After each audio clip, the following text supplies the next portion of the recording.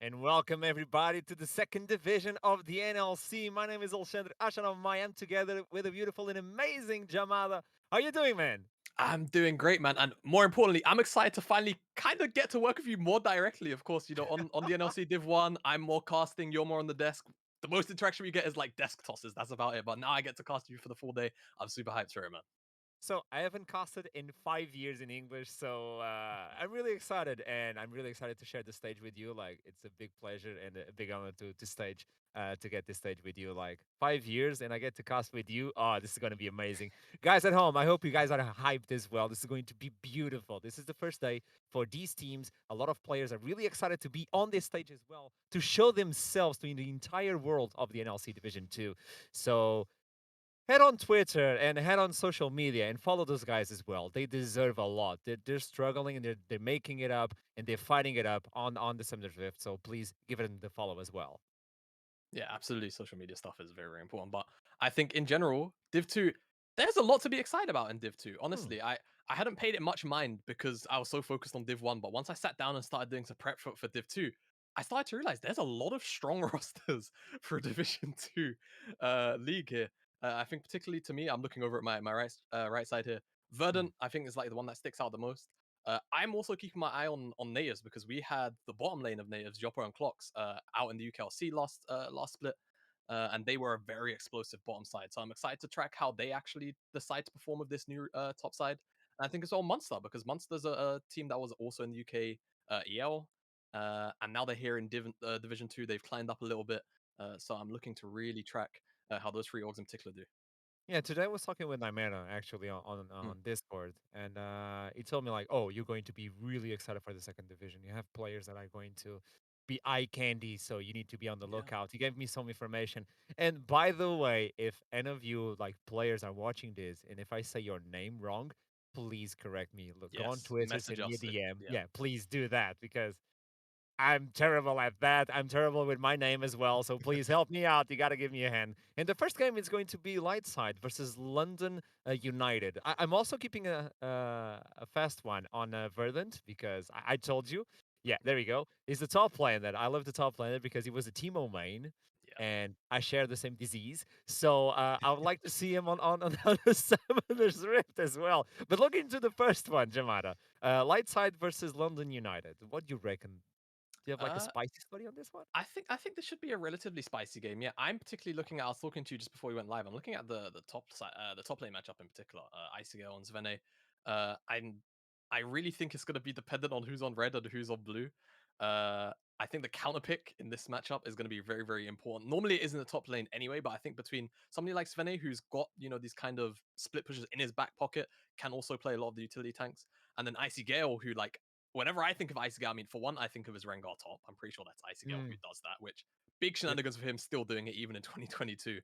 But also, he pulls out things like the Jax and the Fiora, which obviously are these picks that warp the game entirely. So I think red side is going to be very, very important. If I remember correctly, it's London United who have that. So looking forward to that. And yeah, I think across the board, maybe the mid lane matchup is the other one I'm looking at, where I'm saying, okay, Crusade had a very, very good showing. I think it was in the UKEL over the last year or so. I want to see how he does into Fatty P, because I think that should be a pretty close matchup where, Crusade should have a lot to sort of prove for himself. And then brings us to the question of the meta of the second division. We were talking Yes. about this before, and I know on your side you're looking for something more stable when you can actually define the teams. Okay, a Yeah. Corki, a Victor, a Kali. We're still playing So on the 12.1, right? yeah, we should still be on 12-1. I think it's more about, I'm so used to the mayhem of the UKLC, where teams will just pick random things outside of, there's the Ah, Rengar top, by the way.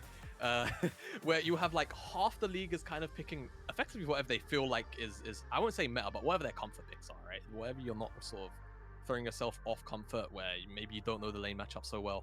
And you have the top side of the league where they're normally playing what the Division 1 or the very top regions are. But we're in picks and bans. Rengar moved away from Icy Gale, not too surprising. And of course, the Jinx, the Caitlyn, we've seen a whole bunch of that globally. and so far as you were saying, like this is the specific, the stable ones. Probably we can see some focus on there we go Karma for that bot side, just pushing it in and trying to outplay those carries. But Jinx being removed, this is something that we're not used to seeing. Like we see most of the time like the B1 Jinx, but Yeah. the ban on the Jinx makes me question, like we still have the Jin more utility carries going to the bot side and probably getting those carries on the top side and the mid side as you were talking about. Yeah, exactly. Normally, the Jinx is something that you would, effectively either leave up entirely, not be one, or pick it yourself, and then you're happy to trade out the champions. As the weeks have gone on in pro play, it seems like teams are very happy to trade out these AD carries. Renekton B1 and immediate Jax response.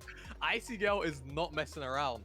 As soon as he sees that Renekton, of course, it still technically can be flexed mid, so there's room for Lightside here to try and get a counter pick into that Jax if they so want it.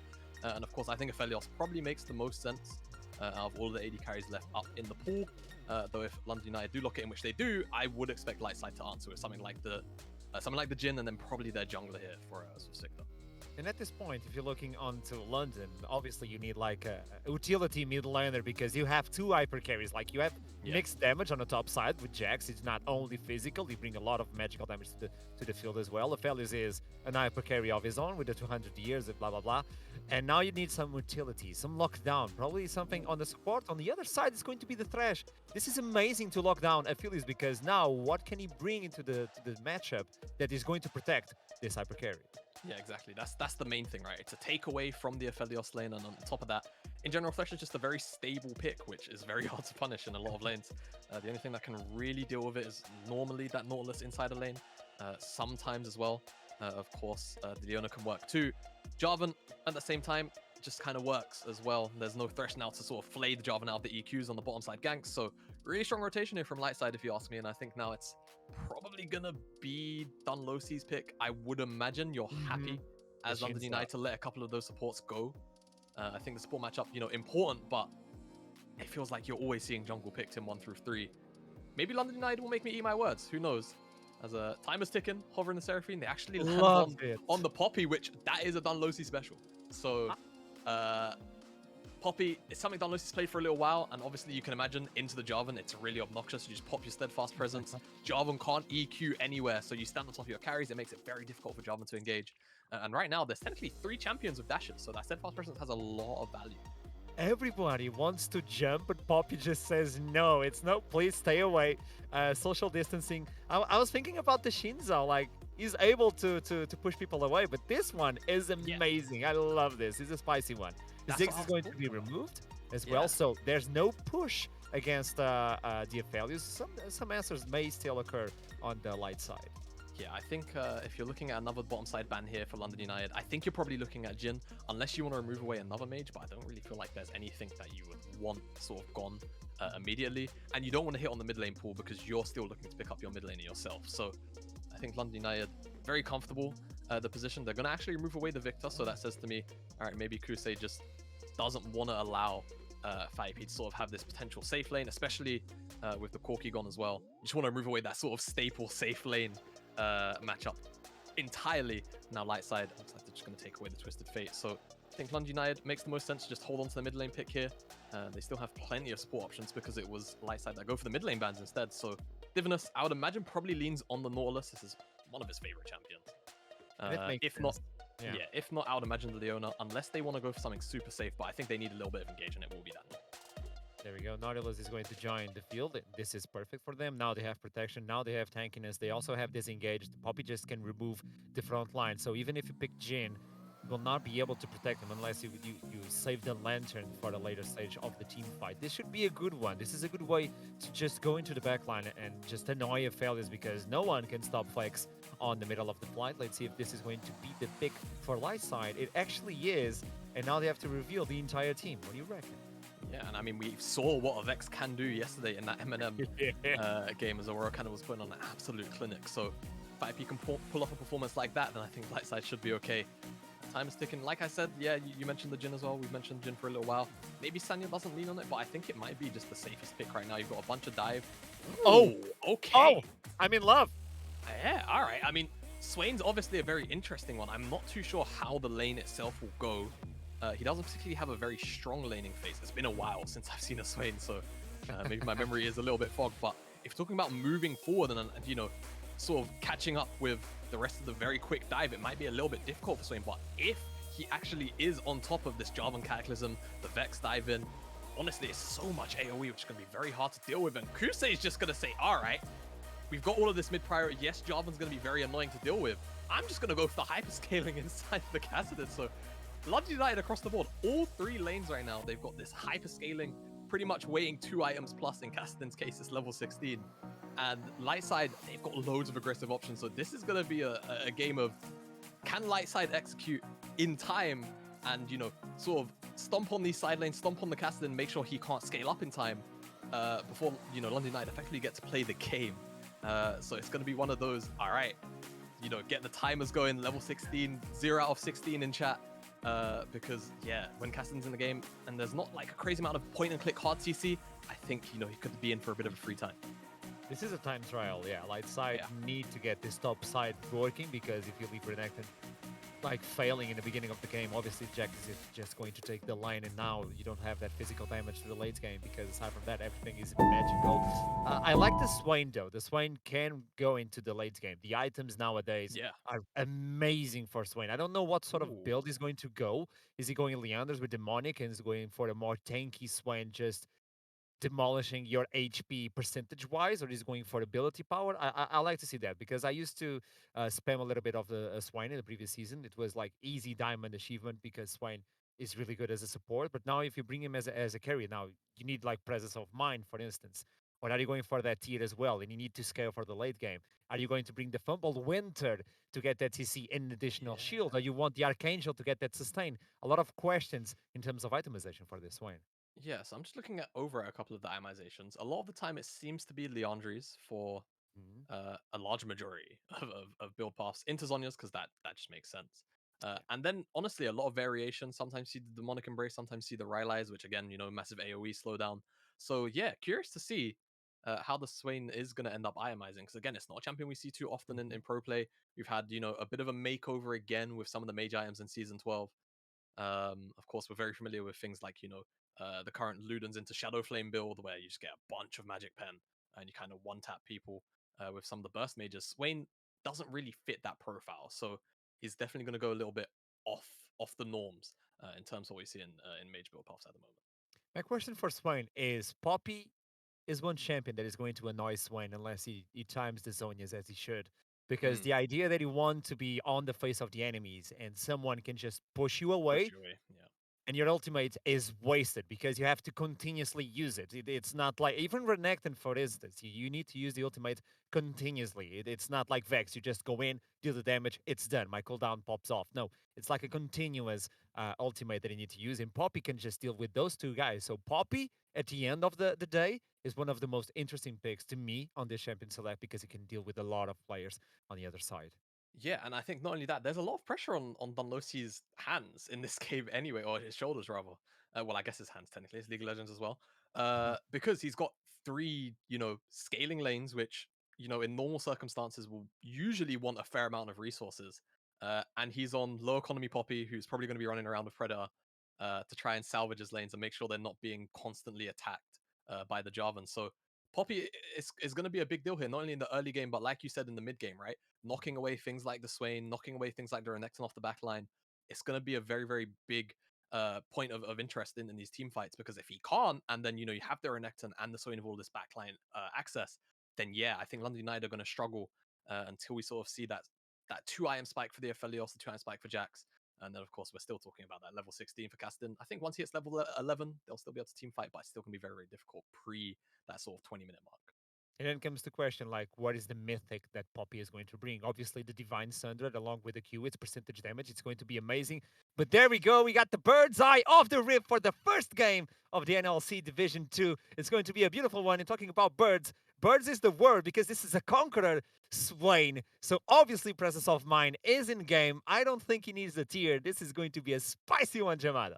Yes, it is indeed. He's going to be stacking up all of that AP, looking to play out those very, very long team fights. So let's get a look immediately. The junglers both starting on the bottom side, so likely to end up on the top side of the map. We'll see whether we get any kind of interesting pathings. Maybe Victor wants to go sort of like red to blue, and then Grump and then path back down. You never know.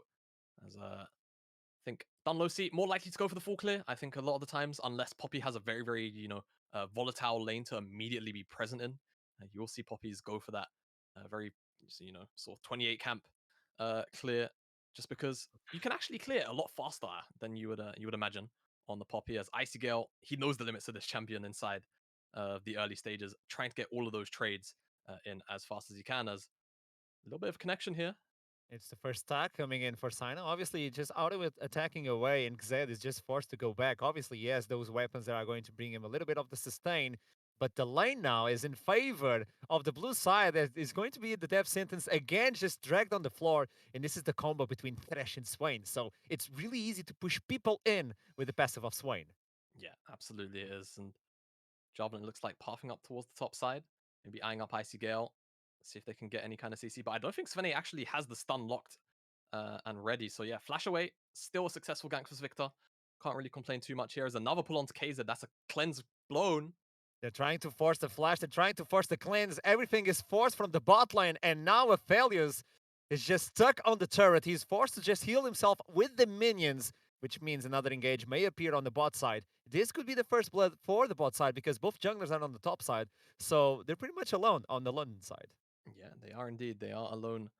Very much so. KZ now with no flash as well. It's going to make him vulnerable to maybe sort of that level 6 mark from FightP and Victor if they both decide to move down there.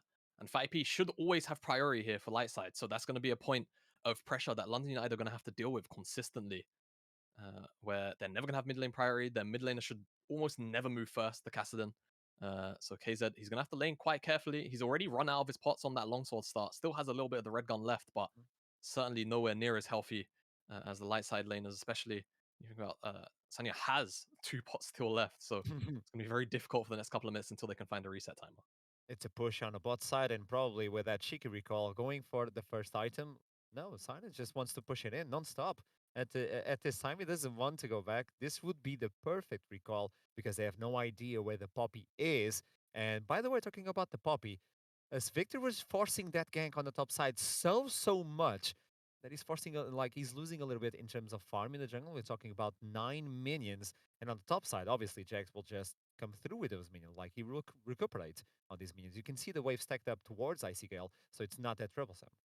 Yep, exactly. Icy Gale, not too fast, has a pretty decent lane state. Like you say, he will catch up in CS. Still a little bit down, but not as bad as the numbers right now make it out to be.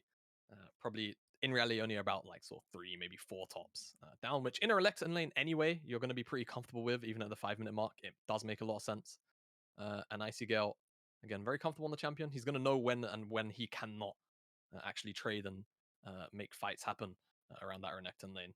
Unfortunately for him, even though he did have the base, he didn't actually end up using his TP, so he's shouldn't really, for the remainder of the laning phase, fall too far behind his counterpart in Sven 8. Dragon spawned up though. I'm definitely thinking that Lightside should be the ones to pick that one up, given how much priority they've had in the bottom side. And of course, the Kassadin being the mid laner, it does make sense that Lightside should just have constant pressure in the mid lane. For now, Crusade can technically have priority, but I just feel like it's not necessarily an objective that London United want to play for. One thing that is popping on my eyes is the fact that, like, on the bot side, Saina is just ignoring that tier because he knows with the presence of mind that's more than enough to get the mana flowing in the middle of a team fight, especially with the Leandris. So he's going straight for that mythic. That's going to be a power spike because he doesn't need to stack up the tier like on the other side. On London, you need on the mid line, you need that tier. You need the failures to get some time. Jax as well. So you were talking about the three scaling lanes. And on the bot side, you don't need that Swain to stack up. It's going to deal damage whether he has a lot of items, a lot of farm or not. Leanders is percentage-wise, unless you build a lot of magic resist. Yeah, exactly. The champions here that London United have drafted are reliant on those item spikes, whereas for Lightside, honestly, they can work off their bases a lot. Their scaling isn't, anywhere near as high as London United's is, but I don't necessarily feel like they're on a crazy hard timer. That being said, I think as soon as Caston hits level 16, that statement goes completely out the window. Yeah. So, actually, I'll take it back. No, they are on a bit of a hard time on Lightside. They do need to get things going. But for now, I think they're relatively comfortable 6 minutes in. I think it's once you get that Herald spawned up, that's when you want to start to get some sort of snowball pressure in with the tower plates, with the tower takedown, and maybe you get some lane rotations in. Try and move the Swain maybe to where you want to skirmish, and try and keep Svene's TP up so you can always have numbers advantage on the map to make those fights work. We got the first dragon of the division right now. It's going to be the Ocean one. I can't quite see what the second one is. I think because it's invisible, that means it's either Chemtech or Hextech, and I think we just got a quick glance. It is the Chemtech Dragon, which it's been disabled on live, Yeah. funnily enough. Okay. Meanwhile, on top side, it's going to be the first appearance of this Poppy knocking up Sven. He's forced to use his ultimate. Counter-Strike is there. You're not allowed to go anywhere. This is first blood spilled in favor of London United. Yeah, and there we go. Dunlosy finds some action for himself finally, and it's in the top side where he finds Svene. I think just trying to get a ward down, to be honest with you. Wrong place, wrong time for the light side top laner, and Dunlosy, rightfully so, punishes. They're not going to be able to pick up anything else off it, but it is just that first blood gold. Now it's a dive on the bottom side. Look at the Swine just popping the damage. He's taking the turret. The lantern is not enough, so it's a 1-for-1 trade. And now Jax is just going to teleport, get the counter-strike. Divino stops inside of the blast cone, gets the follow-up, going for the second one, but the Prince is able to just get away. Icy Gale still looking for the second one. Divino is waiting for the Q cooldown. Oh, the counter-strike is not available. That's a TP, but that's a really late TP for Saina to try and get something bad. He got the first kill on the bot side, but still, it cost his life. Yeah, really close there to also potentially finding Pluck. Divinus was, but I think, like you said, like you called out the cooldown just a little bit too much. Looks like Crusade's going to have to reset. And yeah, as soon as KZ had to blow both those summoners earlier on, we spoke about it immediately. Those dives towards the bottom side for Svictor. Yes, 5EP wasn't there. And yes, the dive was a little bit messy, but they still found their target. They still made him miss that massive wave. He's 10 CS down right now. Going to catch up a little bit off of that wave that Sanya just pushed in. We're going to have a replay come up on our screen just to get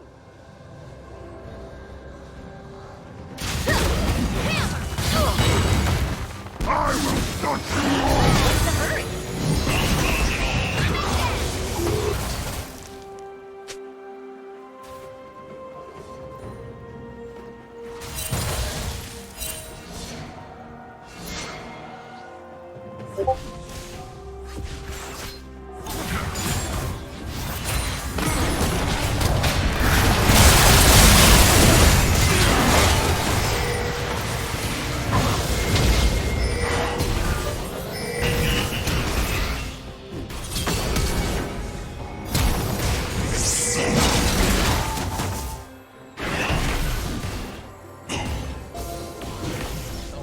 chased away. The rest of the light side members by London United weren't able to find any more kills though.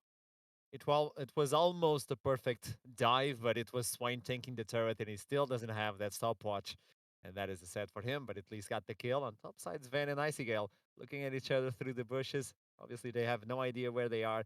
Sven now just waiting for the Q to be popped. Yeah. And there we go. Now you don't have that cooldown. You can just jump on top of him, forcing the ultimate so early. Sven wants to fight this, but Icygale obviously is just running away and laughing because he got the bait. Yeah, exactly. Icygale clearly just looking for a light trade there. And Svene, I guess, yeah, just ate the bait. Felt like he was going to get all in on. And as soon as ultimate comes out, Icygale just says, all right, I'm leaving now. That's it. No more fight for you. That's fighting on your terms. I'm happy to fight on my terms and mine alone. So now Svene not going to have that extra layer of protection for now. Dunlosi snuck himself into the alcove. Potentially looking still on the top side towards his Raptors at the very least. So it's a little whiles away, though. He could make it in time if action breaks out just this instant. It's going to be a long con for Dunlosi. Ozzy just waiting for it.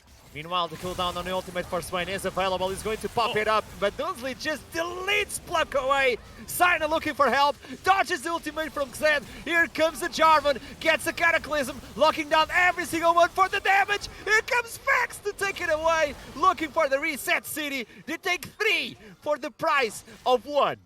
Yeah, and it's a long con for London United. You could see how much they wanted to make that gank work. They blow up Pluck. Yes, it's not Aftershock Pluck like what you would see, or Aftershock Fresh rather, like you would see in Season 11. But at the end of the day, Sanya's able to stay alive long enough. So Victor was on the bottom side to respond, and we've spoken about all game how FireP is going to have mid lane priority into Kusi just because of the matchup, and he makes it to the bottom side skirmish first, and it's a complete wash after the initial pickup from London United. Yes, they pick up Pluck, but they lose everybody else for it, and the tower. So much money going in for the pockets of Sina. This is a Leandris already. Looking to the mid lane as well. We have 3 mythic items on the other side. Yeah. London only have the Divine Sunder on a Poppy. So the difference now is huge. And we can expect a lot from this way now. Yeah, and this is where things start to get a little bit scary for London United. You go for your proactive play, it doesn't work. Now all of a sudden the rest of Lightside pretty much all have their first items completed. Obviously, yes, Svene is still working towards it, but now you're at a point where you just can't fight Lightside for a very, very long time. And now you have to do your best to sort of slowly bleed out any golden objectives that you can. I say that though, they're still looking for a dive on the top side. A little bit overeager though, it seems.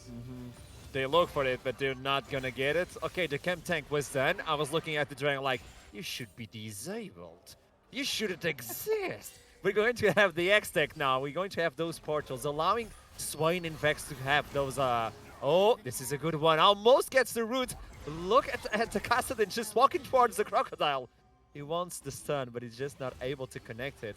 And this is so much confidence coming in from Lightside. As soon as they got the turret, they now know that they can just roam across the map. Yeah, they know. All they have to do is press tab and just say, all right, our champion is stronger than London United. Pretty much do whatever we want for now. And yeah, just moving around the map. I think KZ on the bottom side is holding a freeze, so that is technically, you know, at least a bit of reprieve here for London United. It's now actually going to slow push out. Couldn't quite hold it for a very long time. So now once this wave goes out, London United, they're going to be in a bit of trouble because it's now not a safe place for KZ to farm. Lightside are also as well towards this mid lane, just stacking up 3. They just say, okay, you know, there's a wave stacking in the bottom side, yes, but we don't have to catch it for a very long time. Goodness. They're going to get 1. The fear connects. The damage isn't real. He's forced to pop the stopwatch. Oh, no, you're not going anywhere. Blocked. Man, Dunlosi, I mean, we spoke about the importance of the pick, right? Steadfast presence, it keeps his support alive in this instance. Knocks away 2 members. Sanya, very nice and cheeky with that stopwatch to stop himself from being knocked towards his base, but isn't quite enough to actually secure any more kills. But again, now we're speaking about that bottom side wave that was being stacked up. FireP's gone to go and collect it. So Lightside, they don't really lose out on too many resources for this, and they chunk out the mid lane tower to the point where it's practically dead on maybe, you know, 1 siege or 2. If there's one thing I will say though, sieging may be a little bit difficult. I think you're looking mostly at dives from the Lightside side, simply because, I mean, you don't really have like a long range sort of poke champ here. Yes, you have Vex, but you know, she's more interested in going directly into these skirmishes. As Icygale eats a stun. Now actually full-blown fight potentially. He doesn't have the medic, but if you look into Icygale, he's running really, really low. He's looking for that sustain with the Phage as well, looking for the assistance. Oh, you jump in, but he got baited in by the counter-strike. Really good timing, and obviously that's the stand B. Oh man, alright, Svene's on my heart as well. The B emotes are by far my favorite. That was a real nice reaction though from Icygale. He just reads it. As soon as Svene walks out that bush, yeah, he's gonna flash try and stun me here. Been there, done that, seen this Renekton trick once or twice, and now Is Victor actually coming up towards the top side as well? I'm not sure if they're eyeing up a dive. Maybe the tower as the rest of Lightside also fog towards the top side. Just trying to put some pressure down onto London United. They know that mid lane tower almost dead. They want to try and focus on that top side tower as well. Securing this Herald is also going to set them on that road a lot quicker. One thing we didn't talk about is the fact that on Lightside, they have 3 teleports. So this is going to be a good way to deal with the Kassadin in the late game, to rotate people, looking into those hyper carries. Even if you lose a battle, you can just recall and you're not going anywhere, Jarvan. You're locked in, but the Lantern is going to shine a light on his way. They lose the objective, but that's pretty much what they're going to lose. Now let's see how London is going to use this Herald. Yeah, I mean, to be honest, I think this just is a huge takeaway. I don't even care how London United use it, to be honest with you. If they get gold out of it, great. The fact that they now sort of stimmy the bleeding a little bit, stop Lightside from being able to snowball any more pressure than they already have been, I think is absolutely massive for this team comp. So, well played from London United. They just throw the numbers at the objective. I think Lightside a little bit too lax, just thinking, all right, you know, we've got the IM advantage right now. They're not going to really put too much effort into contesting. And unfortunately, read the map wrong. London United send everybody for it. And like you say, yeah, I will be a little bit interested to see how they use the Herald, but I mean, if you take a look at all the tier 1s on the light side end of things, they're all pretty much full HP. So it will be very hard to necessarily lock down a tower unless they find a straight team fight win rather into that. As Svene doing his best to get some trades in, but now that Jax has that Divine Sunderer, it is just really, really difficult to trade into him. Icegale maybe even eyeing up the dive. He's got to be very cautious, of course, of the ultimate, but you can tell just by the posturing, he's like, okay, I can force out the ultimate, I can just force him to base, one of the two. But Svene just respects it all in all. However, in the mid lane, Lightside will find their mid lane tier 1, and they can probably turn this into a 3rd dragon at 17 minutes. The setup becomes the vision for Lightside. And while we're waiting for this objective, I would like to talk to you about this Liandry's on Kassadin. Yeah, I was looking into the Shattered Queen. Like, I thought the crown was going to appear or something like that, or even any other item. But the Liandry's? Yeah, Liandry's definitely strikes me as curious. I feel like normally, in most cases now, it is just, like you said, the Shattered Crown. That's pretty much what we see in, I would imagine, sort of like close to 90% of games. I feel like some Kassadins are still stuck on that Everfrost build as well. Of course, Everfrost still a very strong item on Kassadin, but I think the amount of utility that Crown gives you, where, you know, you Rift Walk in and you get that sort of, you know, second and a half where you just don't really take any damage. It almost always gives you a second Rift Walk unless you get CC'd. So yeah, definitely an interesting choice. I guess there is a lot of HP being built as Sanya. Forced to flash away. Meanwhile, Dunsley is just chasing it away. He has a Predator. He's not able to connect him to the wall. On the other side, though, Nautilus is going to pay the price. It's going to be a 1-for-1 as the Death Sentence connects. And now Fatty P looking for the reset city. Goes into the middle of the lane. Here comes Brandon's long. Double kill. Looking for the triple. He fancies it. Tries to get the fear throwing in. The counter-strike is there to help him. And he's forced to just flash away. And Fatty P, look at him running. He's a dog looking for the bone, biting everyone to get 8 kills towards Lightside.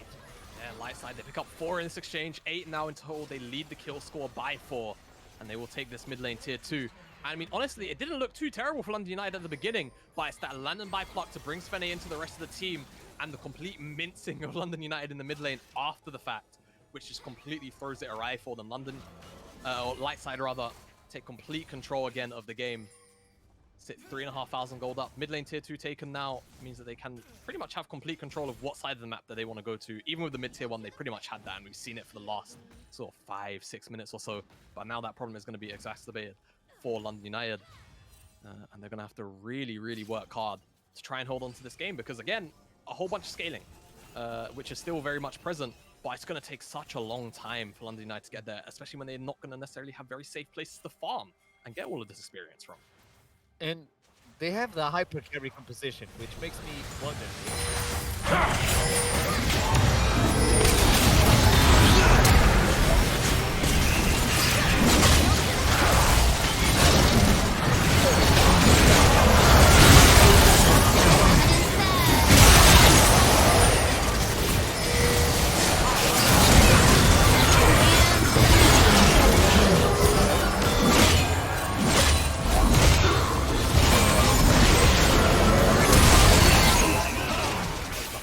The rest of the team Can't really match that as actually, I think we just had an engage. I heard the audio cue for a flash and oh, okay, Icy Gale in a 1v1 here. 1v1 kindish because Swain used the W, so it's kind of cheating.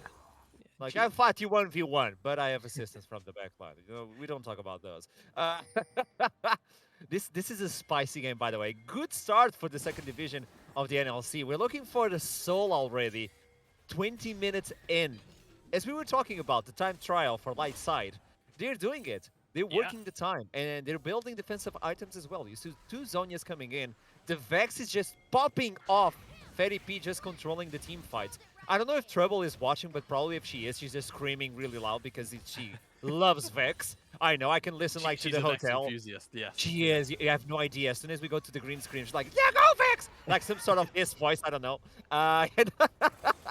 But she's working wonders for this team. Yeah, no, honestly, she is. And with that Zhonya's picked up, it is going to be very, very, very, you know, it's just going to be even more irritating, actually, to drop the Vex down, simply because she's already one-shotting most of the team. Then you additionally have that stasis on top of it. It's just going to be very, very curious for London to even find the time to deal with the Vex and the Swain as well. Same kind of context, right? You walk in as the Swain, and then just Sonya's. It's very hard to deal with. And at this moment in the game, where we're 1 minute away from this Dragon Soul point, Hextech, in its own right, still very much a very strong soul. Might not be quite at the Chemtech levels, but I feel like I remember looking at the win rates for the Dragon Souls during preseason, and Hextech was actually the second one, the second highest rather. It's really strong. Not so only in yeah, terms as you'd of imagine, ability, yeah, it's still quite strong. Technically now the strongest now that Chemtech is on live removed. So if Lightside do pick this up, I think London United, they're really going to struggle even more than they are. And I mean, just looking at the inventories, they don't have the items to match. They just don't. They're still sitting at 1 item. Looking at Divinus maybe, but I think it should be okay. Looking at a team fight where you're effectively looking pretty much at 1 item, 2 items now in the case of Kusei, against an item and a half, 2 items and a half. The items are just mismatched right now for London United, so they're gonna have to find a pick and try and prey on a numbers disadvantage. But it doesn't even look like they're really posturing for it. I think they know the kind of trouble they're in. If they try and contest this, they will just outright lose. They're just giving away. They probably want some turrets and giving away the soul, but obviously it's going to be Lightside just running a little bit to the top side to make sure that the Baron is not even an opportunity for the London team. But talking about the items, we do see the Archangels now being completed. Setups Embrace is now on Kusei's inventory, which makes me wonder what sort of build this is, because on the live servers I've seen a lot of Humble Winter along with the Crown as well. That more defensive, that you can just be like a bruiser in the middle of a team fight with Kassadin just stacking up the ultimate and then deleting everybody on the backline. But he's going for the old school build. I don't know if it's going to work because he has to be a really good carry alongside with the Jax and Aphelios. And talking about hyper carry, we haven't seen this team, London United, being united on a team fight and making the entire composition work. Yeah, no, not just yet. It's still going to take a little while, unfortunately, for London United. And yeah, on the Kassadin build, I mean, I think when you're the sole AP, I don't mind it, right? I think if you opt into those kind of closer to tank builds, then yeah, you might sort of like struggle in that damage department. But yeah, for now, I think we'll have to see how it actually pans out for Kusei and how much damage he's able to get out in these team fights with that massive sort of AP spike that he's now found himself with. Lightside, though, with all the pressure, the Hextech Soul, they're just looking at Baron, and I think London United, they're just in no position to even contest this right now. They do have the teleport from Kusei, but it's going to have to be a miracle still from Domino. I think they're just going to chuck it up to a 50-50. There is only the support. The flash is available. The team is trying to isolate him. 2000 HP. Will he fancy it? He gets rooted on the ground. They stop it a little bit much. Poppy just looking at it. Flashes in. Tries to steal it. Is not capable of doing so. In the meanwhile, it's a push on the bottom side, but the recall is there with the Baron buff. Yeah, recall Baron buff is going to be pretty much here instantly. And now Icy Gale going to have to be forced to run away. Clipped by that Swain W, but I think he should be okay to get out here. Oh, they're using the gates. Oh, the gates. They're here. They're being useful. They're trying to shake Jax away. Kusei obviously will be able to run away. He's a Kassadin, so no one will be able to stop him. They're just trying to divert attention. using all the missiles. No, I'm here, I'm here, I'm here. And they actually are confident they're going to run away. Meanwhile, the rest of the team is just going into the mid side and trying to get that push flowing in. And this is like what? 4-1 push? Yeah. Yeah, pretty much 4-1. You can allow Jarvan to sort of sit between both lanes, but actually it's more turning out to be a bit of a 2-2-1 kind of situation as, all right, KZ forced the flash, Gale force as well. Icy Gale. Ooh, Icy Gale was doing the recall, not even looking into the AD carry, and now he's paying the price for not listening to his team, like the cry for help. Meanwhile, the bot side is just going to get pushed. It is no longer one on the bot side, it's a 5-man squad getting all the control, all the vision, and the push flowing in as well. They're looking into the inhibitor, but well, on the other side, they do have some sort of wave clear. Will they be able to use it though? I mean, it's very limited, and I think it's Baron buff is going to be very difficult to get these waves down. So this kind of minion, and the fact that Sven is actually just able to walk up already, I think is very telling of the hole that London United find themselves in and how big the lead is for Lightsiders. This is just going to be an inhibitor going down. And they still have so much time left on the Baron buff too. Going to be able to transfer this pressure over to a different lane. Now you imagine probably turn this into a second inhibitor, or at the very least, maybe crack open the base. Maybe if they go to the mid lane, because it's a little bit open, but obviously Icy Gale is just pushing it away, trying to get that wave of minions. Well, it's going to be Lightside trying to push him away. If they go to the top side, it will be perfect. Like, in my opinion, if they go to the top side, but they still have to deal with the T1, T2, and then go to the inhibitor. KZ in jeopardy is going to cleanse the fear, but it's not the fear you should be worried about. It is the constant lockdown and utility of the entire team, as Lightside are going to pick 2 and probably looking at the Nexus. Yeah, I think so. This should probably be game 2 dead on London United. Not a lot of wave clear here. Baron buff still up. Waves crashing in eventually. It's not too big right now. Dunlosi going to try and knock somebody away, but fizzles out. Going to be on a reduced cooldown. But yeah, this should just be game Lightside to play a little bit slowly. At worst, they get a Nexus Tower or 2, but I think they're so strong they should just be able to take the fight after the fact. It is like butter in a hot day. Icy Gale goes in. It's a perfect stun. It's a 5-man stun, but it doesn't matter because at the end of the day, it's way too much damage on the Lightside team. Swain is just going, you know the bird is the word. KZ finally joins the team, but his body is going to join. He's going to become a body of himself as well, as Lightside just demolish everyone for a triple kill for this Swain. The turret goes down as well, as the Nexus is going to fall for the first game of Division 2 of the NLC. Yep, Lightside find their first win of the split against London United here.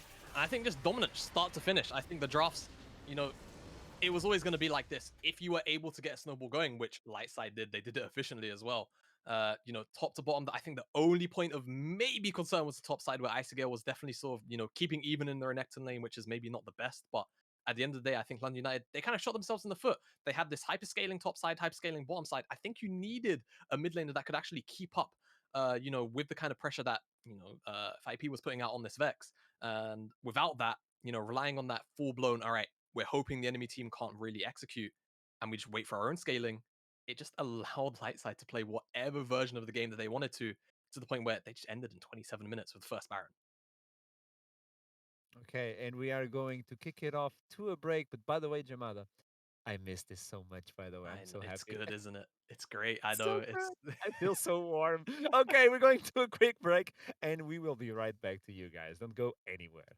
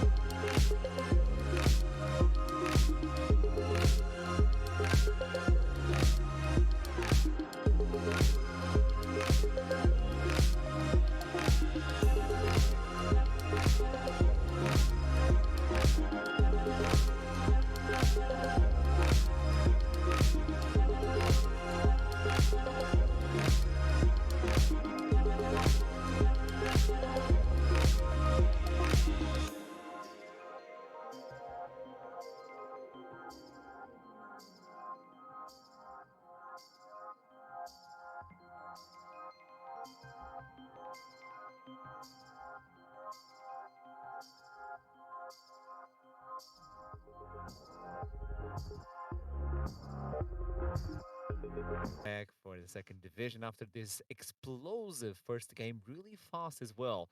But we are not alone, are we, Jamada?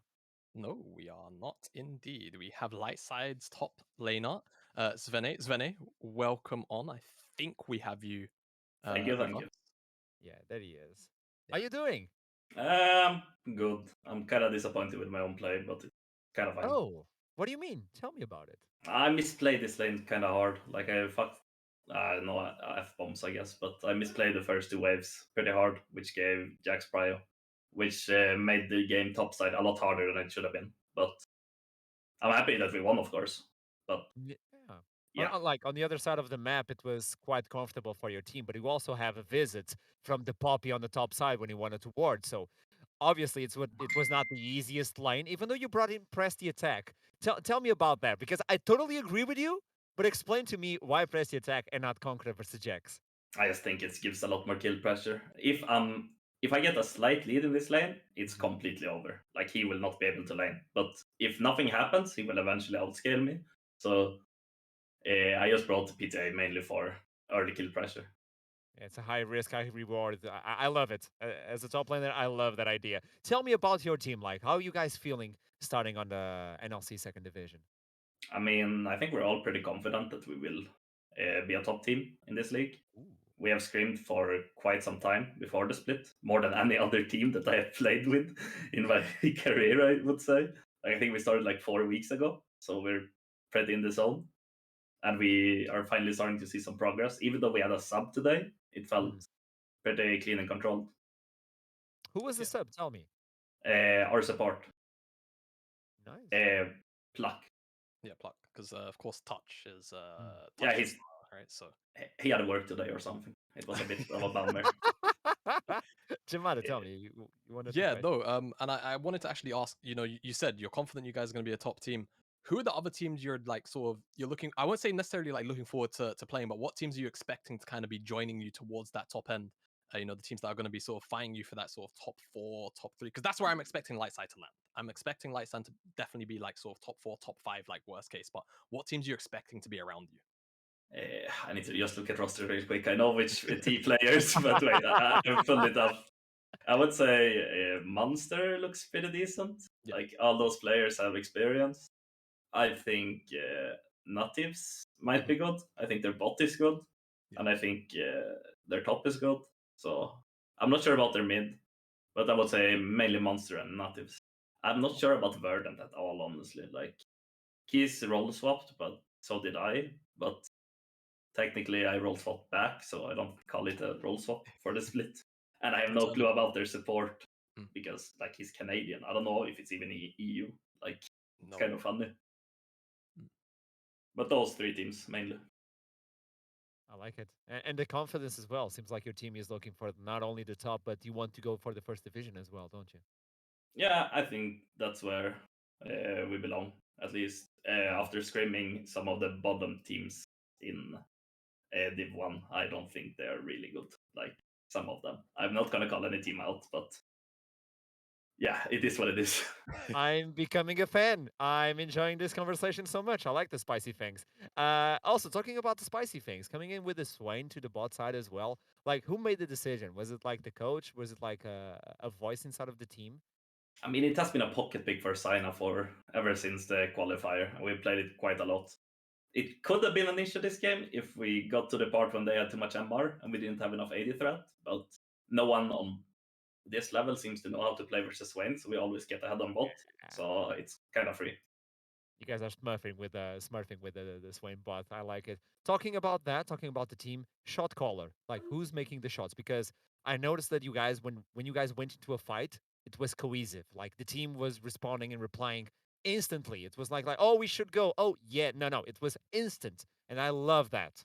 I think it's just that I mean, the word I would use is we're priming each other a lot, like, which means that we're like calling, I might go here, and then go, and then everyone just sees it. Like, there's not a main shot caller, I would say. Like, whoever's had usually shot calls. I think Fatty P is really good at calling. Like, he improved so much since I joined the team, I would say.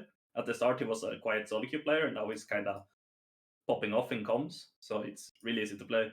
And Victor has also improved massively from when he was in test. Like he was in test so many splits, and this off season,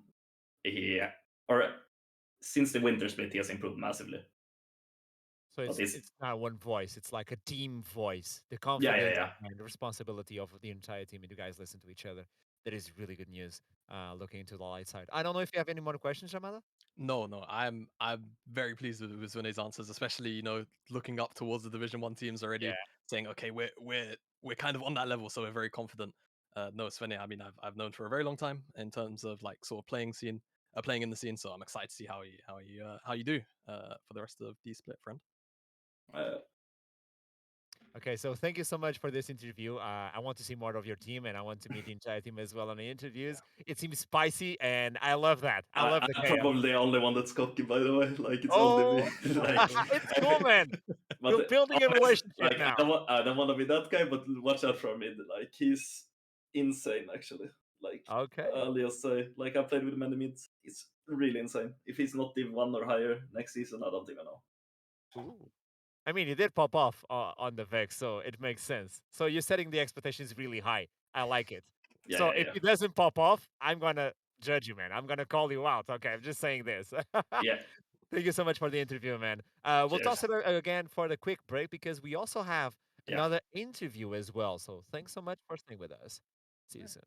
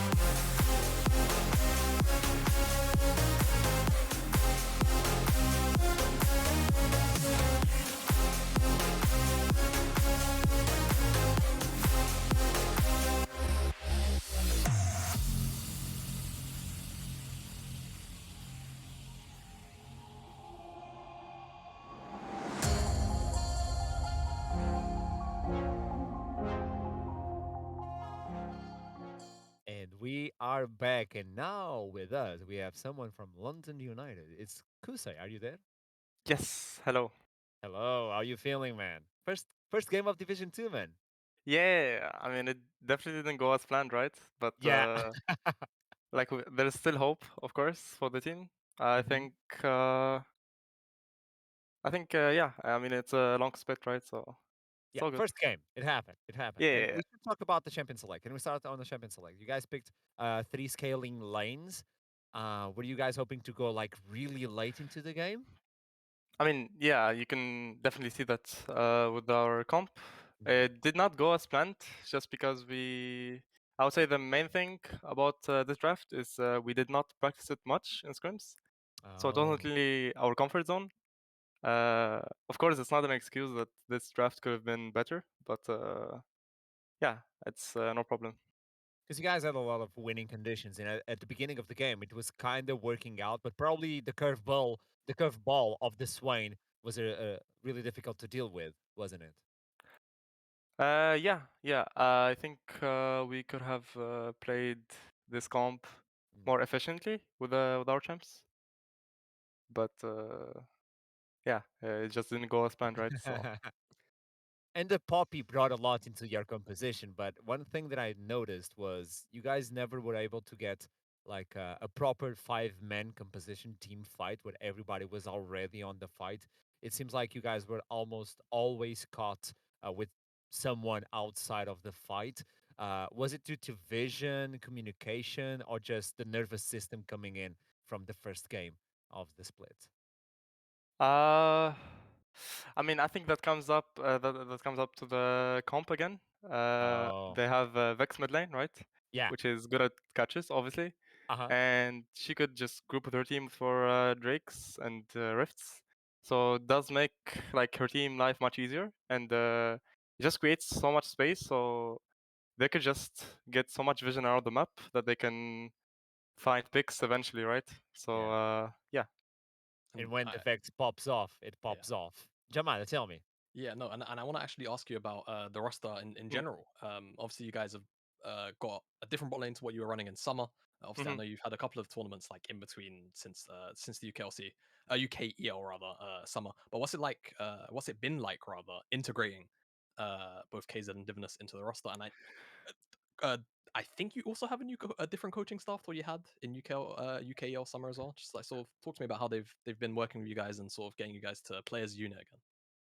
Uh, Actually, the coaching staff we still have Sama. Okay. Yeah, he's still sticking with LDNU, so it's still the same coach.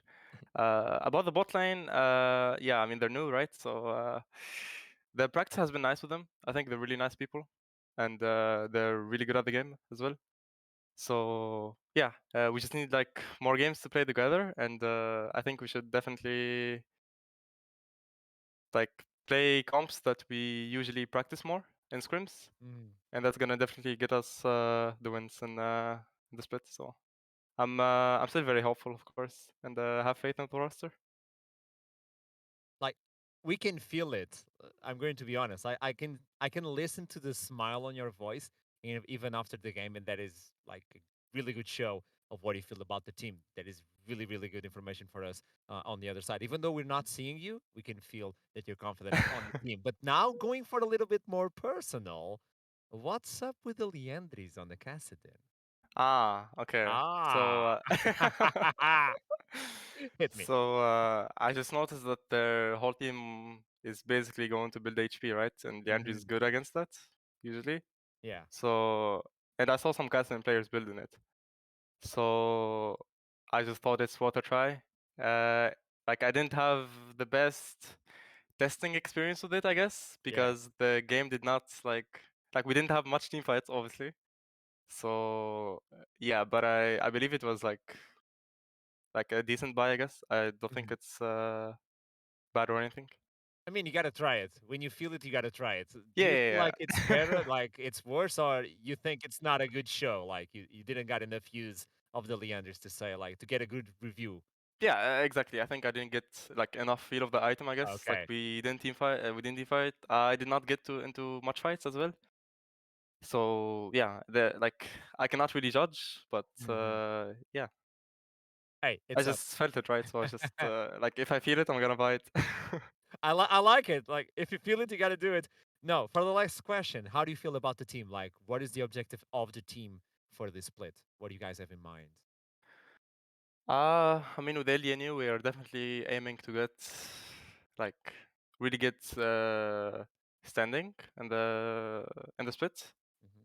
I guess top three. That Oh, should be the minimum goal. I think we all believe in the roster, and as long as we work like together as a unit, and like really try hard in scrims, then yeah, it's all possible, right? So yeah. And play the compositions that you play on scrims. That's the takeaway, isn't it? yeah, of course. I think Of course. that's like generally good for any team, right? So Yeah. I like it, man. Kasai, it was amazing to meet you. It was a pleasure, and I would like to talk to you in the future. Okay. same.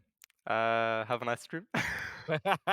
Thank you so much. Have a nice one as well. See you, see ya. So, we're going to kick it off for another break before we start with the second game of the day. We still have a long road ahead, and it's going to be a beautiful one. So, stay put. I'll see you soon.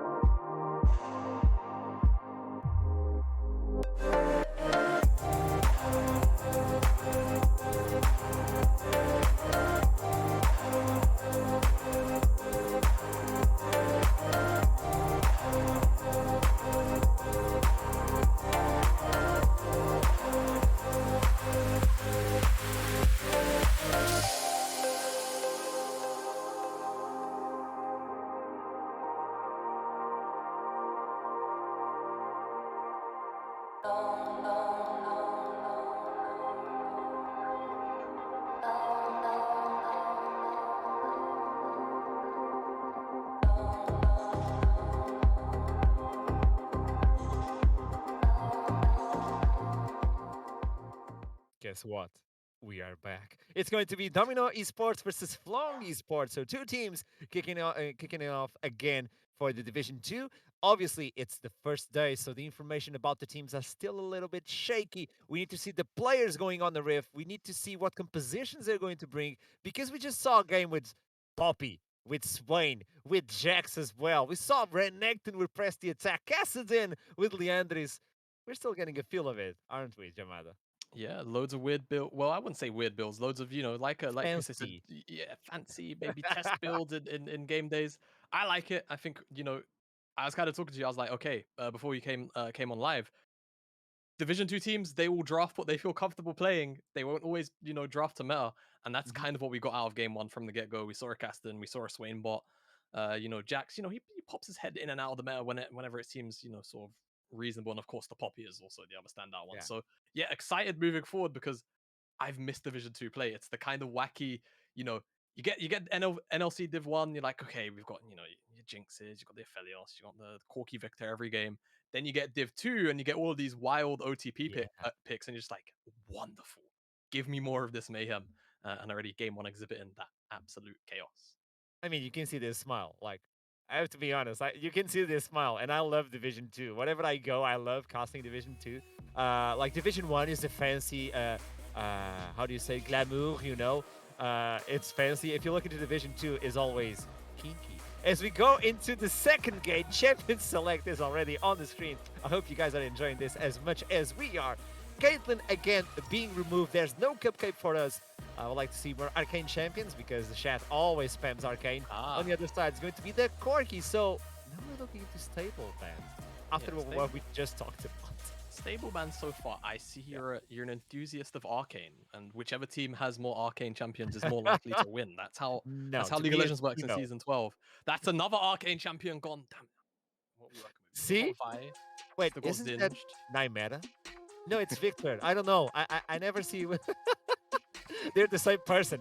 they might be. They might be. Dana also removed away, so it seems like Domino, they're not really willing to play into like a Yasuo Diana combination, which honestly, it's a pretty obnoxious one if you're looking to play Summoning Mobile in the mid lane. So removing that one way makes a whole bunch of sense. And also Jinx. So you still got the Thresh, still got the Aphelios, both up. The Lulu also makes her way through this pick ban phase.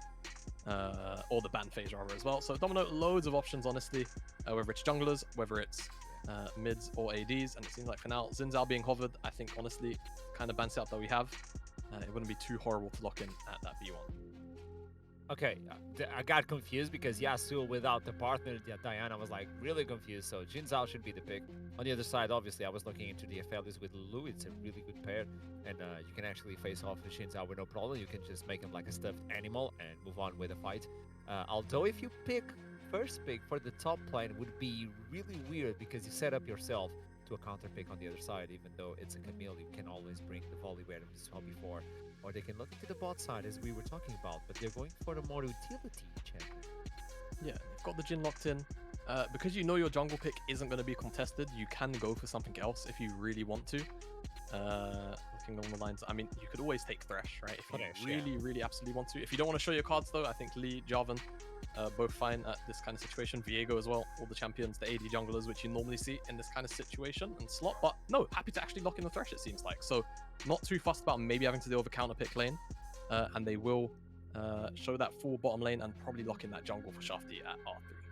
So this means that Flong Esports are now looking to get the carries on the mid side, probably on the top as well. Who knows the jungler who is going to be? Probably Viego could be picked for Shafty as well, leaving Bangstead and E-Roll. I hope I'm not butchering the names. Please correct me if I'm wrong. But if you get the carries on the top side, on the mid lane as well. On the other side is going to be utility champion as well. It's going to be Ezreal. So a gentleman's agreement on the bot side. No one is looking to just hard win that lane, even though Thresh can pull off a tricky one on the Ezreal. Yeah, of course. Thresh, one of the few hook champions that can really, be an annoyance and a true nuisance to Ezreal. Even if you sort of shift away, if the hook connects, Thresh can still follow you. Yep. Nautilus as well, the other one on the opposite side. Doesn't matter if you shift, as long as that depth charge goes through, it's going to follow you all the way. But we spoke about that R4 or R3, jungler, being that Viego or Lee, lands on the Lee Sin here for Shafty. So now both these teams in a situation where they've locked in both their bottom laners, they've locked in their junglers, and now it's going to be about what team wants to lock in which first. For Flong, the Syndra ban comes out. If they go for that double mid lane ban, you'd expect Errol's mid lane pick to be on R4. And then for Domino, it's about trying to read into these bans from Flong to try and take away some comfort picks here on the side of Flong. I think the pull is going to be heavily hit on the mid line from both sides. I was fancying in that because Domino could also look into E-roll and just take away his champion pool, as they're going to just dodge the first ban. Okay, very, very interesting. No ban here. I'm not sure if there's been an issue or not, but yeah, all right, no ban. It seems like for Domino for now. I mean, it's in TR, so if it goes through and there's no ban, then I believe there is just no ban. So Riven will be followed up here. No Riven for it. Must be a speciality pick, of course. And now we move back over to Domino for their, well, technically their fourth, but their final ban. As it could really be anything at this point. Again, when both these teams have locked in the exact same roles, can be a little bit difficult to ban out. No mind games really being played too hard here, but Domino, they at the very least say, we don't want to have to deal with Vex. We've seen what it's been doing in the NLC play over the last 2 days, and we will just have it be removed away. And what we saw in the first game as well, so it's a fresh one. You know you're not allowed to play Vex in this division as well. And well, this is a Cassiopeia to kick it off. I've missed this champion, and talking about mobility champions, they're going to be heavily hit versus this pick from E-Roll, unless this is a speciality for Vangstead on the top side, because Cassiopeia can be played on the top side, and it's really annoying. Yeah, it can be flex. So Ripped is going to have to, be a little bit cautious about what he plays. Like you say, Cassio's still a flex, and Orianna has a really decent matchup into the Cassio. Well, it's definitely a skill matchup for sure, but I feel like at the very high echelons, Orianna can definitely outplay the Cassio a lot. Having the ball down and being ready to shockwave in the team fights as well makes Cassiopeia's life quite difficult to position around. She's effectively kind of just an AD carry, but of course does the Twin Fans, the AP instead. And it will be the Gragas for Rip, so safe tank top side here for Domino. Very standard lane assignment really, in terms of a lot of scaling out of the two bottom and mid lanes, and then on the top side you have this tank with the aggressive AD jungler. A lot of what we do see in the meta today, as Jace will be what rounds out Flong's team comp, which honestly I quite like it, because now it gives effectively kind of two and a half lanes, depending on how you want to play around the Cassiopeia, if you're Flonge, to kind of do whatever you want. The Jace should have priority in the top side for a fair amount. I know that the Gragas can definitely be a bit of a nuisance with things like the Phase Rush and some of those sort of closer to full AP builds where you can burst out the Jace quite quickly. But in the early stages, I think Flonch have a lot of good options to play around. And over towards Domino, it's going to be on Sidon. Really try and find some setup. Maybe towards the bottom side off Denden's Nautilus. Maybe towards that top side if they can get a wave stacked to maybe dive that Jace. I think those are their sort of early options for both teams. Yeah, I reckon that is going to be the priority to give Rip some sort of advantage in the early game, because if you have some sort of advantage versus the Jace with Gragas or something really tanky, if you get that tier flowing on, because I do believe he's going for the tier, and then you get the Bramble Vest, you know that Gragas with the Bramble Vest, he's full build. So it's going to be really hard for Jace to actually do anything versus him. I just think that you have a lot of mobility like the Gragas. Body slamming into your team, alongside with Xin Zhao just moving in, and Nautilus as well. But the Miasma is going to stop all of that. It's an easier way to pull off the Poppy that we saw in the first game. Yeah, definitely so. I think execution in general, if we're sort of comparing and contrasting to last game, I feel like Lightside had a relatively easy to execute composition. Whereas, of course, technically, if you're talking ease of execution, London's, you just sort of sit there, pray you don't get rolled over like you did in 25, 26 minutes, and then the comp plays itself. I think in this game, though, I wouldn't mind piloting Flong's team comp, but I think into Domino's, you might be on a bit of a timer. I don't really feel like it's something that's particularly scary, but Domino, you're going to have effectively sort of like these 2-tier champions from Orianna, from Ezreal. Once you hit those 2 IM spikes, then it's really difficult to play into. But I think Flong, the only real issue with their team comp that I see right now is a relative lack of hard engage. They're going to struggle to get team fights going, I think, unless Shafty can find a really nice sort of, insec, or we see some Fog of War death sentences. And we are back into the game. Looking into Nautilus, I was expecting Glacial to be there present as well, but now he's going for the more tanky-wise rune at this point. He's going in with the Aftershock. Aside from that, I don't see anything special. On the top side, Ripped Gragas coming in with the Grasp of the Undying. It's going to be really hard to proc it versus Jace. Yeah, that's a curious rune choice. Mhm. For that's a polite way of saying it. Yeah, like you said, it's going to be very difficult to get that grasp ever actually stacked in. You normally see things like Phase Rush. You normally see other runes where you're sort of aiming at sustain, even Spellbook from time to time. Yeah. But grasp into the range matchup of Jace is definitely going to feel really bad. You'd imagine for a large portion of this game. Maybe if he's getting super aggressive, body slam, WOO, yeah, the damage is going to stack up with the grasp, and yes, you'll get some procs in, but I think very, very hard rune choice to actually actively proc here. But we'll see how he does. It's, of course, going to be on Vangstead to pilot the Jace properly to make sure he's not giving Rips those situations where he can proc it, as he almost does there as we hover back over. But yeah, top side matchup, definitely going to be a point of interest. I think especially for Domino, because it's one of their 2 lanes of true setup in the early stages for a little while. And with Domino having Ezreal in the bottom side, maybe they opt to sort of play away from it, even though they do have that Nautilus. Maybe Nautilus decides to roam up towards the mid lane instead. Meanwhile, on the top side, I like the way that Vanks just set up the lane in the beginning of the game, trying to get the collapse on towards him, allowing Shafty to go onto the top side and probably set up a gank, or maybe just get comfortable on the lane and not getting ganked by him, like the enemy team. Sidon started on the red side, on the red buff. And meanwhile, on the bot line, you're not going anywhere. Denden just being dragged back after that death sentence, but still, it's not relevant at this point. Afterwards, we were looking into a lot of magical or hybrid damage on the side of Domino Esports. Yeah. So Sidon is the only relevant physical damage, but you're not going to build physical damage on Shinzao. You're going to be a bruiser. Yeah, it's the damage profile definitely skewed towards magic for sure. I think Ezreal, I've always said, sort of like sits somewhere between maybe 70%, 30%. Yeah. 70% physical, 30% magic. So it's still, for an AD carry, it's quite a high ratio of magic damage. And then Zin's out, mostly physical, but he's the jungler, so he's not always going to be in a position to get loads of this damage out in team fights. But he will be able to potentially find Arrow here. Wind becomes lightning, doesn't connect, allowing Erold to just flash away. He still has another summoner spell that allows him to get mobility, but Sidon is still capable of just stealing away that flash to begin with. And probably at level 6, when Shaolin has a shockwave, that could be a potential kill pressure.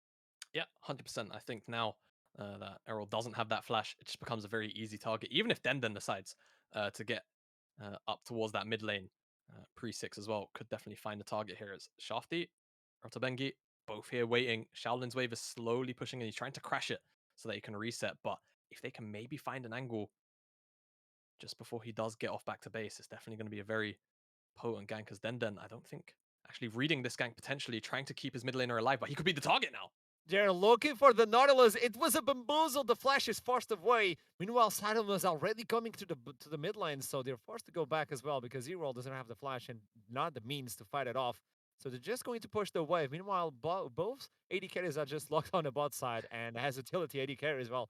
They're fine just farming it away, as you can see. Tier stacking up for Chris. On the other side, though, Goofy coming in with the Swifties. Denden getting caught again. The Death Sentence almost connects, but it doesn't matter. Sonic Wave is there. It is going to be the first blood for the Lee Sin. Yeah, just a good map read, it seems like, from Flunge. They just realized, all right, well, Denden wants to walk back down towards the bottom side. He's probably going to be here.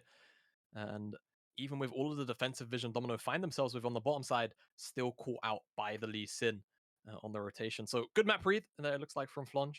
Unfortunately, Denden, of course, had to blow the flash up towards that mid lane exchange, so wasn't able to find a way out once he was jumped on. I think we will have just a quick replay just to see how it went down. Maybe they had a ward over the wall. I feel like Lee, however, used it to warp up. Nope, just straight up map read.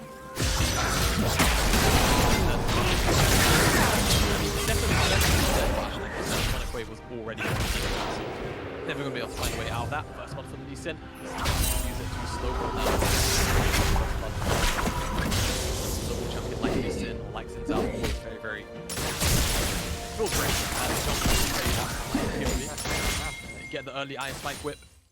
Makes farming all the more easier. Gives you a little more tempo as well. You get to places a lot quicker. See how he snowballs it now. And now giving the advantage to Lee Sin, like also getting that level 6. Probably looking into a gank in the mid line.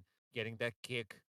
Pushing him into the face of Cassiopeia. Just getting the Petrify as well. So that is a complete lockdown on the Ariana if they're capable of pulling it off. And he's facing it. Obviously, he's still at level 5, so this is going to be Shaolin just trying to push him away. And just getting the early recall. He already has the tier, so I don't know why they're trying to get the hard shove. Probably to go for the dragon. Okay, this is the setup. Yeah, looks like they want to try and have setup on the dragon. I think, though, if we could get a quick pan towards the bottom side, the wave state's pretty much even. So if Domino felt like potentially fighting over it, if they read the map for it. Oh, no, never mind. Here's truly Flong's favor. So, yeah, clean setup for Flong. No contest should be able to be had. And that will be that first Infernal going over to them. See if we get another Hextech or Chemtech Dragon as our soul of the day. Already had a Hextech soul outright, as Cloud will be the one that spawns in second. So, you know, working with 50-50 chance of new dragons and all. Nah, I think it's the ocean. You reckon ocean? I feel it. Yeah, I feel it. I can feel the monster in the air. Meanwhile, on the top side, it's going to be an engage by Rip. Finally getting that grasp of the Undying. He's going to get one proc at least. It's something. It's something. He got it. On the top side, though, yeah, Jace has to go back, has to get the first buy. And let's see what he's going to bring into the top side. Probably with 52 minions. There we go. So Red Dark. And already the tier and another long sword. So a lot of AD stacking up in favor of that Chase, but they are going to rotate because the dragon is dead, so they know the next objective is a big one on the top side. Yeah, exactly. Herald spawning in 30 seconds. Good time to rotate up. And Vangstead, I don't know if he's going to get to that massive wave in time. I think most of it might die away, but he'll get to the remnants of it either way, and he will also have teleport. So Flonge playing towards this Rift Herald. It doesn't feel like we often see full-blown top-bot rotations anymore for the Herald these days. It doesn't. More or less feel like we see the supports move up, the AD carries stay bot, and once in a blue moon, we see the bottom laners go towards the top side, and this feels like that blue moon. So, let's see how Flonge execute. Of course, it's been have been faster on the trigger to make this rotation happen. As Chris and Denden, they do get up here eventually, but they will be catching a slow stacking wave. So let's see. Or actually, the wave frozen for now. You'd imagine Flonge want to try and get that slow stacking in. Maybe they look for a play themselves, but they should know that Sidon's right here on the vision, and Shaolin in fog too, so they have to have a rough idea that likely there are more members up in the river right now. But Errol's finally caught his wave, so they can potentially skirmish for this one, and they're going to find Denden with Sonic Wave. Shafty's just connecting with everybody. The Sonic Wave, the kick as well is going to get a kill for the support. Shockwave is dead and the Lantern is stopped, so nobody gets the light. It's going to be a 1-for-1, but at the end, it's the jungler is going to die, allowing them to get a priority on the Herald, but they're not confident to do it. Yeah, I think because they blew the Shockwave, because they blew the True Shot Barrage, just saying, all right, we don't have to overcommit here, as Vangstead getting traded on quite heavily. Ripped, maybe room to throw out the cast. Oh, he connects it. It's beautiful. The flash is forced. Oh, the belly goes wide. The battle is in, and the bomb is seen that is going to burn the Jace. All right, well, Ripped finds himself a solo kill on the side lane. Vangstead just steps up a little bit too far forward. Feels like he can trade into this Tank Gragas, but unfortunately doesn't quite have Sidon. Still looking for the onslaught flash, but from just the Zengi flash, there, but yeah, I mean, Vangstead not quite at that Eclipse mark yet. Felt like he could trade in. Just didn't quite have the damage or the ability to run away from him.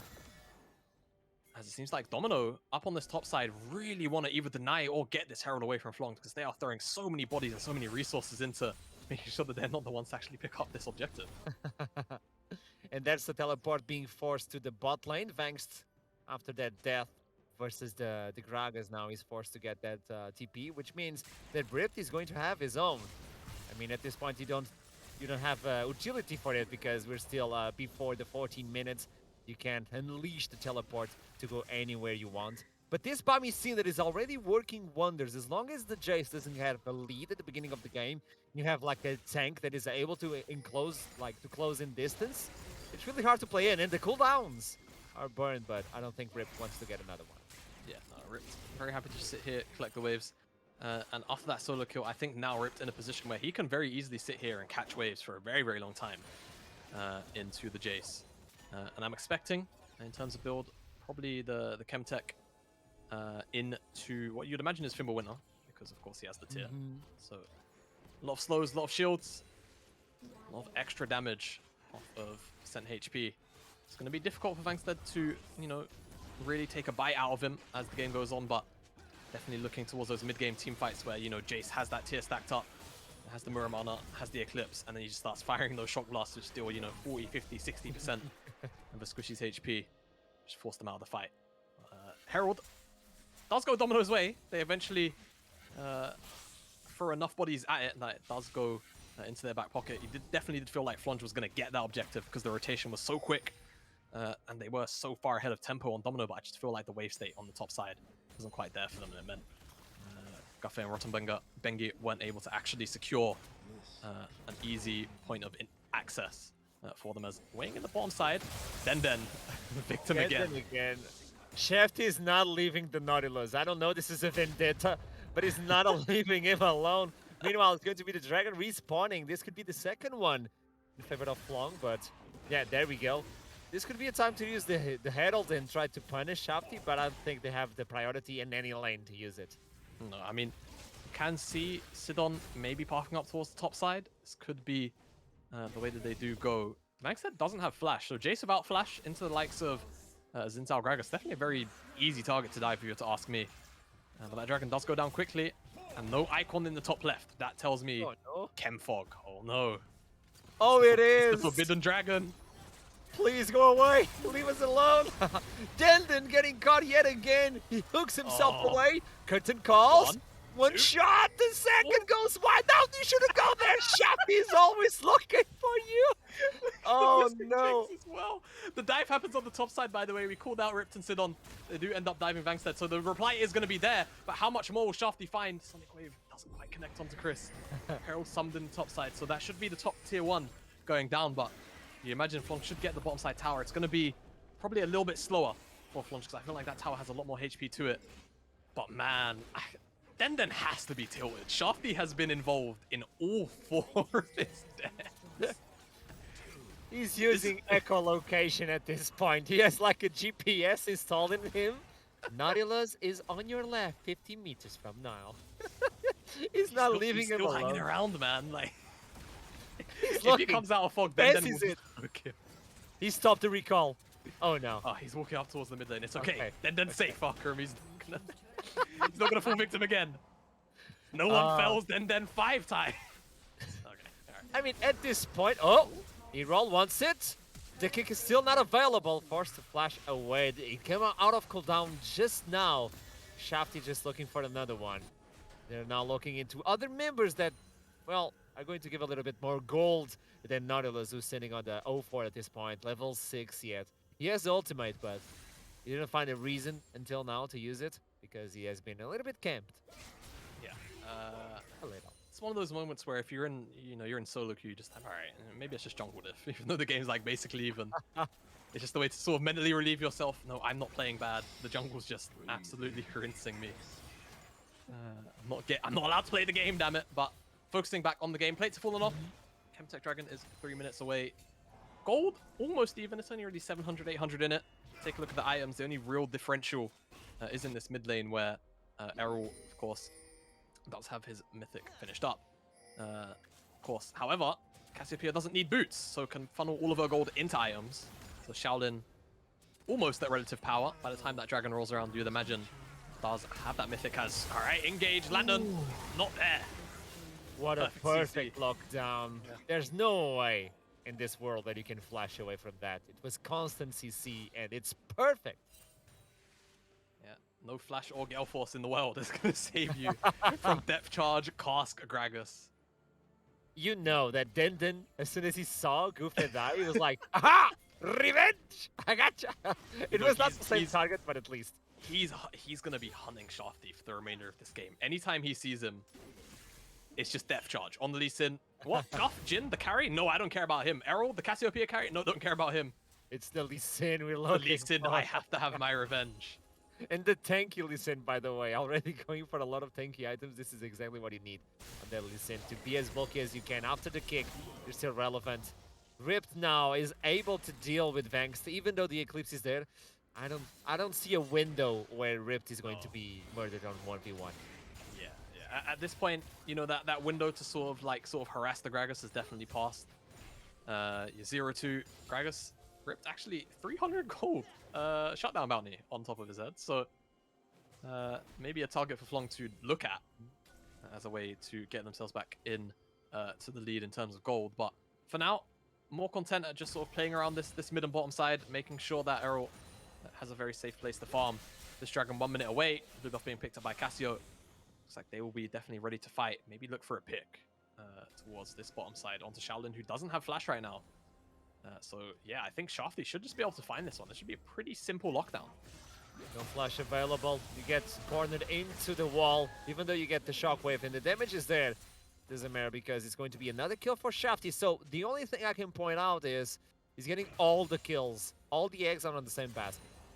Yeah, exactly. I think for Flond, as long as Errol gets, I mean, it's 20 seconds away. As long as he gets a reset and he doesn't have teleport, so it's going to be a bit tricky. Yeah, he has to cancel the recall. So he isn't going to have base. His ultimate isn't going to be up, and he's going to be around half HP unless there's plants in the river. It could be a way for Domino to actually win this fight. Shaolin Shockwave still a whiles away from coming up, but I think you have other strong engage tools where the Shockwave isn't necessarily a necessity to actually win these team fights. And Shafty also blew the kick, so the ult economy is firmly in Domino's favor. Maybe they read this. Looks like they do. They're going to just push straight into the river because they know right now they have more team fighting ults up and ready. There's no shockwave as well. This is a big trigger in favor of Domino. Well, not in favor of Domino. That is missing from Domino, but still the Dragon is going to get deleted. Nobody is coming in, and this is Flong just giving it away. They know they have the advantage, and fighting over this would probably be really bad for them, so they just give it away. It's just one Dragon. Yeah, definitely so. I think ult economy, like we said, most things in League of Legends, they have a cost, right? Whether it's time, whether it's resources, whether it's the build-up to that play itself. The cost in terms of that pick onto Shaolin was the 2 ultimates that I had to expend for it. Shaolin now potentially in trouble, Vangstead. Oh my god! It's not the Gragas, Jamada. Yeah, there we go. Yeah, it's not the Gragas. He's not hitting the Gragas. Jay still does a lot of damage. Eclipse just melts away the robot, and at this point they just can push into the mid lane. They have Shafty nearby. The death sentence a little bit wide. They're just going to let this one slide. In terms of farm, you can see that both AD carries are sitting on the same chair at this point. Only the Jace is getting a little bit of a lead in terms of farm on his own lane, but the fact remains that Gragas got all the platings alongside with 3 kills. So in terms of gold, can we look into the gold of Graga's discrepancy versus the Jace? I'd like to see what is happening on that gold chart. Yeah. Or not. Or not. We'll get it up soon, hopefully. But Eventually. yeah, you'd imagine Ripped with, even though he's down around 30 CS, the entire tower probably brings him, plus the 3 kills, he's probably up around 800 to 1,000 gold. Minimum, yeah. Still. I think Ripped maybe has the shop still as well, so should be up, most certainly, as it's the Herald that will be spawning. Just up. Actually, no, spawn now. So Domino, you'd imagine, want to try and play towards it. They played towards the first one quite heavily. Maybe they just say to hell with it. It's only got 1 minute left on the map anyway, so maybe they just hold on for now. Just say, all right, as long as Flong don't get it, we don't care. And we'll let that one fizzle out and turn into Baron.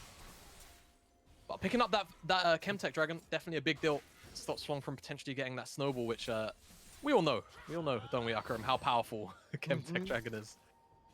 I was thinking want it about that, available. Shimada, and if you look into the map, if you have E-roll inside of the fog, that is one of the most, well, weirdest decisions or hard decisions to go in. Because you know a Cassiopeia could be in the fog, and you're looking into her. And you get the Petrifying Gaze, the follow-up from the entire team, the kick from Lee Sin, or the Shock Blast in the face. You get perma CC if you, like, Cassiopeia gets a hold of you inside of the fog. It's a hard one. I mean, I think just the fact that there's 2 hook champs in the game, Also the fog, the fog just becomes kind of oppressive, especially if you're Domino trying to push into that top side jungle past the Baron.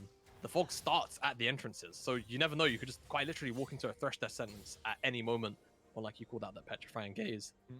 So pushing forward into those territories will definitely be very hard. I wouldn't be surprised if Domino just kind of keep a very shallow vision line with that in mind as Sidon. Hooked up. There we go. There's no way to get around unless he uses the ultimate and actually gets Chris to help him. It's more than enough. Curtain's call. They're looking for the Shinzao. They kick him away. Chris is running low. And the sacrifice is done. Sidon puts himself in front of the AD carry and screams, "Take me!" Yeah, but I mean, the fact that he dies now means that Flong maybe have an avenue to actually start to Shockwave. Right! It's beautiful, but the damage is not enough. 0-3 at this point. They lose the jungler, they lose the mid laner as well, and the AD carry had to go back. This could be an easy dragon unless Ripped has something to say about it. Yeah, Ripped really has to pull off a miracle here with Den. They have their ultimates available, but I don't know if it's enough. Vankstead, Rombegi, they're both low, but I mean, look at the damage carries. They're still on the Baron, full HP. They got the death charge in.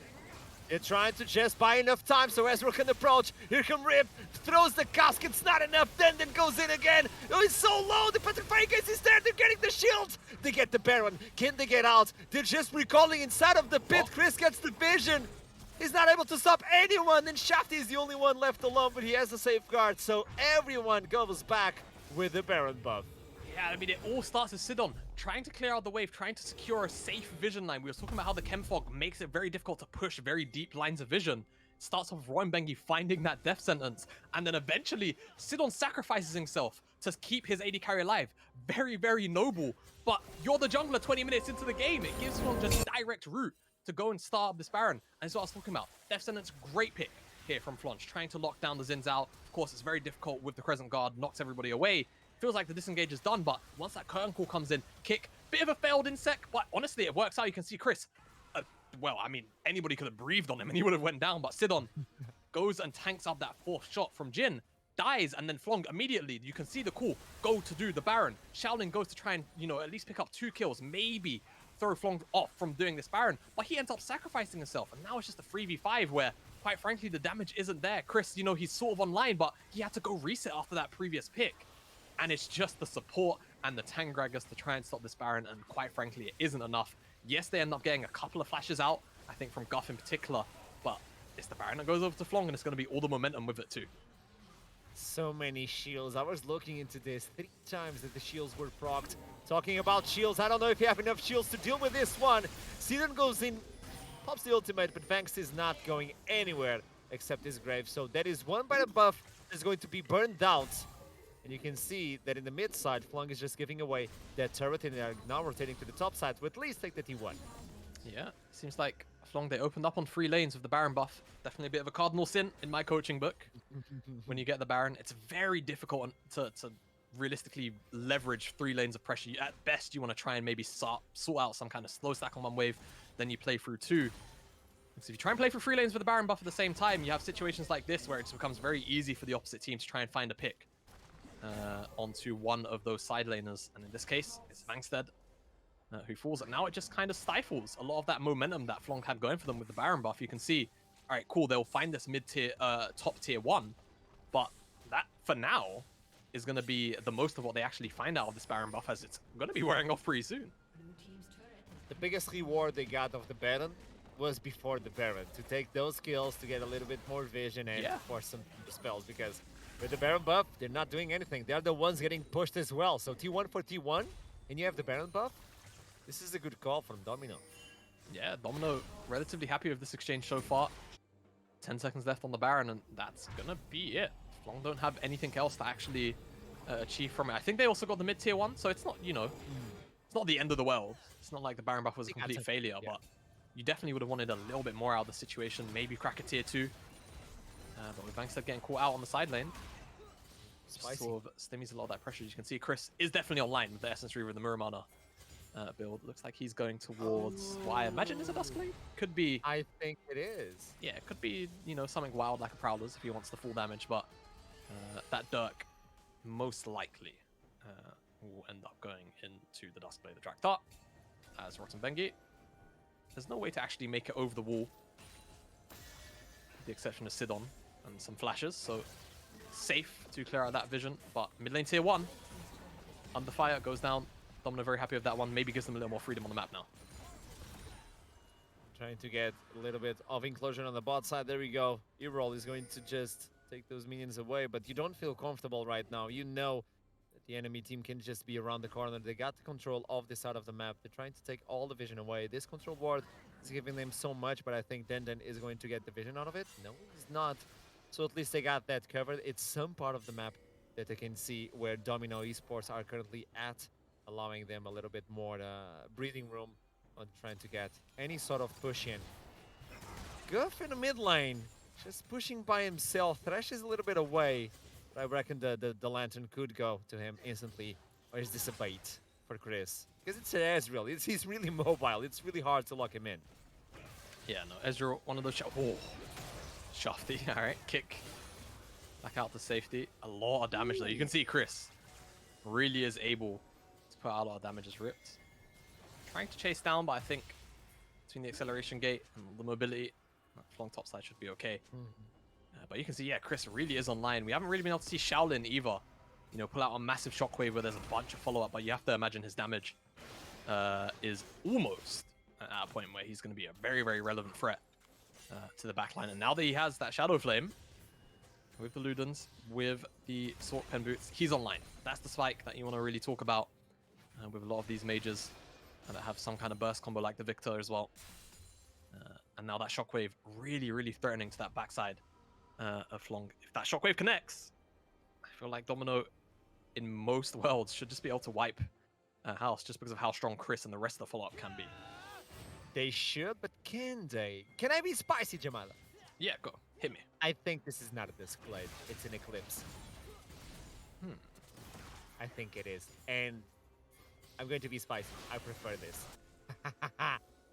Because it's percentage-wise, and you already have 2 items, so at least you got a lot of it, and you need no more armor penetration, because even if they build it, you got percentage, and on the other side, it's mostly about like HP instead of resists.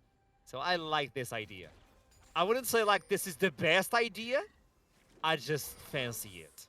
Yeah, no, I think it's all right. I'll lean in with you on that one, but Shafty has a flank angle. Oh, what a kick! Getting Shaolin getting really low. The force is flashed away. There we go. Vax coming to the back line. He forces the flash. He's going to die for that sin. And Chris is alone on the backside, trying to survive as an Ezreal. Meanwhile, the Curtain Call is dealing way too much damage. Petrifying Gaze only for 1. And Rift is not able to follow the enemy team. But here we go. This is the disengage from far away. The poking son of Ezreal gets the true shot barrage, but is not capable of stealing the dragon. Look at the Thresh going way too low. And Rift is still hanging on. Trying to get some sort of window, but he's not capable of getting so. And the 2 tanky members from Domino were just not able to join the fight. Yeah, they weren't. unfortunately for Domino. And now they're going to have to stare down this Chemtech Soul. The dreaded zombie forms will be rising if they can find any kills. And man, I'm so glad this is no longer online. I was thinking about it. When it went live yesterday, that it would no longer be in the game until further notice, which means technically it can still come back, but for probably now, yeah. Probably shouldn't, yeah. the elation in the league community, it was the first time I felt like they truly rejoiced. By the way, Splunk taking down Baron. I feel like Domino doing the right thing, just tried to pick up some gold where they can, but I don't even think Ripped can take down this tower before somebody comes to respond. We'll have to wait and see. It's getting low. Maybe he'll get it, but he'll certainly be chased down potentially if Long feel like it. So there's the objective bounty too. They're online for now. But yeah, I've never... Oh! Shaolin. Hair's breath away from dying. That was very close. You can see Vangstead is also now online with the Yomu's Dirk clips as well. But yeah, I've never seen the league community so unanimously in favor. Yep.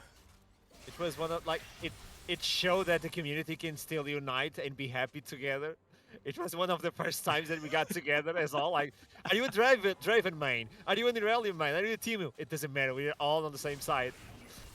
I think Riot did a good move to unite everybody. Yeah. Fixed it. Yeah, and it's definitely tough. You put so much work into something like designing a whole new dragon and all the concepts to have to take it out because it's not received well. It's definitely a tough decision, but I think a right one for the health of the game. But away from the comics of what were the Chemtech Dragon, it's still here for week 1 at the very least of Division 2, and it should honestly safeguard Flong to their first win of the split, unless Domino really pull out some heroics. It will be a very, very long and arduous mountain to climb. The combo is there. Can they get the Shin Zhao alongside with the Shockwave? Can Ezreal use this Eclipse to do a little bit more damage? The minions are going to be destroyed, but here we go. It's locked in on Dena again. He can't move anywhere. He can't even flash. Here comes the curtain call. Shaolin is the one being targeted. The Eagle's Eye is trying to get more HP from that Orianna. And meanwhile, you just want to get the ball under the perfect spot. Shafty just taking way too much damage from that command attack, command dissonance. Is shipping in, but they have the dragon if they need to. They have the dragon if they absolutely need to fall back on it. But I mean, honestly, if I'm Flong, I'm trying to force this a little bit harder. But at the end of the day, you can definitely take this slow with the Baron buff. You've got a full minute, give or take, left. Where this kind of minion is going to chip away. Domino going to lose it soon as... Oh my word. That is a slapping. A lot of chase damage. At least she's close to the fountain, so she can back. Like, okay, I'm back, guys. I'm back. Almost full HP. Yeah, and actually, very interesting decision coming out from Flunge. It looks like maybe split calls. I think they did just about get that tower in the top side. So Cannon Minion does his job. They're all going to go back to reset now. Relatively successful Baron, if you were to ask me. Definitely would have liked to have seen Flunge maybe pull the trigger a little bit harder, just because they still have the buff. Even up to this point, they still have that Chemtech Dragon. Like, Domino in a position to fight, yes, but it would be a very, very hard one to take indeed. And that'll be a bit of a stalemate until this Elder Dragon spawns back up in 2 minutes' time. 2 minutes could be the window as Denon is trying to get the flash over the wall, trying to get someone. Well, at least it's the Thresh, it's the support. Red line goes a little bit wide. They're not able to connect with this skill. It was so good for them. They really need some sort of window. But meanwhile, they're going to get E-roll. It's going to flash away, get knocked up. It's not going to actually mean anything at the end of the day. Just helping her to get to the blue buff a little bit faster. Sentence again. They're just chipping away. They're just not able to connect anything. Look at Vangst on the other side, trying to get those shock plays in. Yeah, trying to get the shock blast in. We've seen how much damage this guy does. It's the backline. All right, cool. Ripped. Yeah, he eats those for breakfast. Very on character with Gragas 10. Right? Loads of drinks, loads of eating. But yeah, I mean, okay, backwards fight here. Gets the kick, pulling the Gragas into the middle of the team fight. He's still alive. Meanwhile, the shockwave is way too... Gragas is not going down, but Chris and Den and Shaolin is pulling the trigger, but it doesn't happen anything at all. This is a double kill for Jace, a triple kill as well. And now they can just push it in and finish up the game. Yeah, Vangstead definitely had a bit of a troubling start to the game, but he's ending it on the highest of highs. pretty much winning his team that final team fight. All of the damage he did to the backline, the assassinations. Now what will bring Flonge over the line, over the finish line here. Nexus Tower's under fire, ripped. I don't think he's got much to say about this one. 1 versus 5 on the Tank Gragas. This will be Flonge picking up their first game of the split. Domino gonna have to be going back to the drawing board on this loss. Don't think too much was necessarily wrong in terms of draft, but definitely sort of that mid game trying to find some kind of snowball with the leads they did have seemed to be the trouble for them. It was a well-executed game by Flong. Shafty did an amazing job as Lee Sin as well. At least he got into the mind and body of Nautilus, not leaving him for 1 second. And the Dragon Control was also amazing while at that. And it's a goodbye for the Chem Tank Soul, isn't it? Yeah, you know, we still got 3 more games to potentially roll it. Oh, We no. didn't even get to, once they picked up the Chemtech Soul, nobody died. We didn't even get to see the zombie form. So who knows? 3 more games. Maybe we get it in our next game. Who knows? But for now, that could be the final time that we see it for this week. Just because, you know, it's 1 in 6. Technically got like 7, 8 more games this week left. And we still have Div 1, so who knows? Maybe it still pops its head in. But for now, it's a potential goodbye. It is. And now we're going to make a quick break before we come back with the interviews. So stick around. I'll see you soon.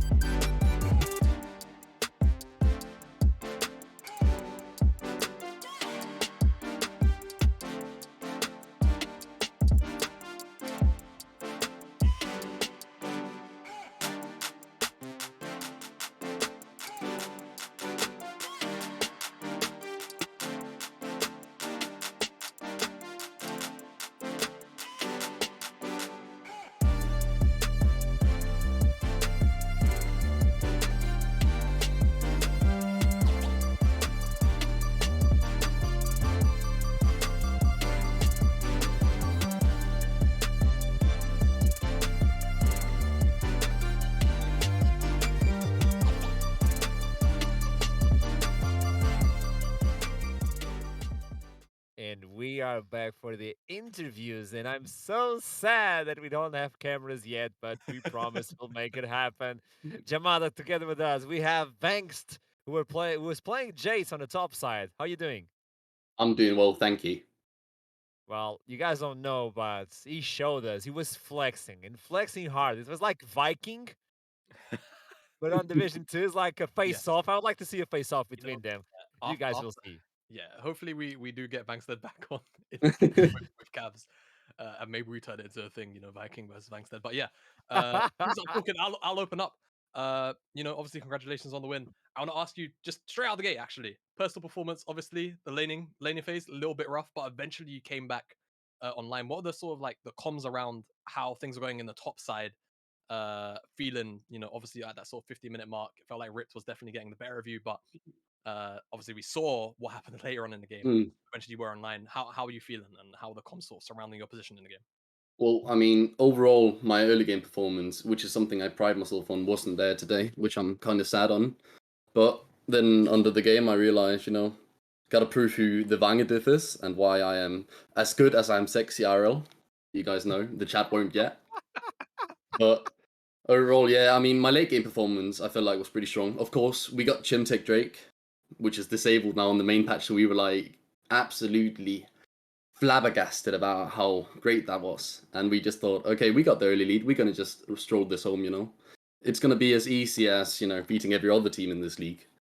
But overall, we pride ourselves on our late game macro, so our early game isn't something we're too harsh about, if we lose a kill here and there. I'm just typing in as easy as beating every other team. Because if it doesn't happen, you know what I'm gonna say, don't Yeah, I you? mean, you can say it. No matter what happens, I'm still gonna sit there and say the exact same. My cat ate my keyboard. Sadly, happens. I Can't love it. stop I that. love it.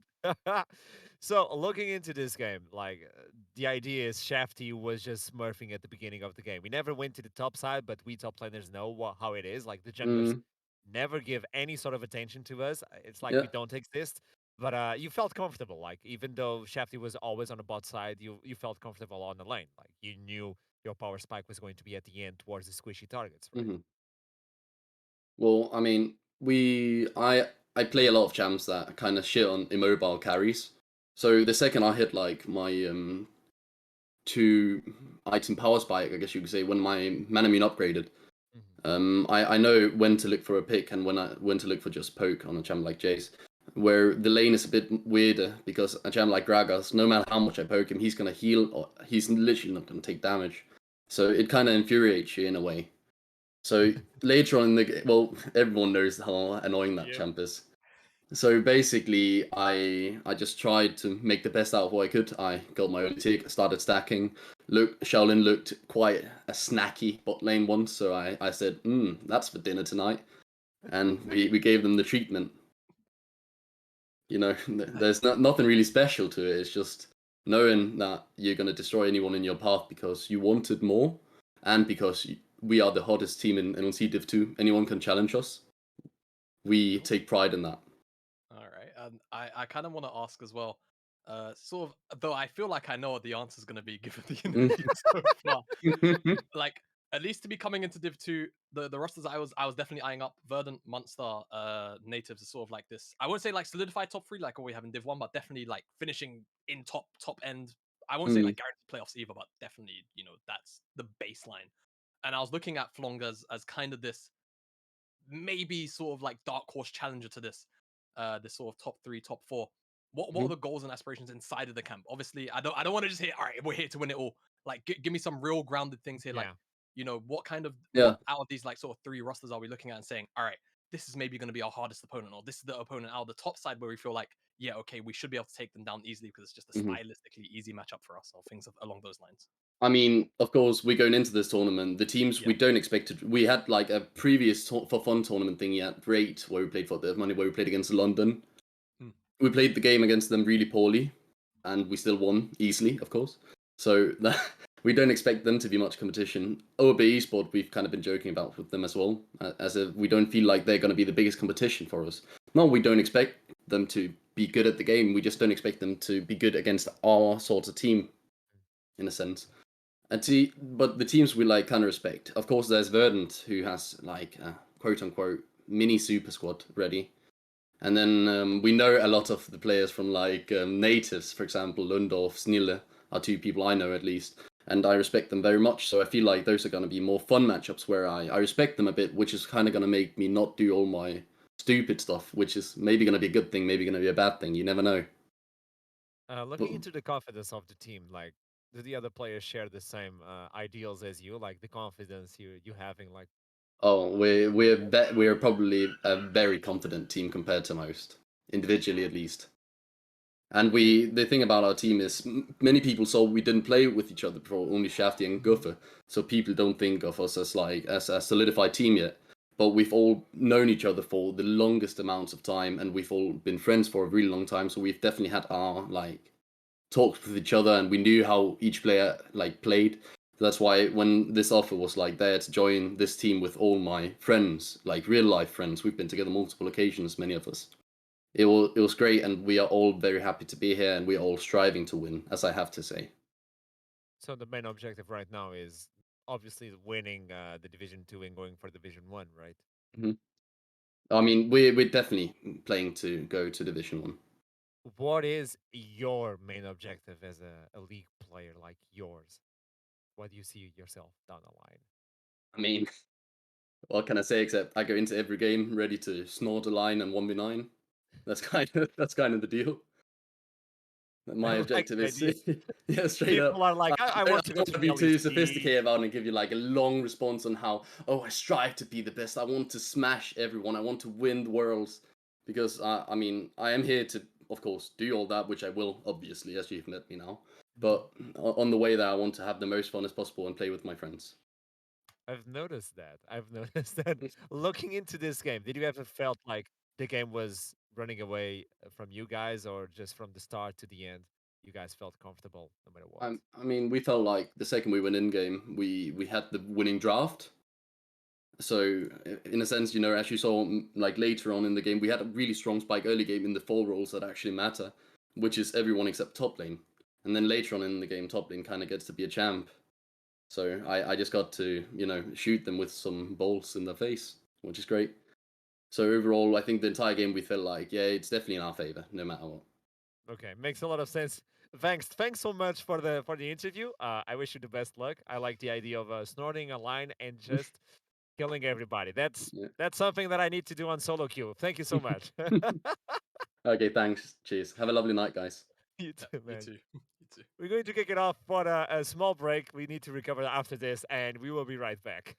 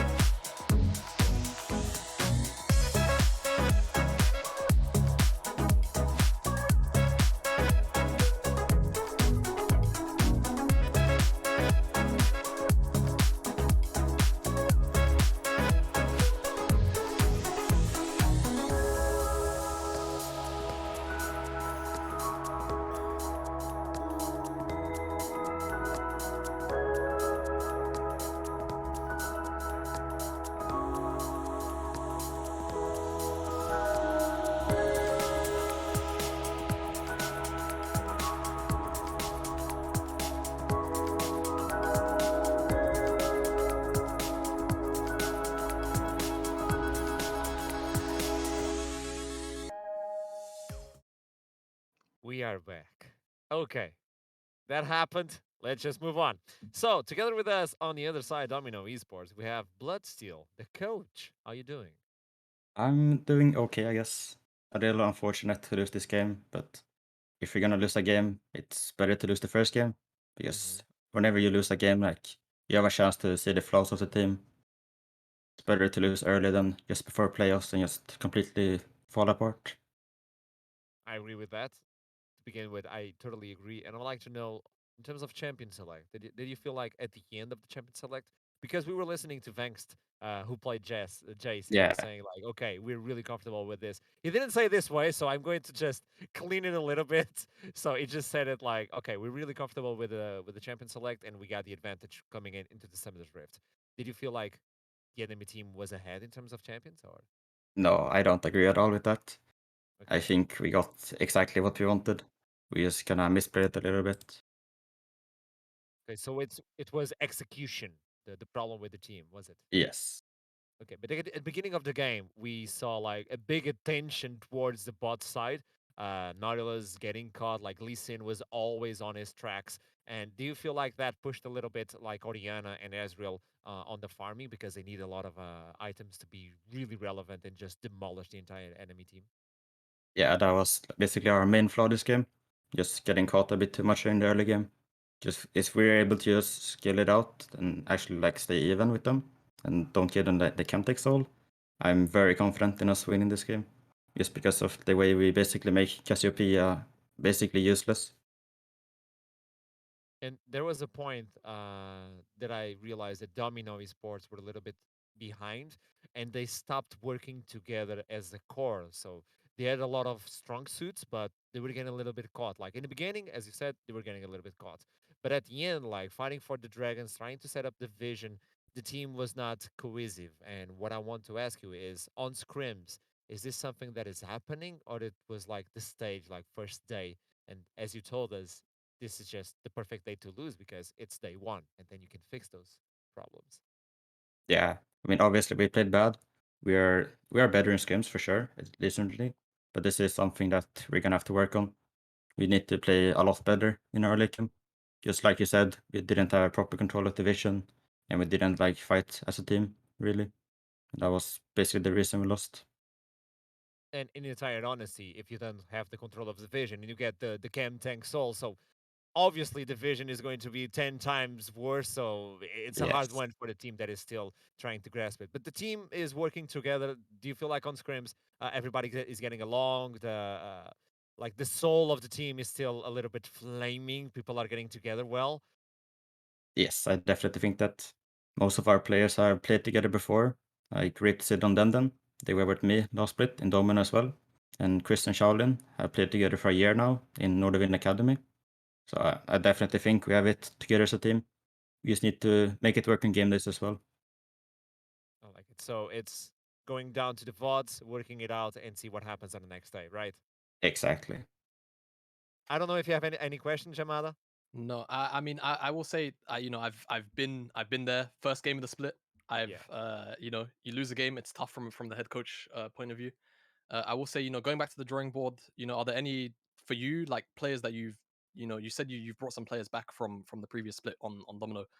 Some of the newcomers, how's it been like sort of integrating them into your system, your sort of philosophy of playing the game? And how have also like, you know, the players that you've still got with you from last split, how have they been working with the new arrivals? I think we've been mixing quite well for now. Like obviously there's some things that we disagree with, but we're working on finding like a middle ground, finding solutions so that we can just improve. Because every 5-man roster is gonna be different how you work. You can't have one clear thing that works all the time. So you just have to adapt it over time. And eventually it's gonna be good enough to win the league. I like it. I'm interested to see in what you guys are capable of bringing from now forward. And I wish you the best luck, by the way, Bloodsteel. And good luck on the VODs reviews and on scrims and on the competitive scene as well. Thank you. Thank you. And with this in mind, we're going to kick it off for a little break before we head on to the third game of the night. It's going to be Munster Rugby Gaming versus Natives. So it's going to be an exciting one, and I'll see you soon.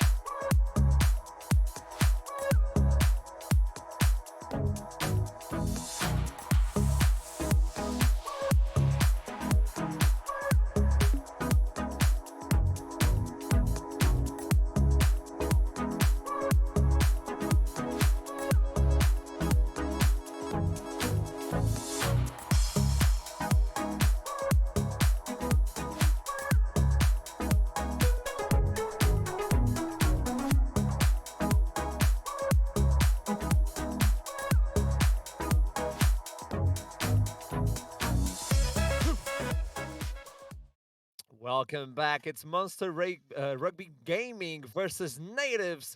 It is time to get it on the Champion Select. But before we do that, Jamada, what do you reckon about this game? Oh, I don't know, man. There's so many like sort of points in this game to talk about. If you ask me, I think sort of like top to bottom, you've got very, very exciting matchups. I think for me, bottom side, bit biased. Like I got to pretty much watch Joppa and Clocks throughout the entirety of Summer Last Split tear apart every single bot lane pretty much that they came across in the UKLC without fail. So I want to see them maybe sort of throw a run back of that throughout this split in Div 2. I think Merbs and Balu though, a lot of experience between the two. So it's not like they're going to be running over these sort of younger rookie players like they were for a fair amount of the UKLC. And I think as well, even towards top side, Snille, I think kind of maybe hailed as probably the strongest jungler in the league. It depends on who you ask. I think there's a couple of other people too who might hold other junglers to a very high regard. But I think Snille is one of the junglers where if you ask most people, he'll always be in that sort of top 2, top 3. But enough of that, we're already here into picks and bans. Gangplank immediately moved away from Londorf is a champion he's very, very comfortable on. We're definitely a bit curious. You don't always see Gangplank's banned in the first phase. It is. You give it a little bit more time in the Champion Select to actually take the Gangplank away. And Dandeli Sin. So getting heavily focused now on the jungle role, with the possibility of high impactful ganks. Shin Zhao again. So both junglers just getting the roster a little bit slim at this point. Yeah, definitely so. Looking at Jarvan, looking at Viego as the final sort of remaining junglers here. Akali removed away because of course we do know about how oppressive that current build is with the Chemtank and the Monarch Embrace. And Gragas will be the final champion removed away from Stumpy, a champion he is very, very comfortable at playing. So Monster Rugby, all of those bans very much focused towards the top side. They say, all right, Jinx is up. We will take her quite comfortably. However, I will say Caitlyn has slipped through the draft. And I know for a fact Joppa does play the Caitlyn alongside Clocks on the Lux. So there's definitely an option they could go for to maybe punish this Jinx lane. Karma as well, same kind of vein. Maybe we do see it. Maybe we also see a jungler simply because they know that the AD carry pool isn't going to be pinched at all. It looks like they want to take up this Hecarim for Snille. And we've seen what Hecarims can do in Div 1, especially when they're followed up with a whole bunch of dive. You also have the Thresh if you want to protect your AD carry. Oh, there we are. Hello. Hi, guys. I was thinking about the Thresh like to pair up with the Jinx to get some sort of protection. The Karma Caitlyn is amazing. Makes a lot of sense. Just push in the Jinx. Take it away the comfortable laning phase. Let's see if Monster Rugby are looking into that. They're going to prioritize into the middle lane, getting the Corki that has been banned so far into this night. So in the mid lane, we already have the poke. We have the follow-up damage in the late game. And if you get the Rakan, you could switch the Karma to the top side and get the Caitlyn looks on the bot side and just counter it away. But obviously, that would be way too spicy for now. Yeah, I think compositionally it'll maybe be a bit different or difficult to pull off. You'd have to maybe even lane Karma mid in some instances. But for now, Gwen will be the lock-in. Blind Gwen top in Stumpy Champion Pool. So probably looking at 2 top bans here. Not too interested in their bottom lane, which is definitely an interesting look for me. I'm really curious now what Joppa and Clocks, if this Karma isn't going to him, actually have in mind. But I would imagine, probably looking at some scaling picks. But I feel like, Akali and Gangplank are the kind of champions where you would normally ban on phase 2 if you locked in Gwen. So Urgot will be the first one. I think that definitely makes sense. Maybe you look towards a Jace as the additional ban here, as Ezreal is the response. Maybe, I would say probably a Felios if I'm Monster being here. It's one of the few champions that can kind of sort of match the range with the Calibrum. And of course the Ultimate to try and sort of have some kind of impact from a long distance out of the champions that are in the meta right now. You could also, of course, just go down the Jhin route for the bans for your Monster Rugby. But hey, they lock away the Jarvan, so not wanting to have to deal with that. Maybe looking at that mobile carry option for Joppa though. The jungle pool is heavily focused, and I was thinking, like, are you going to leave the Caitlyn open? That is going to be massive. But no, Caitlyn is going to be the last ban of this rotation, and now you have to pick on something a little bit weird, or you have to at least give some information. Where's the top laner? You already know. Give us the mid laner or the AD carry. Do you want to save the AD carry pick for last? It's going to be Senna, the bot side. So Karma alongside Senna. We saw Senna on Division 1. It was first strike alongside with Eclipse. Will this actually be on lethal tempo and get your attack speed rolling in?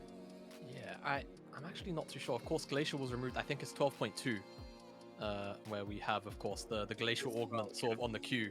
I don't think that's on this patch. So No, it's yeah, rune choice definitely going to be very interesting to track what Yoppa does. There's that Viego that we was talking about with the Jarvan, Xin, and the it makes the most sense. And then we also get the set. So there's a bunch for me immediately from the get-go from Monster Rugby game, and there's a whole bunch of engage, yes, from the Rakan, but also I'm looking at the re-engage, snap re-engage. If they let natives come into them with that Hecarim pick, immediately throwing him back out of the settlement and the Rakan following up and using him as a taxi is what I'm going to be the most scared of for natives here, as they're going to round out the draft with this Twisted Fate into the Corki. So looking to try and, leave this Corki in the mid lane to farm up, cheat some waves every now and again from Rayleigh, and then just sort of, Destiny Gate to a side lane wherever you can find the pressure. Like, will be that Karma Center on the bottom side into this Rakan Jinx. I think you can definitely outrange, definitely sort of out-sustain as well. But I'm not too versed. I don't often see this center Karma, and it looks like actually, if they don't swap, Joppa's going to be the one piloting this Karma instead. Joppa, no stranger to running mages at all in the bottom side, but it will definitely be a new look for me to see him on this. But yeah, both drafts definitely, to me, Monster Rugby's a lot more identity to it. I think natives, a little more all over the place. It's going to be sort of, can we get these individual leads and turn them into bigger macro leads? And if she brings the first strike, if the Senna brings the first strike, that is going to be massive to get more gold, additional gold, and probably go for the Predator build-wise and get the lethality flowing in. And that allows the Karma to bring AP. And when Karma gets the AP flowing in, not only the shields are massive, but also you get a lot of poke to fight off a little bit of the Corki. But obviously the Corki range is kind of bigger, let's put it this way. It's like the Chem Tank. It's marvelous to see inside of the Rift. But let's see what is going to happen, because this is also the first time we're going to get a look into Twisted Fate. Like in Division 1, we only saw it once. It was with Auto, 100% win rate, obviously, but it was a shaky one. So how will Relay be able to pull it off? I don't know. Yeah, it seems like Twisted Fate, it's strange, right? Because the presence is so high, but his pick rate itself isn't actually anything to write home about. So as much as, yes, we love to talk about Twisted Fate, especially from the previous season, it's hard to really gauge where he is. I think he's not really changed too much. It's more about what's happening in the game and what kind of targets he has to actually, lock down and give value to his other teammates. Because I look at this native draft and I say, there's not a whole bunch of damage here. There's not a whole bunch of scaling damage. Yes, if Senna was in the 80 carry role, then that statement is a little bit more off. But looking at potentially a Senna that's fasting, so what happens with the scaling damage here? You then look towards more the utility of what these champions can go for. The rapid fire gold cards, all of the shielding from Karma, of course, all of the healing from the Gwen and the Hecarim is what is more factored in. But against the more traditional Corki Jinx, sort of comp, it's hard for me to look at the natives draft and say, yeah, I'm confident they can bring this one home just off the draft alone.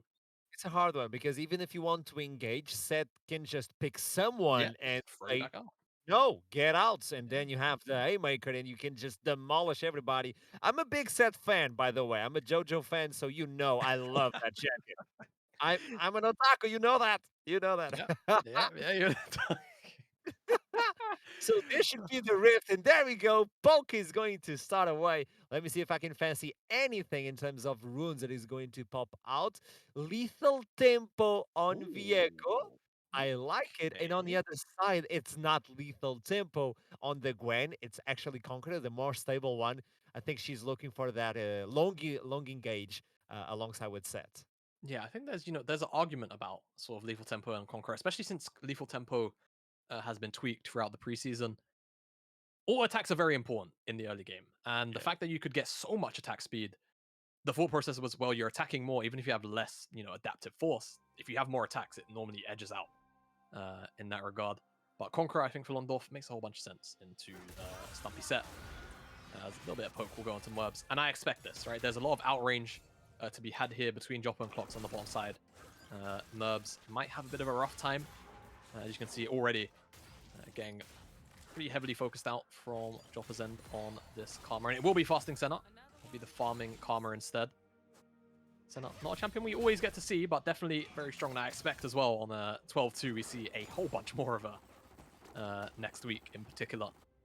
Just because of how powerful that buff was. To the point, I'm pretty sure they're actually almost reverting it or just entirely removing the buff. We'll have to see. What about the souls? Yeah, you don't need that farm. You just need the souls. The souls is your items. You do get a lot of money though. I reckon she's going for the lethality build, because if you're bringing first strike, and then not the lethal tempo. You don't need the attack speed, so you're going for that like one touch and just remove a massive amount of HP. Yeah, exactly. Range scaling with that lethality, it just becomes very, very obnoxious poke. We'll see how Clocks wants to build. Of course, Senna, one of those champions that kind of can build a lot. You know, I kind of put her in that same category almost as like Gangplank, where Gangplank, you go into every game, you're like, oh, I could do this, this, this, or this. It just depends on what my team needs from me. Kind of same with Hecarim these days too. Hecarim can go full tank, can go more bruiser with the Divine Thunder, or just straight up carry as well with the Triforce. So, love to see what Snille wants to build in a game like this. I would personally like to see Triforce come out of him. I think he needs to probably be the carry here. He's got the Conqueror as well, so I imagine that will be the item path for him. We'll see as things go on. But junglers both path towards the bottom side. I feel like it's natives that are going to be winning out on this priority war, so it should be Snille who picks up this Scuttle Crab as well on the bottom side. I don't think Viego will have much of an in there. As there you go, walks into the river. A couple of missing pings. Looks like he will give up on it, probably pathing down towards his Krugs. Or maybe eyeing up a bottom side gank here. Yoppa. Flashes in, gets the knock up as well. Karma is in trouble, flashes away, gets the heal as well. And look, Hecarim is just leaving him to die. There's no way to help the bot lane. And that is a massive work coming in from Viego. Yeah, massive work coming in from Viego. Just reads the positioning of Yoppa. Knows that he's just overstepping just that touch. And Snille not able to punish. I want to say he probably used his devastating charge, the E, to knock the Scuttle Crab shield off. So no immediate pressure to be had from a Hecarim gank like that. Does look, of course, a little bit perplexing. You see your jungler sort of run away from you. What are you doing, man? Come help me. But no, I think probably made the right call. Yoppa was always going to die there, and I'm not too sure whether or not a return kill would have been had. A lot of damage between those three champions, and Viego on a reset. So first blood, drawn by Monster Rugby. Good read from the jungler. And let's see what you can do with that kill. Did pick up the first blood.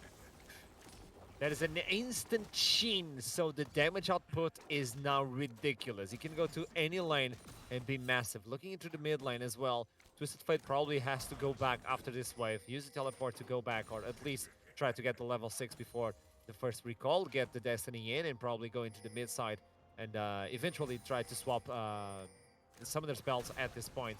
But I think this is a big window for Gaboesh to actually use that Sheen offensively and try to steal away some of their spells, or at least just get another kill rolling in for the team. Yeah, definitely wants to find somewhere. Maybe the top side, because he is there right now. I think Stumpy could be hitting 6 on this wave, so it could be an angle, but Monster Rugby, looking at Ryle, they know, even with flash, it's a pretty easy dive. Palu, level 3, is getting really, really squishy. Pulls the other to the turret. He's not capable of getting the kill. Chimera now trying to run away. There's no Valkyrie to pull him away, so the flash is going to be used. On the other night, Snille is not capable of following through. So 2 kills. Good rotation from the bot lane. And really is going to get punished before the Destiny play. Yeah, exactly. No Destiny just yet. Teleports back to lane, but now this is the kind of window where maybe you can make something happen, because Chimera's probably going to have to teleport towards the mid lane. If really can't hit level 6 on this wave, then it might be a little bit difficult. Let's see, shoving. He does hit 6 now. A very small window where maybe he could go and attack the top side, but looks like he's more interested in the wave that's just come in. He's going to get ganked again. Yeah, I mean, Gaboesh is hit. Didn't blow flash on the dive, crucially though. So if he is truly scared, he can just flash. It is a blue card. It is a blue death. The flash is available. Will you use it? There you go. Meanwhile, Seth is going on the other side. He fancied the kill, but he doesn't want it. And this is a way to shut down the Twisted Fate. Absolutely. So instead of getting the ganked, like, I'm waiting for Twisted Fate to come in. No, you go to Twisted Fate.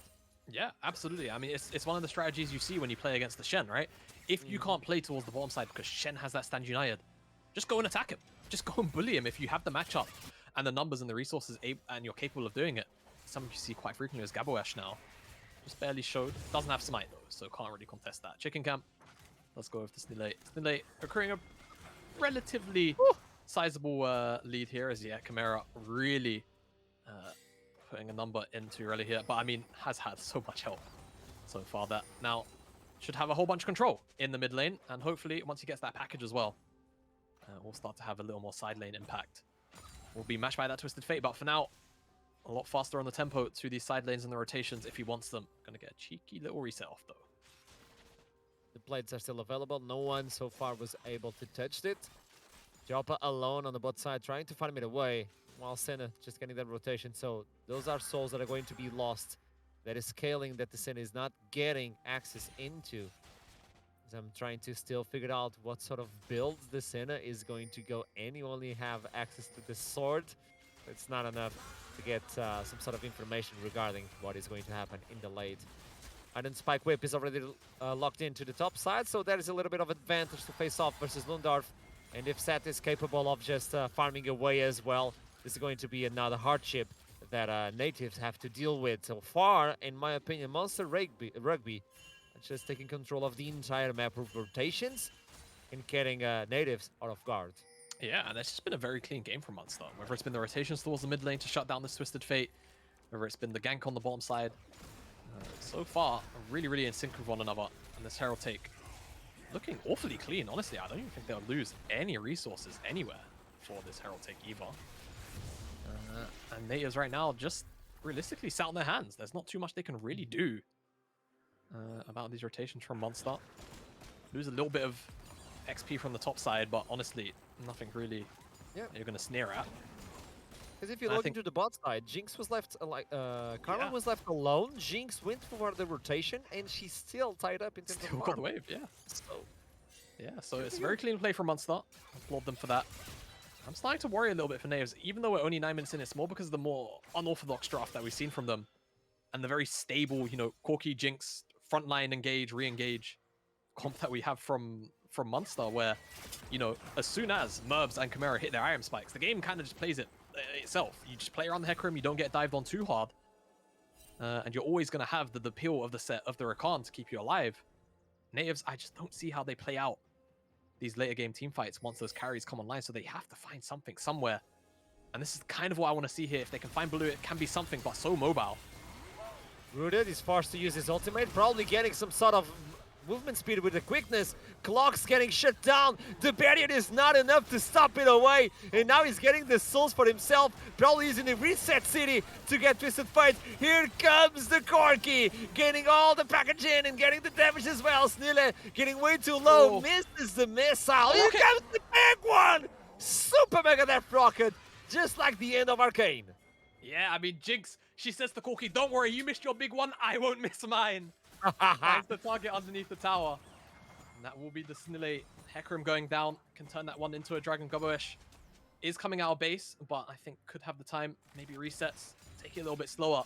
But a very successful skirmish from us every game. And we were talking about, that's the kind of pick that natives maybe have to try and find, right? But Baloo just says, I'm getting picked. No, you're getting picked. I'm the one that's going to have numbers here very quickly. And they turn it into 4 kills off the back of what felt like pretty much nothing. Natives just looking for a pick in Monster Rugby's jungle.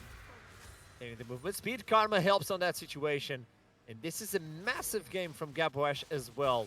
Dragons-wise, nobody's looking into the Infernal. Yeah, Infernal. So, we're rolling good, potentially, for more of those new dragons. As Blue gets rooted up, not for too long, and he just says, well, Gaboesh is right here. I'm going to go in.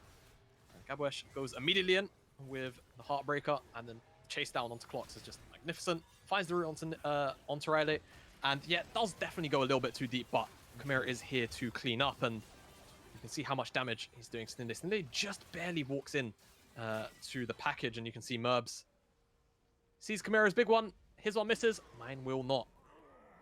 Picks up the kill on to the native jungler. Finds himself double buffs as well. Nice little kill, and that's just gold into the Hyperscaler's back pocket. Gale Force 201 at 11 minutes. It's really not what you want to see if you're brewing for natives here to win. Definitely need to try and find some kind of avenue. It's way too early to see this sort of advantage, and now you're looking into catching up. Like natives, now game is just catching up. So far, Destiny has been used 0 times. Yeah, that's a pretty big point of contention, right? If you can't use the Destiny Gate very early on, then there is, usually something going wrong. I'm not sure about you, Akram. My feet's frozen. It is? Okay. All right. Glad Mine's I'm not alone on that one. Mine is good. Yours good. Oh, boy. Yeah, so I'm going to follow it through because they're looking into the T1 in the mid side because they have the adult popping in. Some souls out on the ground, but I don't think that's enough. There we go. Headshot. and it's still not enough. So the tower survives to live another day, but the platings are going in for the carries that they need. Chimera already getting some items at the X Trinket as well, so Corki is going to get a little bit more tankier towards Lundorf or even Relay or Joppa when he gets a few items. Although Joppa is going for the more supportive Karma. And as soon as you're with me again, Jamada, just hit me up. Yeah, I'm back. I'm here. There we go, Don't baby. worry. It's not Destiny! It's not, Destiny, it's been cast! Where's he gonna port to? He's got the gold card locked. He's gonna find Gaboosh. It's Gaboosh, by the way. Just been contacted by somebody at Monster. Gaboosh? Yeah, it's Gaboosh. Don't worry. Nah, Gaboosh. Okay, thank you guys. Yeah. Seriously, every single name we get wrong, just hit us. Yeah. Go on social media, follow us, by the way, and then hit us with the correction. Gaboosh, I got it. Gotta get the plugs in. But yes. Riley doesn't find anything, though, off that Destiny gate. He casts it 12 minutes into the game. Not able to lock down anybody. Gaboosh just kind of walks out. Pretty Max days are clear now. I mean, looking at the items, they're starting to slowly come in. You picked on, it's going to be more of a supportive build from Joppa. Coming in here as, oh my goodness, that is some damage. He's using the W way too soon. Yeah, definitely a curious time to press it. Maybe a misclick. No, it's the third time. It's the third time. Well, yeah, that's why I'm saying like that soon. Sometimes you just don't press buttons the way you should. And it's League of Legends for you, unfortunately. But tower plates will fall off. Herald will be spawning pretty soon, as I'm assuming Herald was dropped on the mid lane. My feed was out. Okay, so mid lane, that's where it went. And because I didn't get to see Arcarum, who did the plates go on to? I'm assuming obviously Gaboosh, Chimera. It was, I think even Merbs was around. So Even if you look Merbs, into the gold, look at that. Yeah, I mean, whew. There's a big distance. Yeah, there's a massive gold difference. Especially, you know, you think about TF has the gold passive, right? To come back, so, you know, you sort of do the rough maths. Each CS is kind of worth an extra 3 gold. The fact that he still finds himself almost 1,000 gold down kind of speaks to how accelerated Chimera is at the moment, too. Yeah, Natives really struggling to find a true angle to get themselves into this game. It's really only Londorf that's held his own, but unfortunately Natives haven't even really played into him, so for now, left sort of scratching their heads at where they can actually find an avenue. And again, it's where I sort of, you know, revert back to talking about the draft just briefly. Where does the damage come from? It's all about kind of, you know, Stinley, Lundorf, and then all of the utility around the gold cards and the karma, yes. But it's going to take so long to get to that point where, you know, you feel comfortable taking team fights like that. But at that point, you're dealing with Gorky, you're dealing with Jinx at 2 items. It's such a scary concept, and it's always going to be Monster Rugby that have these stronger re-engage tools as well. I think Natives in a much bigger hole than this 2,000 gold deficit actually illustrates. This could be a turnaround, at least getting Chimera. Yeah, they're looking. Be a good one. Oh, Unstoppable Onslaught gets the root as well because the fear brings him right into the kicker. There's going to be a kill for the Hecarim who built the Trinity Force, as you pointed out. Yeah, and I think definitely needed in this kind of game as the Hecarim. You don't really have, you know, a true traditional AD carry. You need to be the carry, and you've got the karma, you've got the Senna shielding and healing. Probably looking at something like Destiny. So Destiny Gate is pulled, but this one is going to be more about information. It seems like, as Monster losing Chimera, not going to be able to contest this dragon. Oh no! Tekken. Oh no! Oh no! Oh no! Arcarum. No! It's happened again. We have been cursed. Oh no! Oh no! I can't look at it. Oh, it just feels so wrong now. Yeah. What a strange, like, I don't know about you. I've played League of Legends coming up on 8 years now. I don't think I've ever seen Riot like straight up backpedal on a design choice like a dragon. You know, that actually speaks really loud to me that you're listening. Funnily enough, our producer just said in our ear, LeBlanc's rework, and you know what? I kind of agree. It did take a while though. I feel like LeBlanc sat like that for a solid season. This was really fast. Yeah, this was really quick as Herald drops in the top side, gets the charge in the top tier 1, looking for the tier 2 as well. Monster Rugby, they're really, really strong, but the numbers are here for Natives, and so is the wave clear. And that's a whole bunch of souls. Look at Soul City. Use the Q! Yeah, Thank you! Maybe he didn't have it. Maybe it was on cooldown still. My OCD was killing me. Like, use the Oh man, but yeah. So tower taken in the top side. I actually think Lundorf picked up the bot tier 1 too for himself. So will at least pocket that. And again, the Gwen, the only strong point so far for natives, but they've not really been able to play around them. Snille does find himself 2-on-1, does have 2 of the kills on the board for natives, but we have to see him, you know, actually find a successful engage. But again, his job as what is realistically the primary engager in this team comp is so difficult because you just get thrown back out by Stumpy and you get used as a taxi effectively for Blue to then go into your own backline. I don't know how natives play this game out. Realistically, it's so hard for me to get my head around it. Monster Rugby, they're really gonna have to blunder heavily. They're really gonna have to be caught with their pants down. Realistically, really split up in places where they shouldn't be. For Snille to just kind of find assassinations. Otherwise, I feel like Monster, they can just play this game out and let the draft play itself. And this is the kind of thing I was talking about, Stumpy by himself. But it's only Stumpy, and he's so tanky, so they have to put the focus on the other side. Meanwhile, Snille is forced to just run away on the Hackerem. It's not enough damage to actually get any sort of kill. Finally, Gabush is going to get the shit down. Here comes the Gwen just doing tons of damage. They get 2 kills out of nowhere, where they can use this lead. Yeah, there you go. It looks like where they're going to use this lead potentially is the mid lane.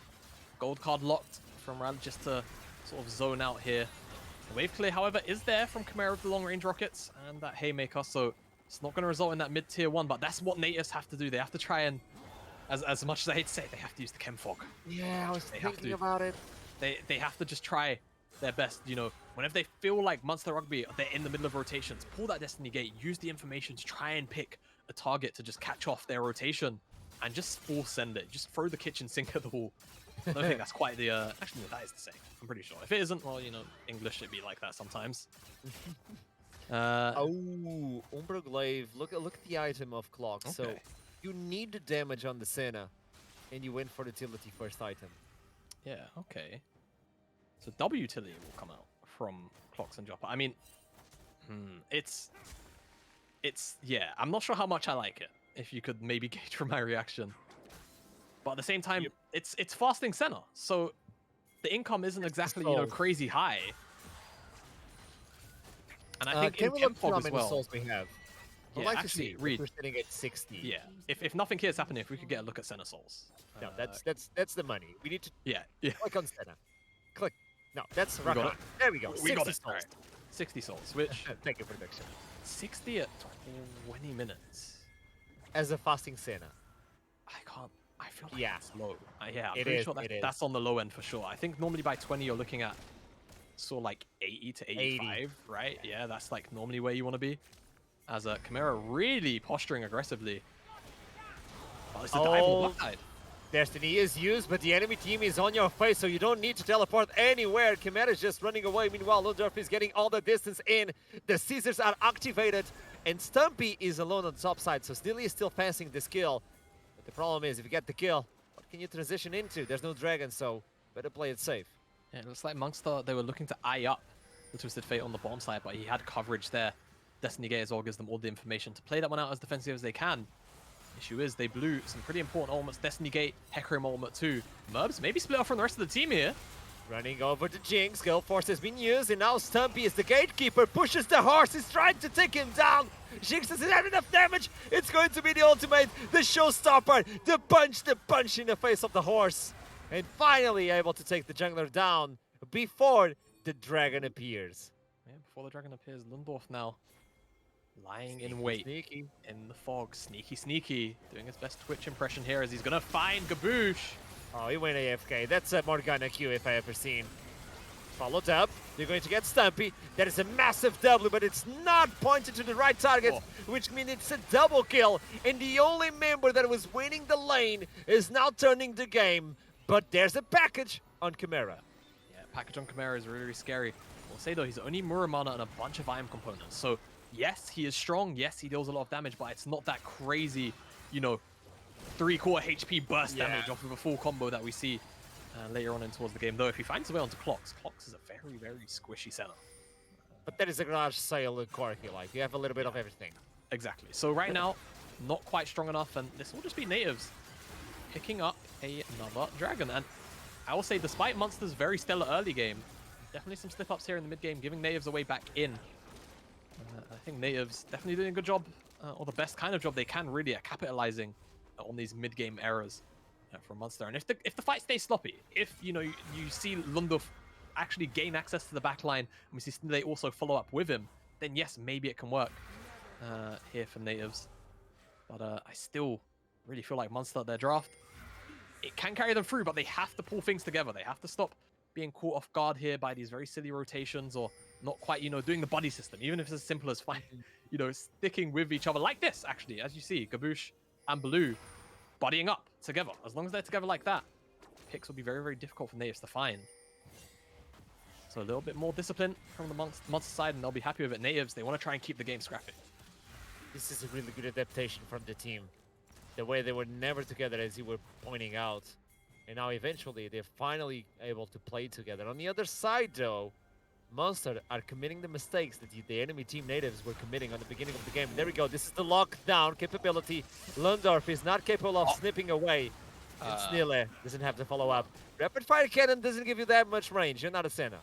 Yeah, I'm really surprised Snille didn't just send it there. I feel like Triforce damage, 400 HP, you'd probably kill Chimera and R out there, but hey, doesn't want to risk it.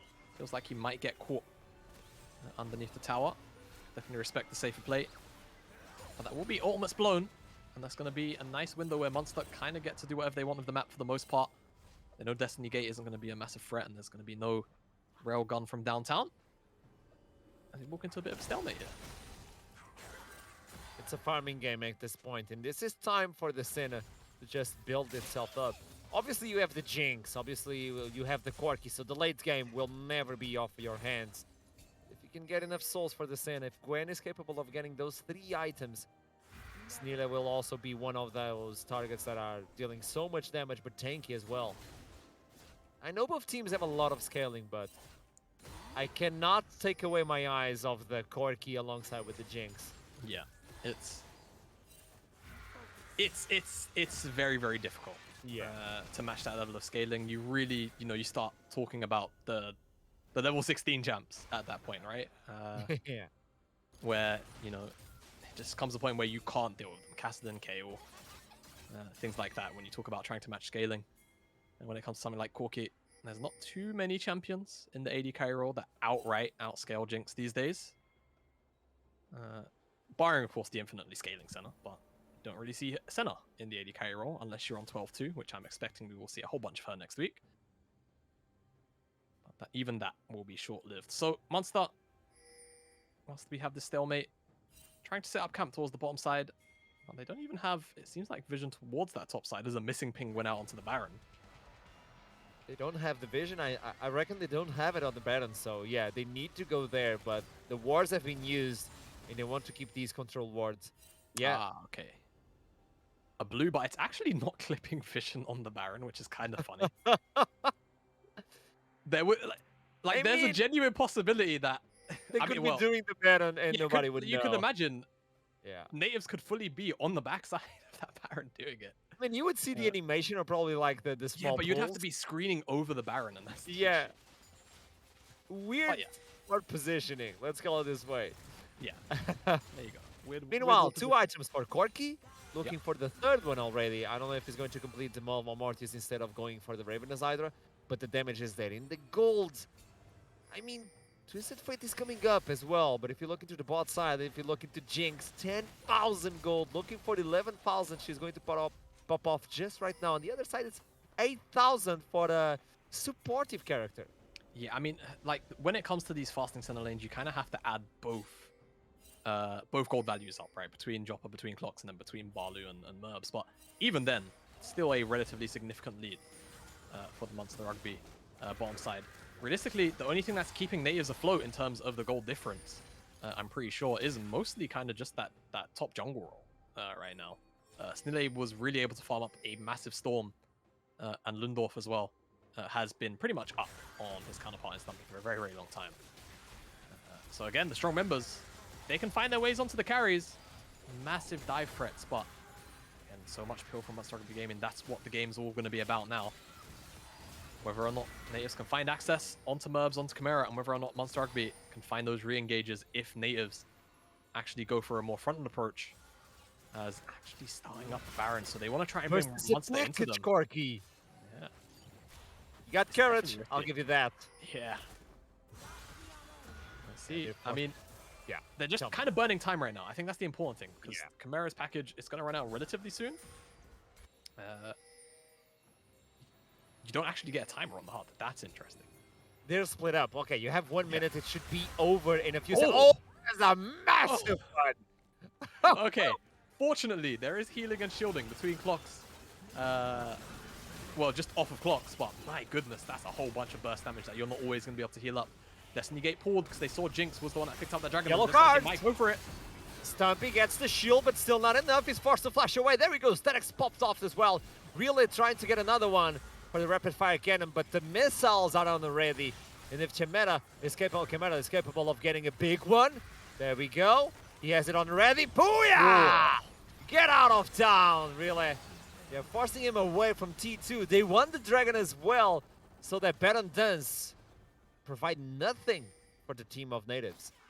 Natives not able to really make anything of that Baron dance attempt, startup thing, whatever you want to call it. Gaboosh, they pick up the dragon, they force them away, and they also get the mid-tier too. So pretty much all positives for the Irish organization as Reset comes in, and that's going to be the Infinity Edge picked up now for Jinx. And what a very, very scary, scary prospect it is now to fight into a 3.5 item Jinx and a Corky who, whilst, you know, might only have 2 full items, doesn't seem to matter.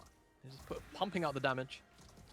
All those big rockets are, as you've seen, pretty harmful. And when you're talking about only really having clocks to sustain, you know, that Q, the Piercing Light, or the Piercing Darkness, I think it's actually called, doesn't have, you know, the shortest of cooldowns. You have to be autoing quite actively to bring that cooldown to a manageable level where you can actually give a good amount of sustain to your team. It's going to be very, very potent. I love that poke. And again, if full-on team fight breaks out where Merbs, actually has to both Gale Force and Cleanse, is able to freely auto attack, I think it might be the lights out for natives. I'd like to see the Senna again because we're now reaching the 10-minute mark before. Yeah. There we go. 100 and okay. He shut off. Okay. Yeah. He shot up a little bit. Yeah. 120 to me is the mark where you feel comfortable as an AD carry. It's because you have to remember as well, because they did nerf the amount of stacks it takes. It's now 25 instead of 20. I think the number might be a bit higher. It might be 150. yeah. I think is where you sort of like get that old, really crazy spike. So still a little whiles away from that, but still definitely very strong. As Stumpy being found out by Lundorf. Destiny Gate 2. Uses the red buff just to get the stun, but now turns the attention towards another target, which is the Jinx. The lockdown is perfect. It really gets the kill, but now flushes away just to run away. There we go, Kim Dragon just saving the Twisted Fight while Lundorf is on the rampage. This guy's snipping everybody. Lundorf is cutting Monster Rugby Gaming's chances of winning this game in half at the moment, as he finds Gaboosh and Stumpy with the help of his mid laner and almost one-shots Merbs with one cast of the Snip Snip. Absolutely insane damage coming out of the Gwen, and he's going into Death Cap third as well, it looks like. So much damage going to be coming out of that Gwen very, very soon, and that's a free Baron pickup. And we said, right, yes, the Monster Rugby Gaming draft, I mostly prefer it a lot. It drives itself pretty freely, as Jinx Rocket not going to connect. Oof, there's the damage from the Corgis looking for the Senna. The barrier was popped just to survive, and Lundorf gets another one. Here comes the Horsey, trying to get another one, really trying to look for the yellow card. Weapon Fire Cannon is going to proc in a few seconds. Does he have enough movement speed? No, he doesn't, but Lundorf doesn't care. That scissor is amazing, and he's doing such a wonderful job for the team. Yeah, I mean, my goodness, Lundorf is putting on an absolute show on this Gwen. Pretty much solo carrying natives into the opportunity to take down Monster here. It's been a very, very close game throughout. Monster definitely had a stronger hold of the game, if you were to ask me. But natives really using the utility of this draft excellently. All of the gold cards, and I mean, more crucially, the damage coming out of Lundorf. It's absolutely bonkers. I mean, get a look at this. Even this is a tank. This is the frontliner, but look what he does to Merbs. I mean, He flashed away in the middle of the needles. Flashed away before the Snip Snip came out. If the Snip Snip came out, that is one dead as hell Jinx, as Stumpy not able to stand up to that much damage. You know, Chimera comes in here, but right on top of Lundorf. Snip, snip, snip. all your HP is Oh gone. my. It's absolutely absurd. And now Baron buff in Native's back pocket. Have the opportunity to end here. Or at Can the I very least point win a out fight at this that dragon. As Rabadons is Lundorf- now available, so the damage is going to be ludicrous. He's going to pick it up, knock him down, but the damage is just not there. Even though the package has been used, he's going to get burned down. Uses the double, this is real! He doesn't care! He gets the steps in! Looking for the double kill, looking for the triples, not able to do it! But meanwhile, in the middle of the map, they're just pushing it in! What the heck is that? And the center Olma, I think, actually interrupts Chimera as well. Almost kills him off. This could just be the game right here. There's not too much way to play. It didn't stop Jinx, though. That's the crucial thing. So they can go back, get the dragon. But oh my god, Lundorf is just he's just unkillable. You cannot take that man down without what seems like the entire team. I mean, he just proved the feat right there. Yeah. 1v5 takes 2 with him. And you feel like if it goes any more his way, he takes even more. Absolutely crazy. We're gonna get a replay, and I mean, just look at the damage. I mean, Monster Rugby Gaming so confident that they're the ones that are, you know, finding this pick. But I honestly think it's the set armor which just brings him a little bit further out from some of the core members that need to get the damage down as well, which ends up working in Lundorf's favor. The root doesn't quite land from the Jinx either, and it just gives him a little more freedom to move around and find a little bit of extra damage. But the healing from the Riftmaker, it's just so insane coming out here from Lundorf. And I mean, snip, snip, snip. Finds the Rakan. Yes, you know, he finds some of the squishier members to his own damage. But the fact that he's able to find 2 people in a 1v5, it's ludicrous. Getting 1v5 versus a Kawaii champion. That doesn't feel good, man. Doesn't even have, actually, wait, even worse. Wait. If nothing's happening, Reed, where's Gwen? Does she have the Cafe Cutie skin on? Oh no. It's the ultimate Kawaii. Yeah, okay. Alright. Well.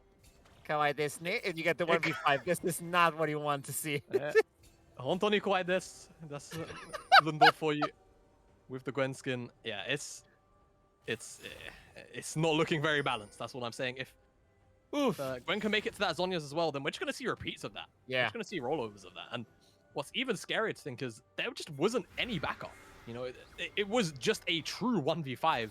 And the package as well. Yeah, with a package on top of it. It's absolutely absurd. Only really, I feel like Chimera is the closest in sort of scaling to being able to take Lundorf down. You can see even, you know, chip damage of a Q. It was a lot of damage onto Lundorf, but I mean, Lundorf kind of just returns that in kind. So. But at this point, they finally built in Grievous Wounds. This is exactly what they needed on the previous fight, and I don't think they had it until Rakan showed up. So that sustain needs to go down fast. Yeah, if, you know, I think with the sustain being cut in half, because the thing about Gwen sustain is it's not, and I'm biting my tongue as I say this, it's not that high compared to other champions where you see these massive bursts of, you know, Gore Drinker healing, or, you know, if you're not seeing these massive chunks of like 700, 800, 900 HP being returned back to you every single cast. It's kind of close to more consistent, you know, bursts of 200, 300, 400.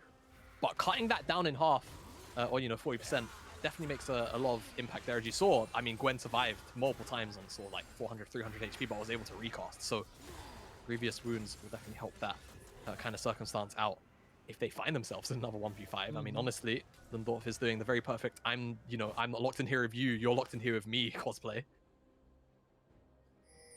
I would like to see the souls again. Like, we're reaching the 36-minute mark, so yeah, we should be hitting the 150 at this point. Yeah, I would wager 135, maybe. I feel like Clocks hasn't been around too many. I would say 140 at this point. 140? Nah. It's been almost 10 minutes. It's been almost 10 minutes, yeah. Show me the souls production. Okay, there we go. This is going to be another fight. Oh, deletes him on the bot lane. There we go. Lundorf doing Lundorf things. There's no way to deal with him. Gabush is now going to get Gabuch, and they're going to just pile on him and take him down. Super Mega Death Rocket's not going to mean anything. The cleanse is perfect, and the poke from far away is not doing enough, as finally the Mega Boss joins the team to finish it up. Yeah, it's just the carries left alive for Monster Rugby Gaming. Rapid Fire Cannon, Gold Card, forces the flash out. The package is here, but I mean, it's going to have to be an absolute miracle.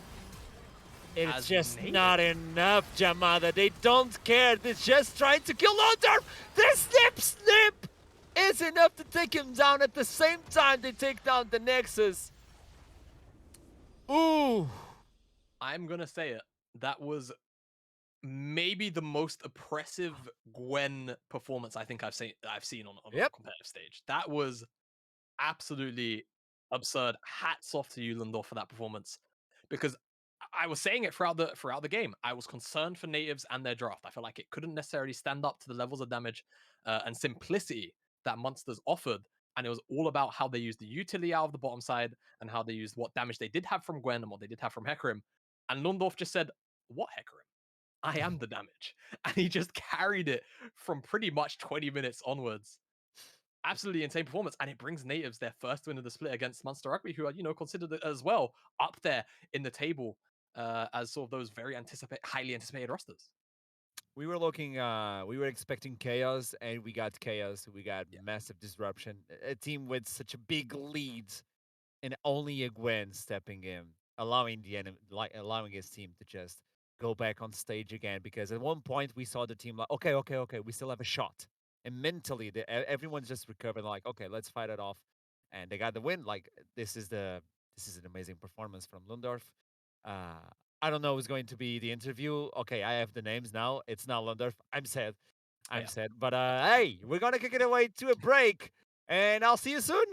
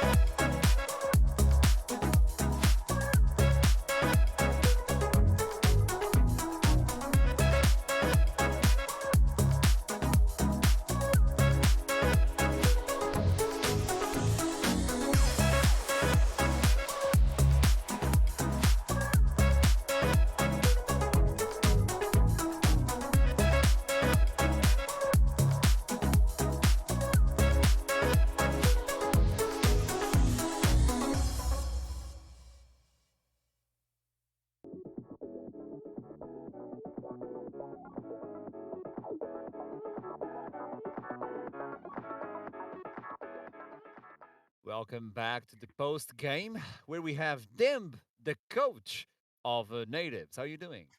I'm doing great. Thank you for asking. Do you want to apologize to the entire community for picking Gwen? and allowing Uh, Lindorf to do what that was. Yeah, guys, I would like to formally apologize for Riot's design decisions on the champion design team. I think we can all agree that immunity is a very illegal thing to have in the game. I'm sure if you ask Chimera on that 1v5 fight on bot, he will question why he didn't do any damage. So yeah, I'm sorry. Lovely start, by the way. Welcome. So, really rough start for your team. And we should go into the champion select. And we were kind of fishing for that before the interview. Senna pick on the 12.1. Tell me Yeah, about it. so a lot of people know that Senna's getting buffed on the next patch, but the read we kind of had during this preseason on 12.1 was that most people are going to stick to these hyper carries, and Senna was kind of in a position where she felt out of the meta because there was these champions in the meta previously, like the Jhin, the MF, the Ezreal that she doesn't deal as well against. However, Senna is really strong against these hyperscaling champs that don't really do anything in lane, since he just gets to sit and get her souls for free, basically. And um, we think that Karma, especially, is a really strong champion. So pairing those two up, you kind of have a bot lane that doesn't really die unless they overstep, and they just scale into the late game for free. Yeah, I love the theory on it, and I actually want to ask in general, because it's definitely closer to sort of an unorthodox draft to what we get a lot of the Yeah. time in sort of this meta right now. Is it something you get? Well, clearly you've brought out on stage, but is it something that you guys practice like a lot? You know, alongside I assume the more orthodox ways of what the meta is right now, because I'll be honest, looking at the draft from sort of, a top down view, I was definitely, favoring monsters. I was saying, it kind of drives itself, right? Past that sort of 20, 25-minute mark. And for you guys, it's all about using the utility of that composition and sort of like leaning on the Hecarim and the Gwen for damage. Yeah. I actually think this was something that I had Fury crafted with a team like Monster Rugby in mind, because um, they're a bit of a passive team, or not necessarily. Like, you can see early game they had some pretty good roams and caught us off guard a couple of times, but um, they like a lot of these like long range passive champions, and they're not these like flashy players that just pick 5 engage champs, right? Um, and with the meta we basically saw, we felt that something that was able to neutralize these like mid game poke comps, I would basically call them, is kind of a good option, because what our team does really well is, if they don't fall behind too much, it's going to be really hard for the enemy team to ever find like an angle to actually get back in the game. Um, and we just, with both Senna and TF in this comp specifically, we have so much global pressure, and of course we can move around the map really fast with both Karma and Hecarim and Senna, and the Gwen as well, of course, as you saw, can kind of just handle herself no matter how many people jump her. So to go back to the practice part, it is something we've practiced. We had the roster together for about 3 weeks now. So we started out by just playing the standard comps, something that looked much more like what Monster Rugby was doing. And then the last week and a half or so, we've been Fury crafting basically. And can we expect from now on spicy picks as well? Because the composition works together, but you can also get a glimpse of a few things that people are not picking up. Is this the way you like to build up your team, where you always have something that can shine through, even though the enemy team is not used to that? Yeah, I think one of the, I guess you can call it maybe a bad habit I got from Mm. when I worked at Dusty with Vega V2 as the head coach, is that I always try to look for picks basically that kind of fit into the meta, but maybe fits into some specific niche, Mm-hmm. or try to set up comps that look to shut down how basically the standard meta will play out the game, right? Mm. So the enemy team in this case, and in most cases at the moment, people just look to skirmish a ton in mid game. So we just drafted something that makes it really hard to do so. I like it. I know we don't have a lot of time, so we're gonna wrap it up. Sadly, yeah. But it was amazing. I wish to see more of this team, and I want to see like you how you work around these edges of the falling in early and adapting and using that top side carry that we just saw. So thank you so much for the interview, and I wish you the best of luck. Yeah, thank you very much. Thank you. There we go. This is the first interview, so we're going to send it off to a quick break, and we will be right back.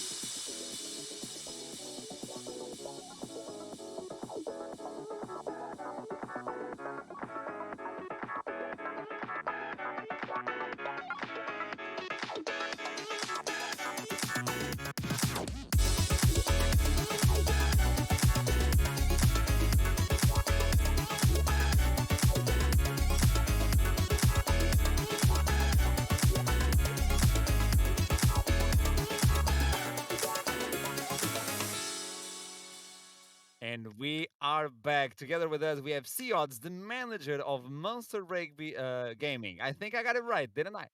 You did for sure. You did. Finally, I did something right. Okay, to start off this game. I mean, your team had such a big leads. Explain to me what happened. As you say, we start off very, very strong. From our side, we feel like we have a very stellar performance in the early game, really controlling the game, and we find our way into, as you say, a very big lead.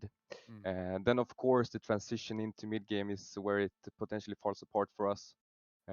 So that's a major point for us to take in consideration for the upcoming ones. So you believe right now, like your team, Rugby Gaming, are having issues transitioning from the early game to the mid game and actually finishing up the game because the games often are really fast nowadays, where you can finish a game like in 30 minutes, and now you have to have like a solid lead and understand how you can finish, and probably that is missing out on the team yet. That might be it. Of course, we saw as well the Gwen come into play in the Yeah. mid game, and really it was a detrimental point for us to handle her. And of course, that's something that we have to take a look at. But as you say, of course, the transition from early game to mid game is a very important one, and up for contention to improve on, of course. And that's especially now in the early days of the split, it's something that we really take a look at and take in consideration. And just like we talked before, like losing the first game, it's better to lose this one and understand like the weak points of the team and just adapting and going through the rest of the split than losing in the middle of the split and trying to find how can I put my foot back into the league. So in my opinion, Monster Rugby did really good job at the beginning of the game. And transitioning wise, like we saw a lot of roamings. Did you tell the players, okay, they pick TF, so instead of waiting to get ganked, you go to him? Was that something that you pointed out, like the coach pointed out as well, or was this like a team's decision? To try and catch TF out. Yeah, before he started ganking, you guys ganked him. Yeah, of course, especially trying to get the lead, as you say as well, with the TF ult. There's a lot of, yeah, just going around the map, and of course, it's great to try and shut him down. And especially when we saw that the Gwen, yeah, was about to actually become very big in the game, we tried to find the potential, yeah, area of the map that we were able to pounce upon. I reckon the Gwen is now going to be the PTSD of the team. Like whenever you see like no, no, I see flashbacks. But also another thing that I noticed probably that didn't help the team was the chem tank. I know it's going to be deleted or at least removed for a while, but the map slowed down the team because you guys were not comfortable making rotation right. So as soon as the Drake was revealed and the map was changed, you guys lost track of what to do, right? Of course, that's the thing, and that's one part of the early game as well, potentially trying to figure out the best way to actually approach each and every single Drake and how it affects the map. and of course how we transition that into just overall our positioning and movement over the map is something that's very important with the Drakes for now, even though they might be changed. Yeah. We hope so. But disregarding that, in my opinion, the team did a really good job at the beginning of the game, and I wish you the best of luck because I know this team will provide more action-packed and the rotations that is really hard as an enemy to actually understand what is happening and adapt. So as long as you guys get the mid to the late game and to finish it off, this is a monster team. Even though the Gwen did Gwen stuff, yeah. So For sure. thanks so much for the interview. Tell me. Yeah, thank you. Now I just want to say that we're a bit in our own bubble at the moment, really trying to focus on how to approach the game at the best way and nail down the team environment and everything. And we know that the wins will come afterwards. I have very much a lot of confidence in this team. So yeah, I'm very much looking forward to the rest of the split. Let's see. Next day, maybe we have another conversation and it's going to be better. I hope so. I hope so too. Let's go.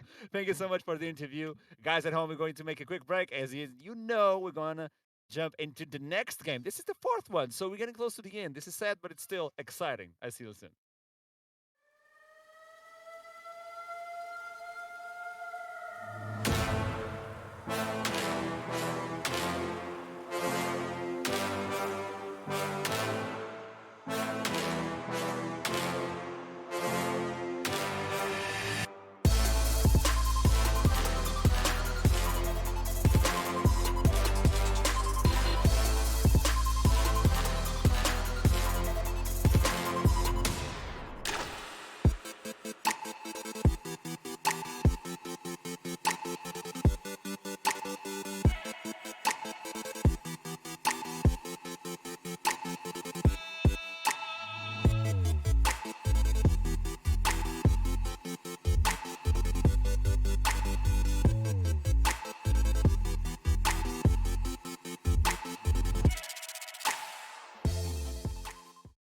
Wait, already? Oh, okay, let's go.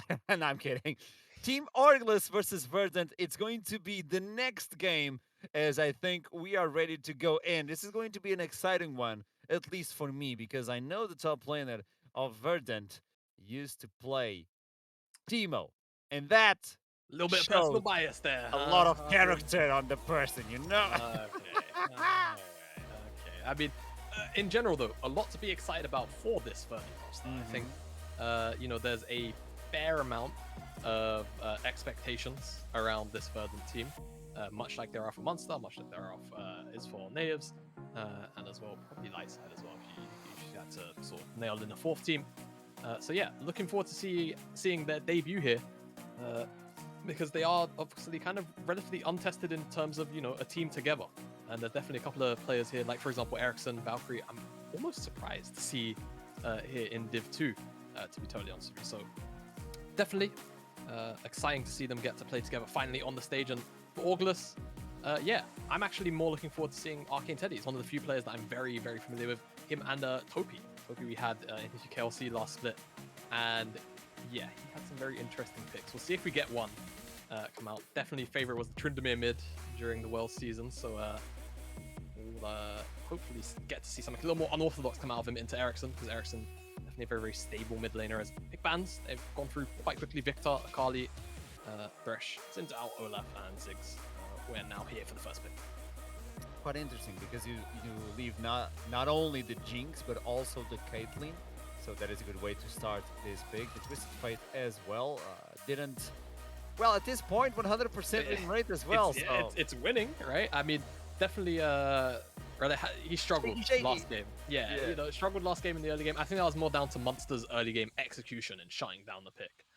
And once we started to actually get some more value out of it, whether it wasn't really Destiny getting to any particular place, it was more about the vision it granted by the end of it. Still very, very valuable. As I'm expecting that Jinx to get locked in there for Verdant.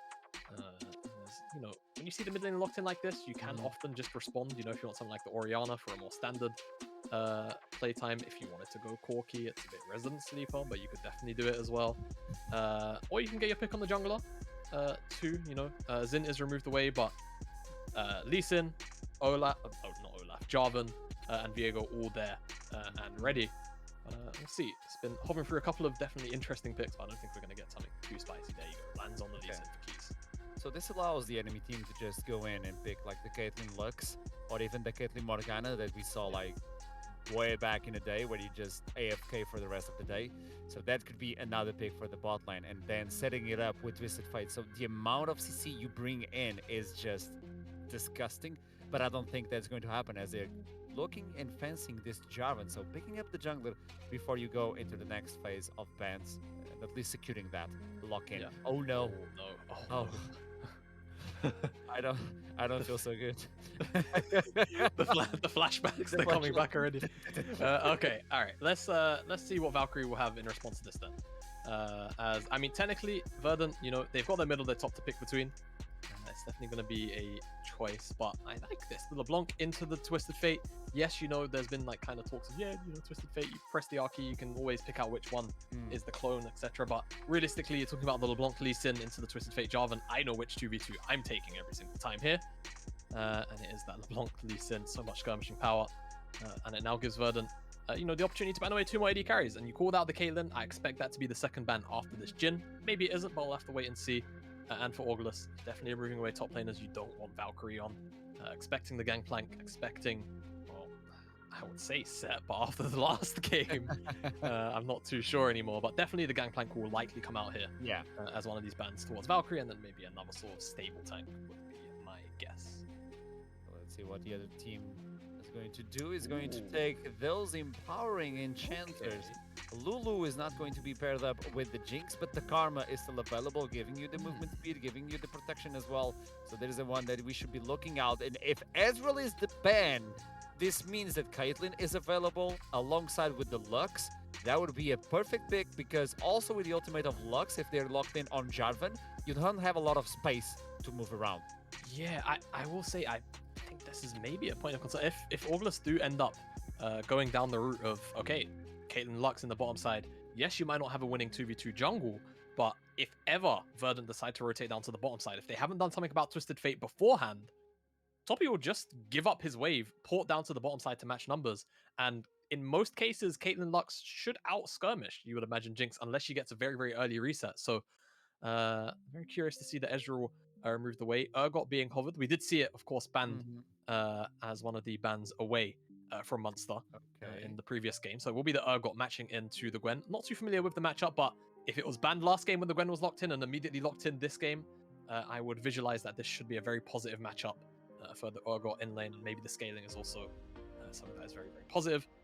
But yeah, I mean, we've highlighted the Caitlyn Lux. You have to imagine, right? It's going to have to be, at the very least, a bully lane, and it's going to be MF Nautilus. Okay, so Misfortune. Here's the thing about Misfortune. I remember actually talking about this a while, and this Braum pick absolutely demolishes Team Augulus, but I will get to that when we get to it. Misfortune, if you remember, during Worlds was actually relatively high presence. She was a very, very strong champion where you'd normally build Leaf Alley, but also the crit builds were certainly a very viable option. And then she just kind of fell off the face of the earth. And as far as I'm aware, she didn't actually get directly nerfed. Maybe I missed, you know, the very small Misfortune nerf that knocked her off of Prio, but she's still a very damn strong champion. If you drop a bullet time on top of multiple targets and you've got 2 Leaf Alley items, you're going to one-shot them more times than you don't. And realistically, there's not really too many tanky members here on the Verdant side. You've got, you know, 2 bruisers, a support, and then obviously a LeBlanc and a Jinx. So definitely a lot of value to be had there. But yeah, I'm really looking at Winner to perform on this Braum pick because he's got so many things that he's able to sort of either entirely nullify, or just the fact that Jarvan, Gwen, and of course Nautilus all want to come into him. He's going to be providing those passive stacks pretty much consistently. I mean, with Lee Sin, the stacks are going to be... so what I want to talk about is the fact that the Misfortune was a little bit tweaked in terms of costs on the E, on the Let It Rain. So yeah, it's a little bit more expensive, forcing you to go to that Presence of Mind or getting the T or something like that alongside with the Mana Flow. I don't know if he's going to bring the Comets alongside with like the Lethality build, or he's going for the Critical Strike with the Presty attack to actually face off versus the Jinx. I don't think that is the way, due to the fact that if you want to be auto-attacking versus LeBlanc, Urgot, or Jinx, that is a scary place to be as an AD carry. So yeah, I reckon he's going to bring in the Comet. But the Brown, oh, it's going to be so easy to stack it up, those passives. And not only that, right? It's like you get to block the bullet time to stand behind me. You get to block the gold cards. You know, Jarvan, his engages are a little less, let's just say, proficient or a little less irritating, just because the Braum can always jump into the Cataclysm willingly and throw out that shield. Make sure no more follow-up damage comes from any ranged targets. As Keys, you know, job level 1, not too scary. Have to stand in the bush for a little while. But yes, certainly a very, very high value Braum pick for Winter, as Keys actually brings the Sweeper level 1 to clear away the ward. And I would imagine return back to base and pick up a regular stealth ward himself, as he is the Lee Sin, wants to be able to ward hop around. So nice little bit of adaptation, reading that August would maybe come in for this red buff ward. And now it just completely denies away any information that August could want, because by the looks of things, Winter also denied away a ward, but I'm not sure where it was. There's no ward debris here, so I'm imagining it's probably on the bottom side. But yes, definitely a very strong start for Verdant. I think in one of the lane brushes, if I had to guess. It was that. It was countered that one. The zombie wards. Yeah. So nice bit of vision denial and information denial from Verdant on the level 1. Very minor things that, you know, at face value, they don't always, you know, immediately just like scream, okay, this is like insane, we're going to get loads of value out of it. But just the simple things, the mindset of, okay, we don't know where Lee Sin started.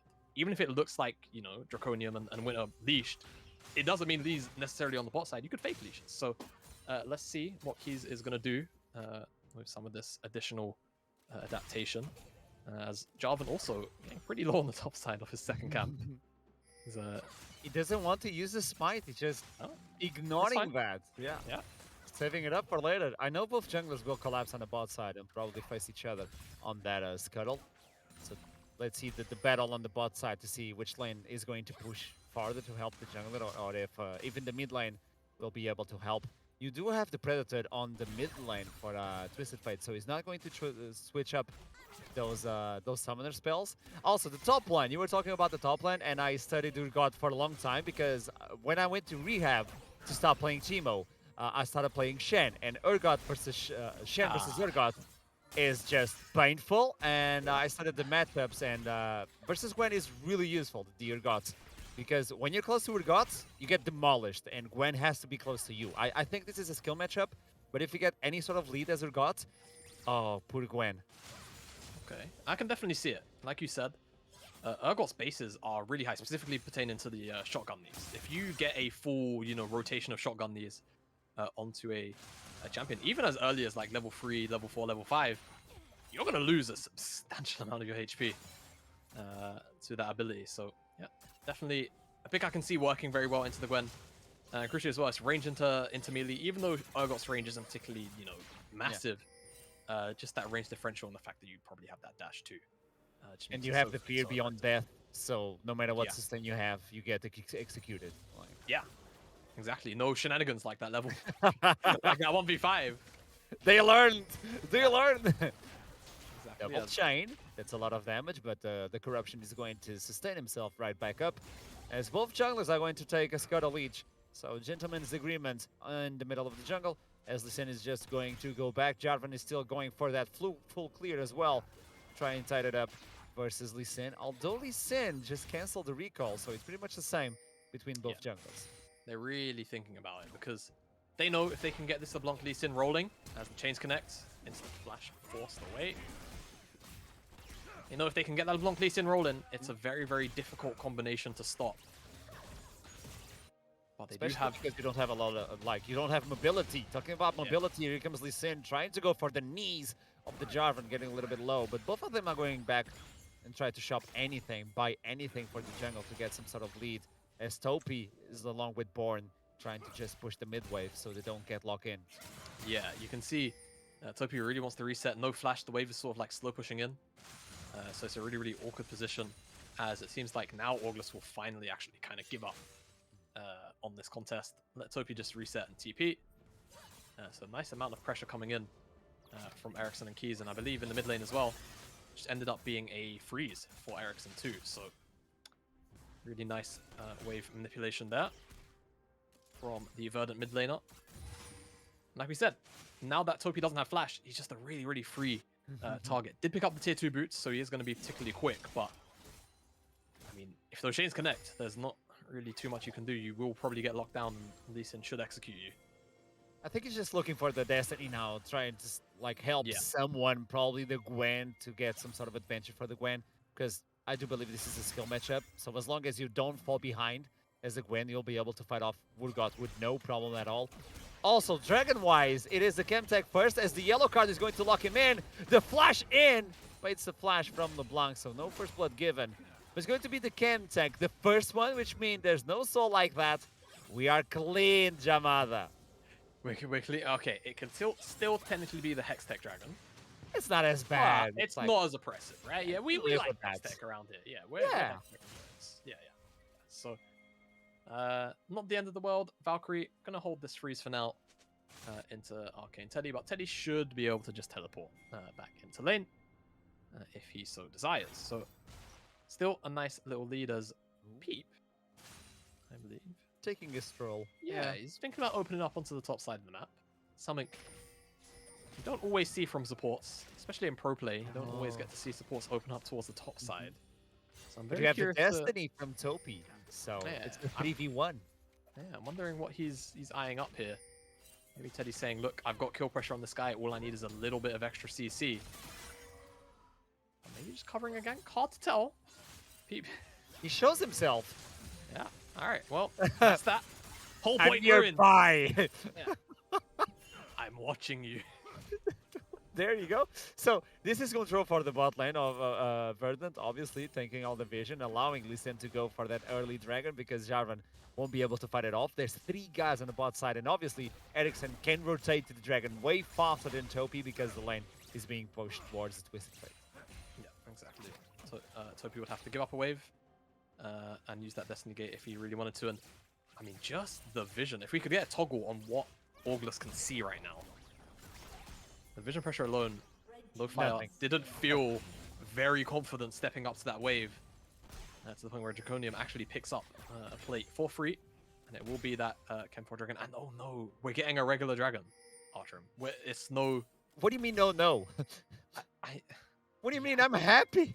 Okay, all right. I like the normal things. I'm a latte guy. I'm not a cappuccino fancy.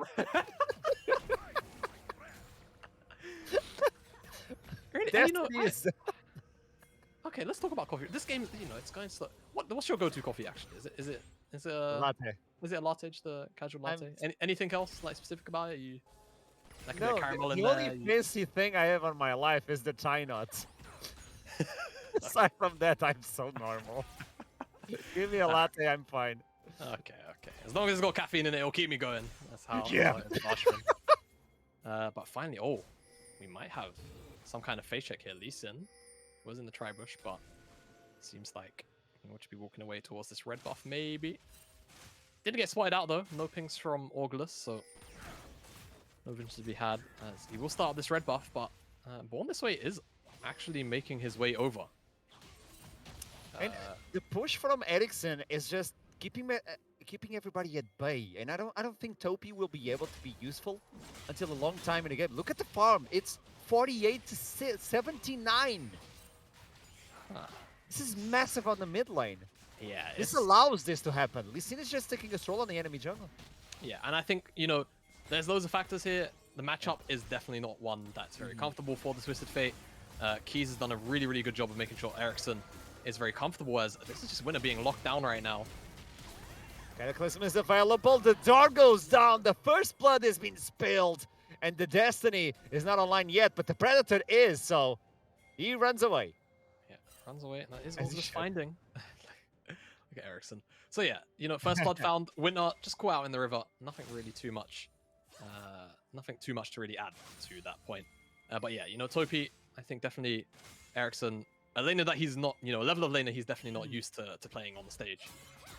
And not only that, the matchup itself, not particularly pleasant, and also Keys has really been making sure that Twisted Fate has not felt comfortable at all in this matchup from start to finish in the opening 10 minutes. But despite the very lopsided CS lead in the mid lane, August picking up that first blood definitely feels nice. Lo-Fire Going towards that crit MF, looks like Gale Force or Kraken Slayer will be the option. And of course, we saw what she could do at Worlds. Misfortune, still a very powerful AD carry in her own right. But it's not one that we get to see too often. Of course, we more or less see the Jinxes, the Jins, the Aphelioses. But has a lot of setup. Jarvan, Twisted Fate, of course, Nautilus too. Loads of reasons to succeed. This is the Yaddles and the buckets of Born this way. So if they're capable of getting not a shutdown, but a straight up kill on Valkyrie, and then just pop up the Yaddle, that's going to be massive. Okay, that's the charge. Flashes it in. And again, baits the flash from the enemy. Meanwhile, ImKey trying to look for the kick. Gets a lot of damage. There we go, the needles. And again, the Gwen pops up. He's burning. I don't think he's going to kill him, but the flag actually marks the spot. It's the X. It's the kill. It's 3 kills in terms of the... No, don't zoom in on the Gwen. This one doesn't even have the Cafe Cutie skin. It's still doing those things, man. All right, board this way. Shouldn't be allowed. Really, you know, it was definitely an over-aggressive immediate gank, but burning the flash of Valkyrie, maybe they could have put the Herald down afterwards, but it's Keys that comes in, thinking that maybe we can find something off the back of it with our 2 ultimates, but I mean, the return damage is just not balanced. It's just not. It's definitely August winning out on that one heavy-handedly, as they will take down the top tier 1 for their troubles as well. 2,000 gold. And actually, if we could get a toggle on the gold, because I mean, Born This Way now has to have a pretty significant lead over Keys at 1.5k and 1k in the top side, respectively. It's mostly this mid lane, which surprisingly, despite the amount of pressure that's been, you know, being laid on Stoppy, he's only down around 400 gold. So honestly, a matchup to kind of be happy about. Yeah. The bottom side as well, relatively even. So right now, August, with this lead in the top side, I want to see, you know, kind of similarly to what we saw from Natives, by a faster pace. Start moving this Gwen around to where you want to skirmish and really force the issue around this champion, because with that Riftmaker in pocket, with your Jarvan that's got the Gore Drinker in pocket as well, you can really, really force the issue and make sure that Verdant don't really have much say in any play that they want to make. 12 minutes in, and we're going to get the second dragon, and now it's Orglos getting all the priority. Just as he said, rotate that Gwen, rotate the advantage you have, getting more attack speed and power for the Gwen. Adaptive power, that is a strong one. Peep knocks on the ground. Here comes the bullets. The dart has been put. Actually takes a little bit of damage, but dies to Born This Way. Draconian just running away with the Jinx, getting that reset. ImKey just going to get the card on the face, and it's the death one. And meanwhile, instant channeling to the top side, not to give any more platings. Orglos just taking everything they want. Yeah, they get the objective down on the bottom side, and they get a couple of kills for their trouble. Verdant do pick up 1, but it's just Keys finding Peep, who, you know, definitely looks a little bit over-eager to make that fight happen. As, Valkyrie accidentally hits the plant, but Teddy definitely wants that wave a little bit more than the 101 Urgot, so we'll go back to farming here. And we have a Cloud Dragon. We have the most relaxed dragon as, oh my goodness, Yeah. Ericsson. Low fire trying to get the kill. He's still burning. It's not enough. Winter is also running away. Yeah, like it's not even coffee. Like it's a cloud. It's more like tea. Okay. Listen, you're casting with a Brit, no tea slander. We're not doing I tea like slander. my tea. Oh, you like your tea? Okay, that's good. Yeah. That's good. Why would I It's say more tea's calm. Yeah. No, it's calm. Oh, right. I get it now. I get it. All right, What I do got you I got you. I didn't diss the tea. No, but it's like you're saying it's more, you know. Wait, do saying you it's a little drink more tea to boring. go hype? Like, oh, I'm going to a party. No, Well, now definitely you not. can't. No. Like, Tea's the relaxing drink. Yeah, tea's the relaxing drink. I'm going to do a marathon, so better get my green tea. But yeah, no. Cloud Dragon, first of the day. It feels like I haven't seen a Cloud Rift in a while. Yeah. I feel like in Div 1 we've not been getting any. No, we've been getting a lot of the new dragons. A lot of Yeah. them. Yeah. It's like they're promoting them. Because I definitely recall week 1, we got like 2 Chemtech dragons, 1 Hextech, and that was kind of it. The rest were all like mountains and like a couple of Infernals. But no clouds. So nice to, you know, a little bit of variety for a change. As I believe there's a lot of pings, but a bit of headbutting in the river right now for this Herald as Teleport comes in. This guy, we're going to get a full-blown skirmish. Destiny being popped up. There we go. Double knock up. And the Misfortune is just holding on the ultimate. Valkyrie tries to run away. And meanwhile, it's again Winter biting the bullet as Barn this way is going to take the kill. But the Reset City is dead. It's going to be Draconian with the AoE. Just one more shot. Just one more crit. And it's Peep to stop the flow. Meanwhile, Keys goes in. Just pops open the Gourd Drinker. Gets all the blood flowing in. As Key is going to look for another one. But Teddy's there to stop it up. But this is a massive comeback from Verdant. Yeah, massive win for Verdant. They needed this one if they lost that skirmish, which at the start of it looked like they were going to start to really wonder how you'd come back into the game outside of just waiting for Draconium to scale up. But we saw some of the damage Draconium was able to put out, just wasn't able to chain together those resets. And if he does, Draconium definitely cleans house. But Arcane Teddy being a bit of a nuisance here to Keys. Trying his best here. I'm not sure if Keys wants this fight 1-to-1, but he's got backup on the way. 3v1 for now as Draconian steps in as well, but the mains of the teams of Orglas are going to just take the objective back. Yeah. Thanks for the leash, by the way. And they get the second one.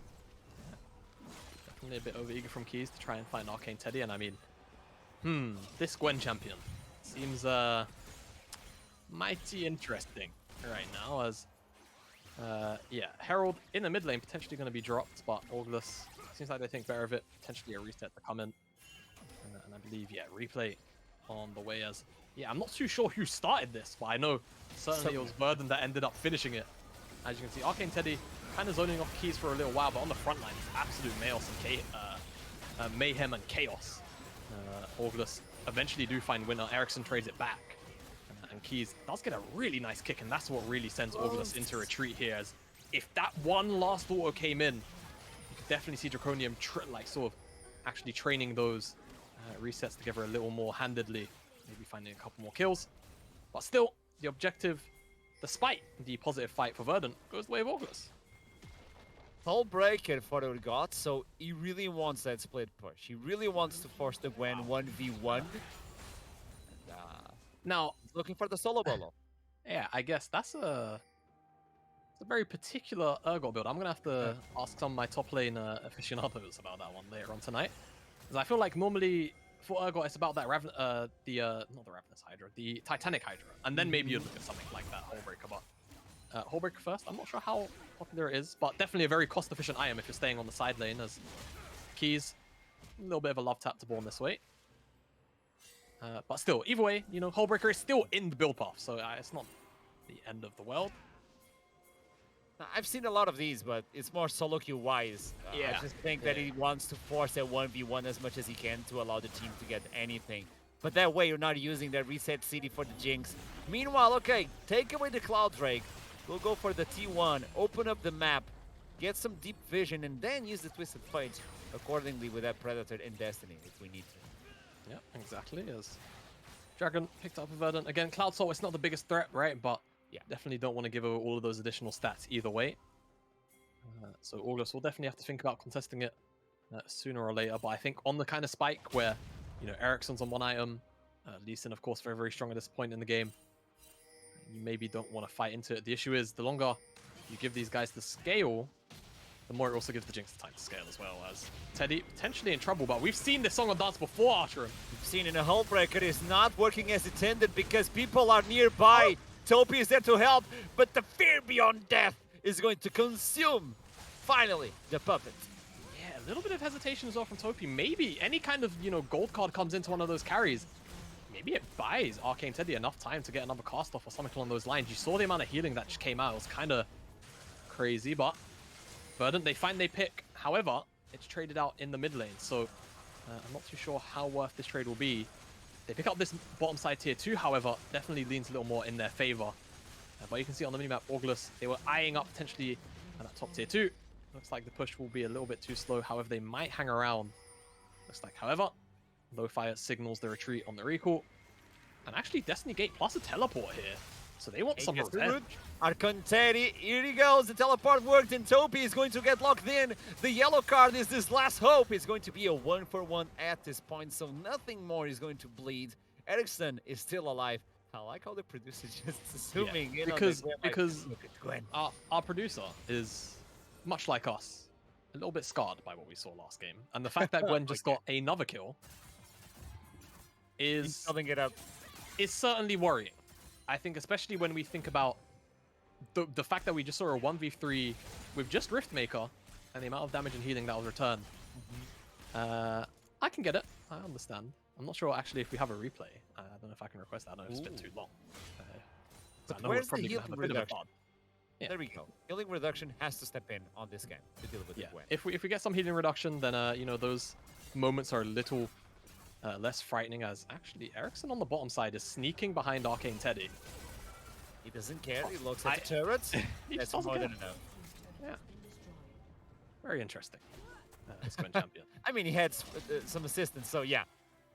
He's going to focus down on the turret. It's going to be another one at this point. I was looking to see if I could see the turrets. Oh, Sonic Wave just dodged. A lot of mobility on that champion as well. So Arglist now opening up the map as much as they can. But it's all around the dragon, which means they could get some sort of control on that specific part of the map. 2 minutes in until the next dragon. Obviously, you don't want to give that soul point to the enemy team. Even though it's a Cloud Drake, like giving stuff like this is not what you want. No, definitely not. You don't really want to give, like we said earlier, the stats over, but we'll see what happens. I think now that Arcane Teddy has those 2 items in his back pocket, it's going to be a very, very scary customer to deal with, whether it's the side lane, whether it's in team fights. I think a threat that Verdant, sooner or later, they're going to have to deal with. And as well, kind of across the board, the items and the spikes are starting to come in. Oh so slowly. Topi almost hitting that rapid fire cannon. No, Based found that rapid fire cannon just now. So 2 items across the board on the top side, 2 items also for low fire. So in complete sync on the reset, matching item parity with Verdant. This game is pretty much neck and neck. It's just more about who can find what and when they can do it. Ericsson, chains don't quite connect. Beep doesn't care, drags himself. Winter is going to face Shaq, and now he's the one in trouble. The door is not going to open because it's going to be demolished. Low flyer, even though using that ultimate was not necessary. Probably save it for the team fight, but doesn't care, just to make the quick kill secure. One thing that we need to point out, and he was not on the battle, is Ericsson's build path. Look at this. Yeah. The amount of magic penetration is unreal at this point, and there's not a single source of magic resist on the other side, aside from the treads. Yeah, and that's a very, very scary thought to think about. If you see something like QQ and just an E, honestly, yeah, you could maybe see low fire just be removed from the fight as low fight. Oh, let's see. I mean, oh, yeah, that's through a Bloodthirster shield. So very, very scary. Fortunately, now Ericsson isn't going to have the mimic ability for a little while, but nonetheless, you can see the amount of damage that Ericsson's capable of putting out on one of these squishier members with no magic resist. Honestly, Augulus, I think that has to be their first target. They have to try and find Ericsson, but Ericsson's wrapping around for a little bit of a flank, and this is a very precarious position to be in. Verdant really holding this choke well. They know if they hold the choke, it makes Augulus's entry very, very awkward. But entry is finally being split and given over as they try and focus down this dragon. The idea now is to just chip away on the Jarvan to see if he's just not able to go into the dragon. Dragon is secure. It's going to be the Dragon Soul at this point. So before 30 minutes, we'll see another battle. Obviously, it's going to be Verdant setting it up. And probably just giving it up as well and going for the Baron, because you're not fighting to get the soul like, okay, this is the decisive one. Better to get the Baron and offer something. But we'll see as we get there. Meanwhile, the Gwen doesn't have the possibility of the split push because that Hullbreaker alongside with the Titanic is a massive sight to behold. Yeah, you know, I mean... You don't respect I'm actually not too sure because Urgot's scaling is really, really strong. But I mean Gwen. Gwen Good is analysis. one of the... Yeah, great analysis, I know. But like Gwen is genuinely one of the, strongest scaling side laners in the game. In the kind of same books as like the Jax or Fiora or Camille. So, don't be too surprised if we see a random 1v1 between Valkyrie and between Arcane Teddy that, the Gwen comes out on top. Even though right now Valkyrie, fairly substantial CS lead, just a little bit over the 30 mark with those 2 items, and the level lead. Arcane Teddy, you have to remember, has that extra combat summoner in the exhaust, so it's definitely a very big advantage. Valkyrie can't exactly magic up another summoner spell. So on the other side, he's just skipping the Mythic. I believe it for now. You don't need it. Yeah. Yeah, that's a dev stance, though. Yeah, it could be a Death Stance, could be a Black Cleaver as well.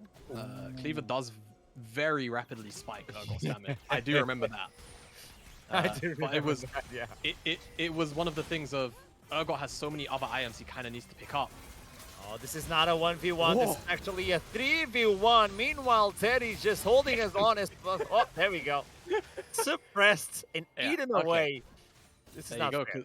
I mean, if Urgot can't land those ultimates, you can just kind of see, right? That's definitely the theory of the pick. And now that I'm getting to see it a little more actively, it makes a bunch more sense. Because if you're not able to just execute her at that 20%, 25% threshold, my goodness, does she go on for a little while? And yeah, Verdant picking up Arcane Teddy on the side lane quite handedly. And there won't be any response from Augulus, unfortunately. Nowhere to be found. There's that's something that Augulus they're responding to now. Hullbreaker got side lane push, very prominent as gold card. Actually looking to pick this one up, and I mean this. He can do it. Like he's buying enough time for the team to go for the Baron. But the issue is they're just not really in position to start it up. Yeah, they were still coming out of base, so realistically, this is just Augulus blowing Valkyrie's flash and getting that one for free. And Verdant getting a little bit of mid priority, maybe get engaged on here. Destiny locks in on the Jinx. They follow it through and force the flash away. Meanwhile, 2 teleports to give in the team Verdant a little bit more breathing room. And here comes the ultimate from Misfortune. Is working wonders. Jinx is not doing as much as he wants. Or this way is going to buy some time. And that's the shutdown. 2 kills coming in for Augulus. And meanwhile, Low Fire is just popping off. Jinx is not capable of joining this fight. A Valkyrie without the summoner's spell, the flash, is just going to be chipped away as well. And the Baron promise is going to be, well, given to Augulus. Yeah, Augulus will start this one up. Keys is still here, still has flash, still has smite, still has kick.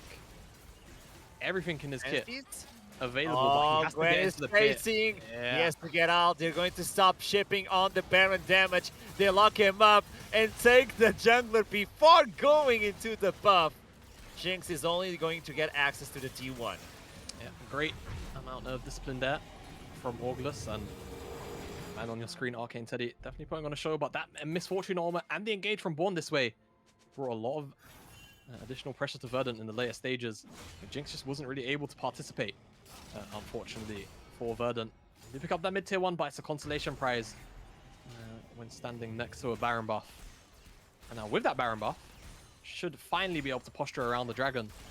We've seen how strong this Gwen is already. We know how strong those rapid fire gold cards are, and we saw a pretty massive Misfortune ultimate come over the top of this Verdant lineup.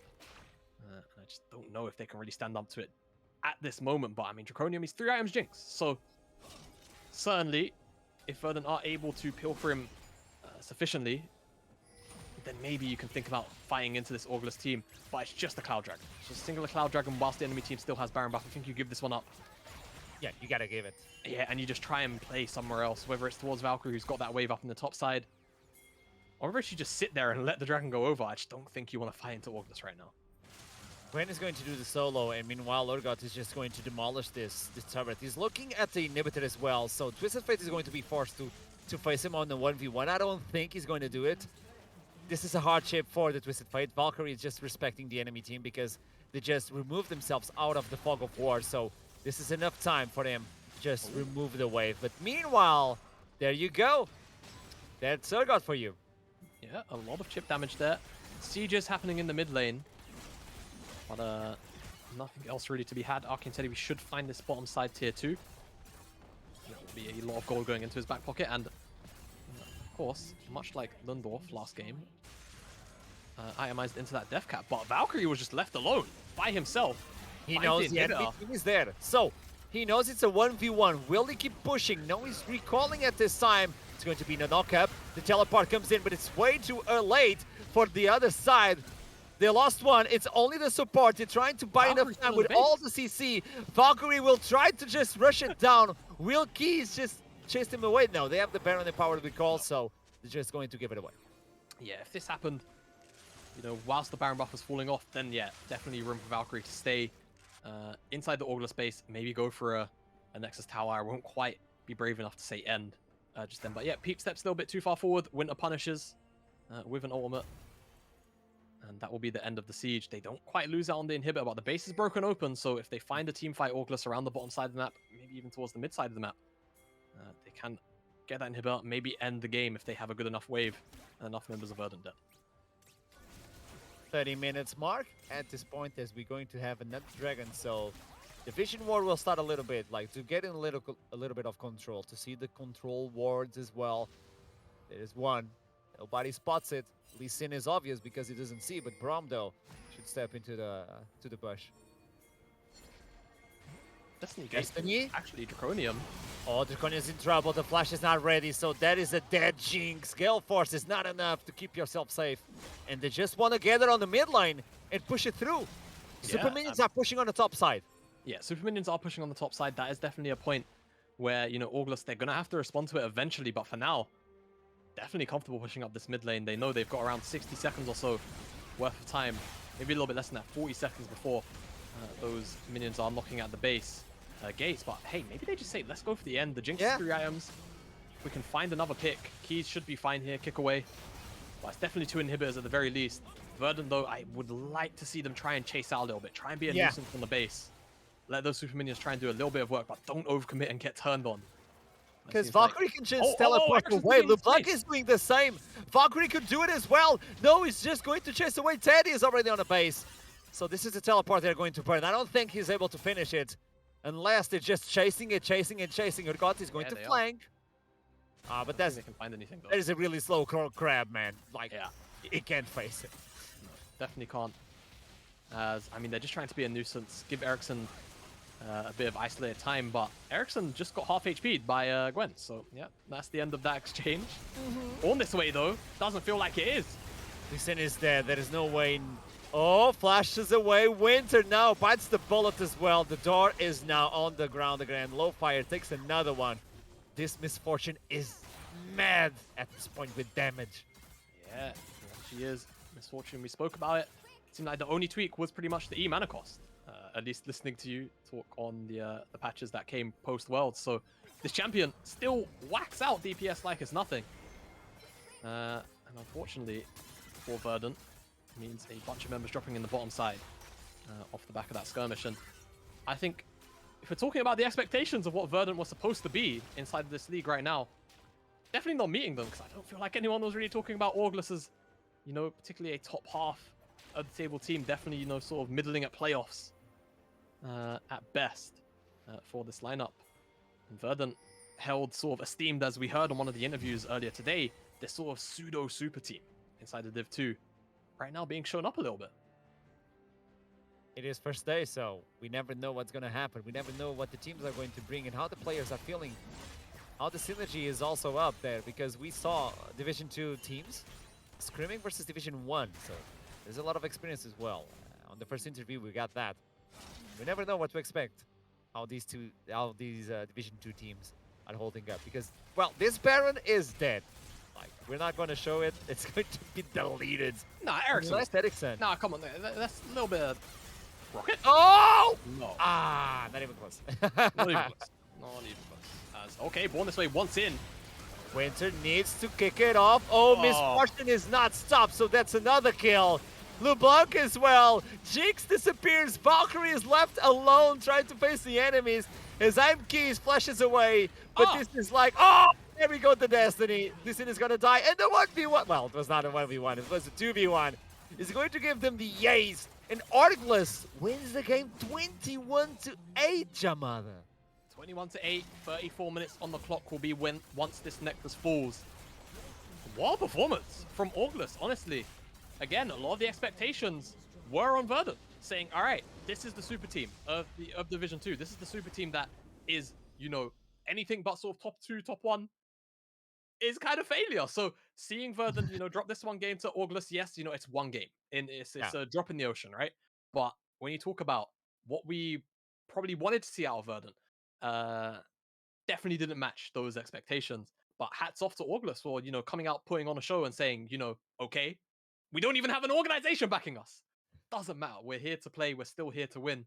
And of course, you know, across the board, some very solid performances, of course, particularly from Born This Way, Arcane Teddy, and Lo-Fi on that Misfortune, putting in a whole bunch of work on those mid-game team fights. and it's about power of will.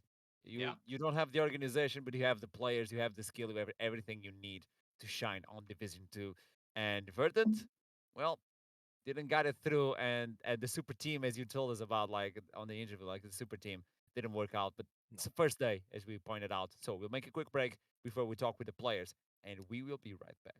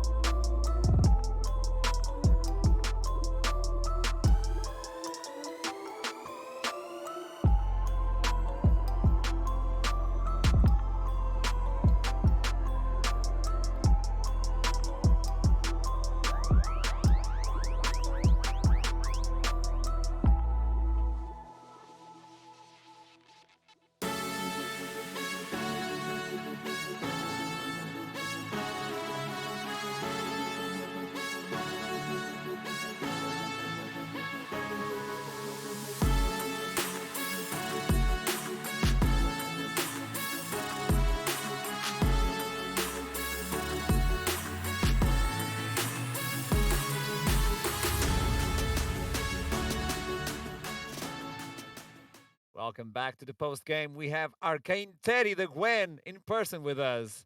How you feeling? Feeling good, feeling good. It's a nice win. It was a nice win. Yes, it was. So looking into the Champion Select and all the draft, do you guys still have a coach with you? Yes, we have. Heavenix is our coach. He was our coach when we started in Nox, and he still is our coach. So Okay. So when you looked into the Gwen versus the Urgot, did you feel anything, or did you feel comfortable because you knew the matchup would be yours? I definitely was expecting a different matchup. I didn't expect the Orgot one for sure, because we obviously thought about blinding the Gwen. I did expect him to pick something else, but I was happy with the Orgot matchup. I think in the end it worked out for me. I think I played the matchup before, so I'm comfortable playing accordingly. Should not give the Orgot the angles that he has in the early game, because I outscale anyways. But, so yeah.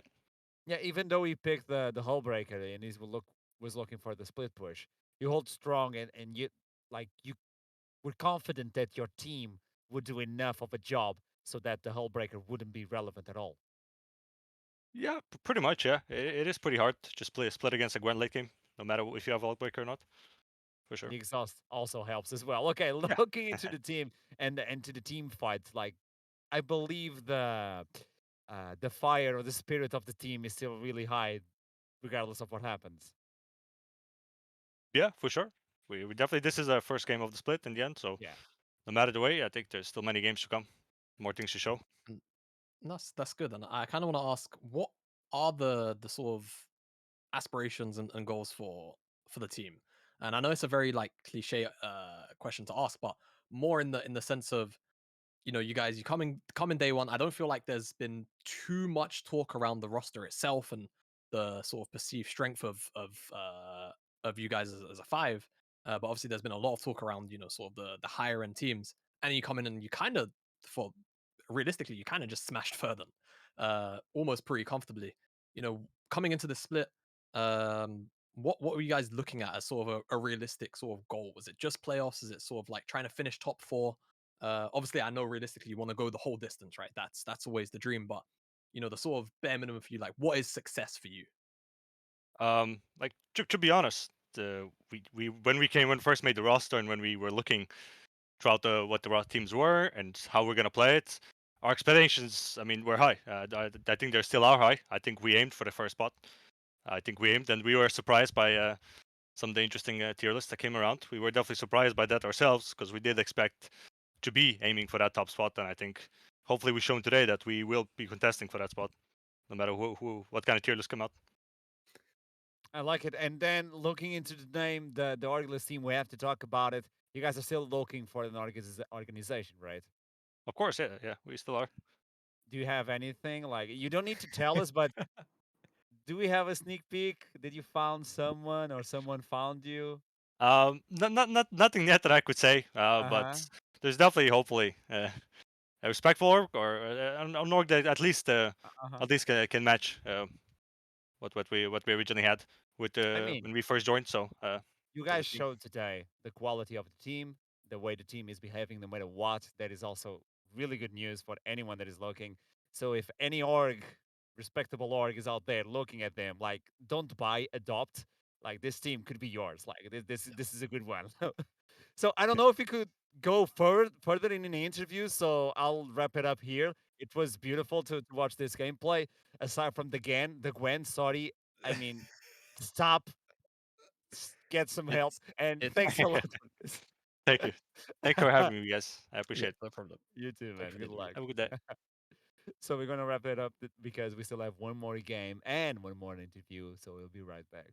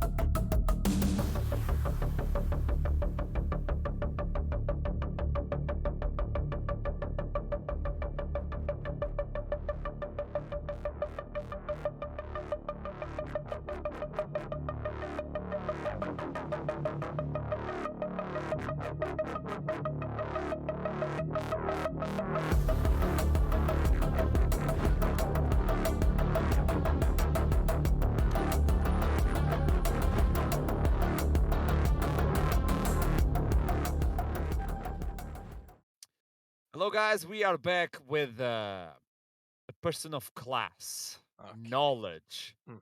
a person that has good taste, Valkyrie. A guy what's who up? played Timo, ZZ Roth, Frozen Mallet. He knows the deal. How you doing? I would say I'm doing okay. Like, obviously, I would have preferred winning, but as everyone says, first game of the split is always the hardest, right? It was a tough matchup, like for the entire team, because you were doing really fine on the lane, but out of the sudden you look outside of the lane and you're like, okay, this is burning a little bit. What can you do as a top laner at that point specifically because you bought the split push item? I think like what we were trying to do in the mid to late game was we were mainly trying to cross map since I have like the Hullbreaker, right? And we could always double up on side lane with LeBlanc and Urgot to catch out the Gwen, who's also not playing Flash or Ghost, so she's kind of dead when like LeBlanc hits the chain onto her, which we managed to do twice this game. But I think like we kind of fucked up a bit on not making enough happen with Lee Sin LeBlanc. It's a pretty risky comp to draft, especially in the first game of the split, in my opinion. Since if you don't make things happen in the first 20 minutes, you're gonna get outscaled by a lot of comps, which is kind of what happened this game as well, in my opinion. We for sure misexecuted on some fights, but I think like overall, it was just not a great game from us. Like, there's a lot of things we can work on for sure. I think the laning phase, like we played fine, but we could have probably pushed a bit more. But yeah, we're just gonna get into the review, and I think for first day we're gonna play a lot better, hopefully. And it didn't seem like you guys wanted to fight as a five-man squad. You guys had Braum versus the Misfortune. It works really well. You can block a lot of the ultimate. But I Yeah. didn't see that happening a lot of times, and the squad just getting prepared for team fights. A few times it seemed like you guys got caught and didn't know how to reply with that. Do you have like a shot caller that tells you like, oh, we should fight, we don't have to fight, or is it like everyone on the team has a big voice? I would say our main shot callers are probably support and jungle. We're mainly working through that. I think like today we had a few fumbles where we got called out by TF ultimate or just by like Nautilus engages, or we just overreached. And obviously, Gwen is a champion that punishes such mistakes very hard. And I think like at a certain point in the game, like around 20-25 minutes, it just got really hard for us to team fight. So the main way we had to try to get back into the game was just playing the side lanes, since we obviously have like superior side lane champions. So yeah, that's what we tried to do. Didn't work out this game. We're gonna try to do it better on next one, right? There's still 17 games to go in the round robin. We're not really worried right now. But yeah, there's definitely still a lot of stuff we need to clean up.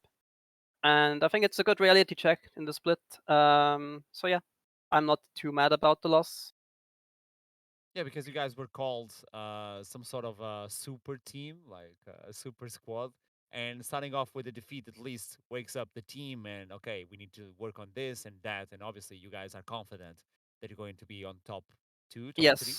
Yes. I think like by the end of the split, we're gonna be the best team in the league for sure. But it's like a learning process, right? I think we all have like players that have really high ceilings. In the last 2 or 3 weeks, we did not get to scrim as much as we would want to, but it's gonna get better for the upcoming weeks. So that's gonna be something to look forward to. And yeah, I think like by the end of the split, we're still gonna be the strongest team. Obviously, the start wasn't the best, but I think that makes things a bit more interesting, right? Than just Yeah. going 18-0. More spicy. Last question from me is, will we ever see the best champion in the game being played by you on the top side? If you're talking about Timo, maybe not. If you're talking about Soraka, probably. Leaks. Okay. Thank you so much, Valkyrie, for this amazing interview. Obviously, Jamada doesn't have anything to say. He doesn't understand Timo. I'm not a man of taste. He's just disgusted. He's just disgusted. He was one of the people that suffered the Timo supremacy. I know it. Thank you so much for this, Valkyrie. I hope to see you more. Like, keep the spirits high and good luck with the team. Yeah, I wish you a wonderful evening. See ya. See you, man. Thank you so much. So, we still have one more game to go today. Stick around. The action is still going on. I'll see you soon.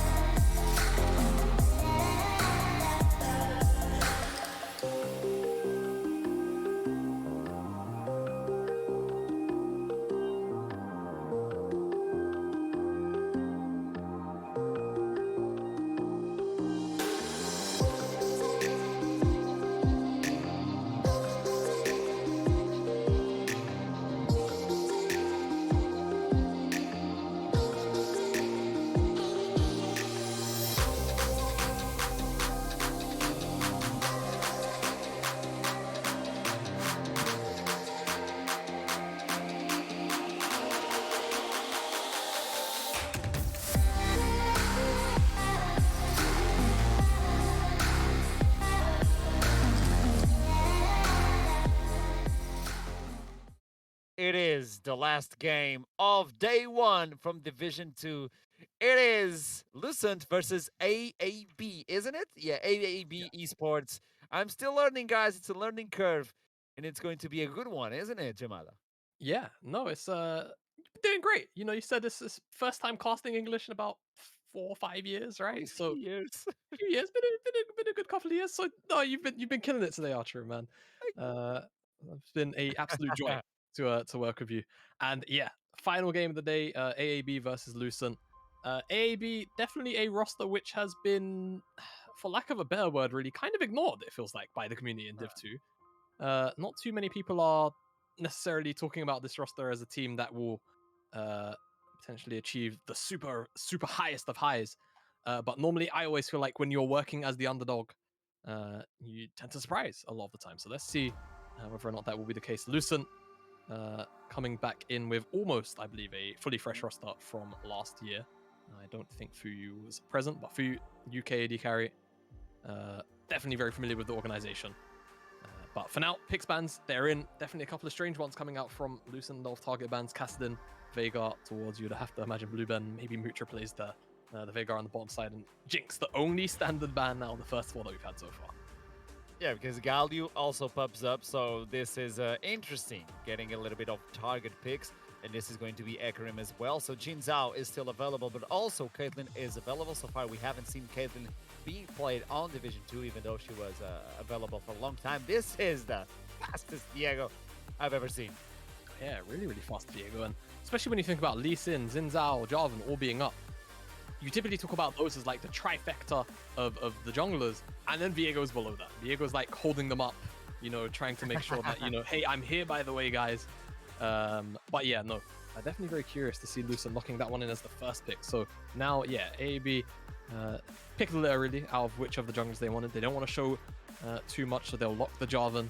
And of course, the AD carry pool is just there if they want it. They could even pick up Thresh here if they want to take away to ensure that, you know, Thresh isn't going to be, you know, flaying the Jarvan out. But it's an Ashe. It's an Ashe lock-in. All right, very, very curious. I think Ashe actually has a very unique position in the meta right now, funnily enough, because in lane at least, she has a pretty good matchup into most of the meta AD carries. She has a pretty good lane matchup into Caitlyn, depending on who you ask, really. Speaking of Caitlyn, by the way, locked in here, finally for Lucent.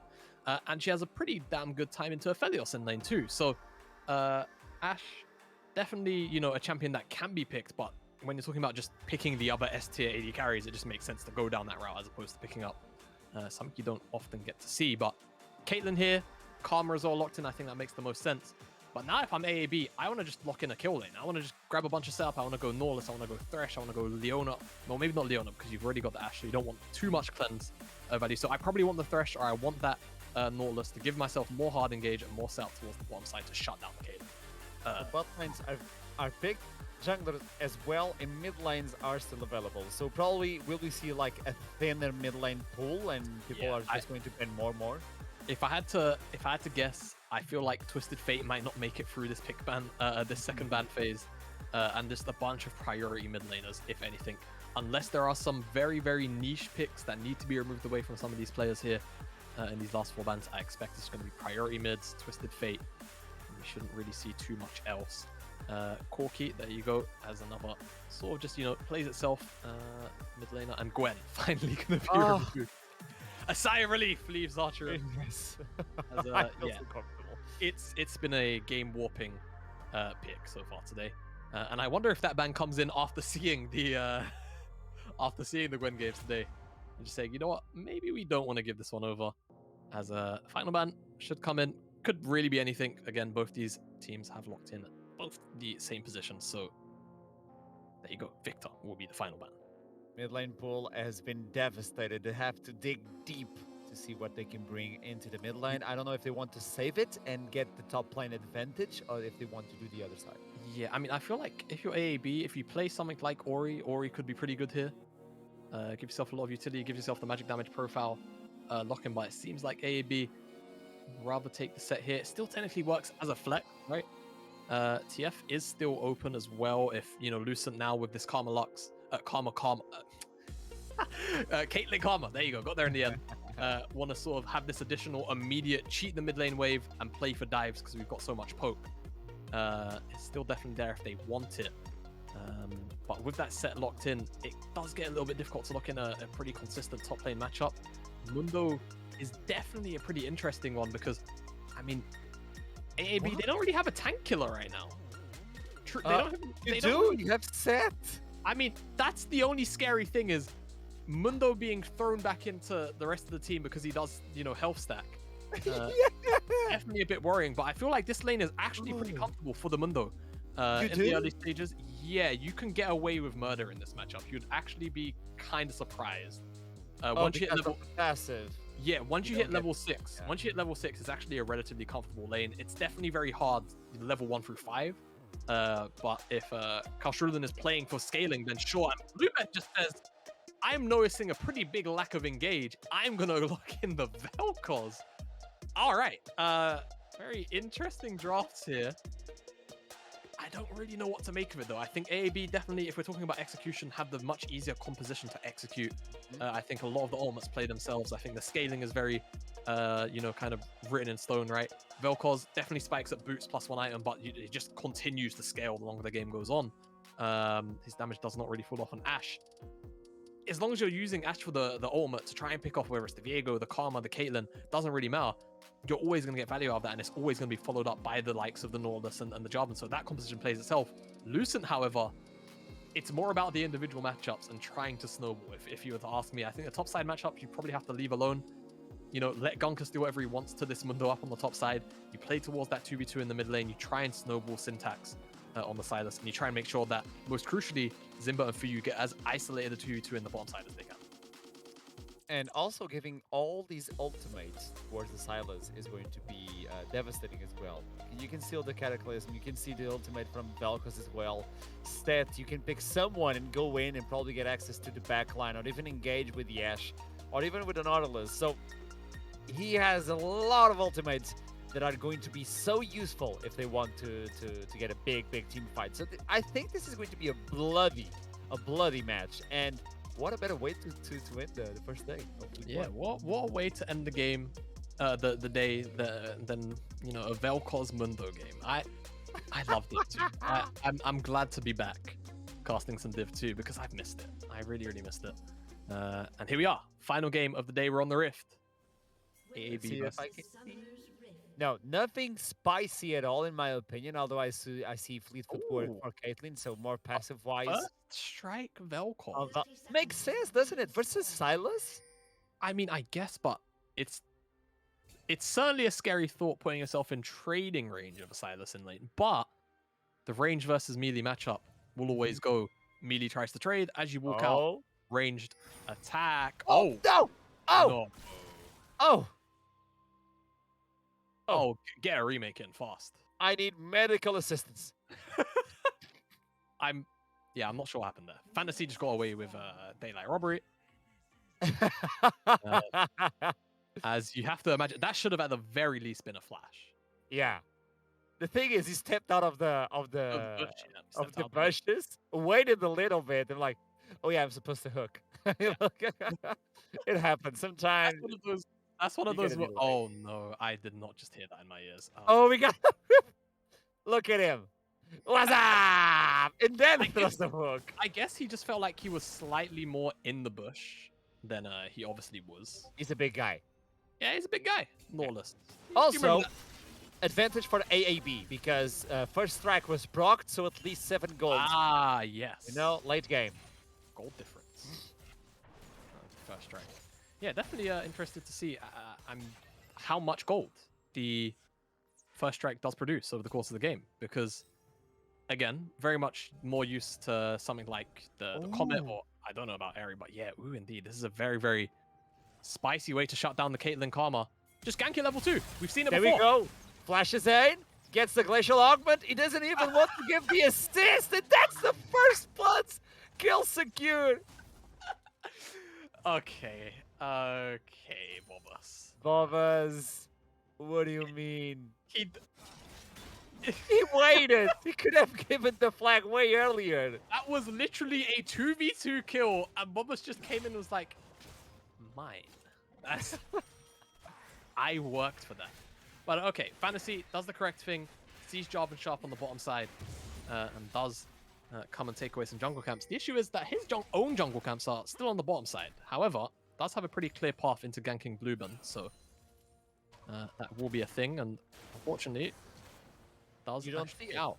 Yeah, Yeah. without using flash. So Fantasy is just going to be up a jungle camp, a little bit behind on maybe clearing, full clear top to bot, but at the end of the day, it's still going to be up a camp. Also screwed with the spawning of Bobus's camps too, so that Rapt camp will stay level 1 a little bit longer.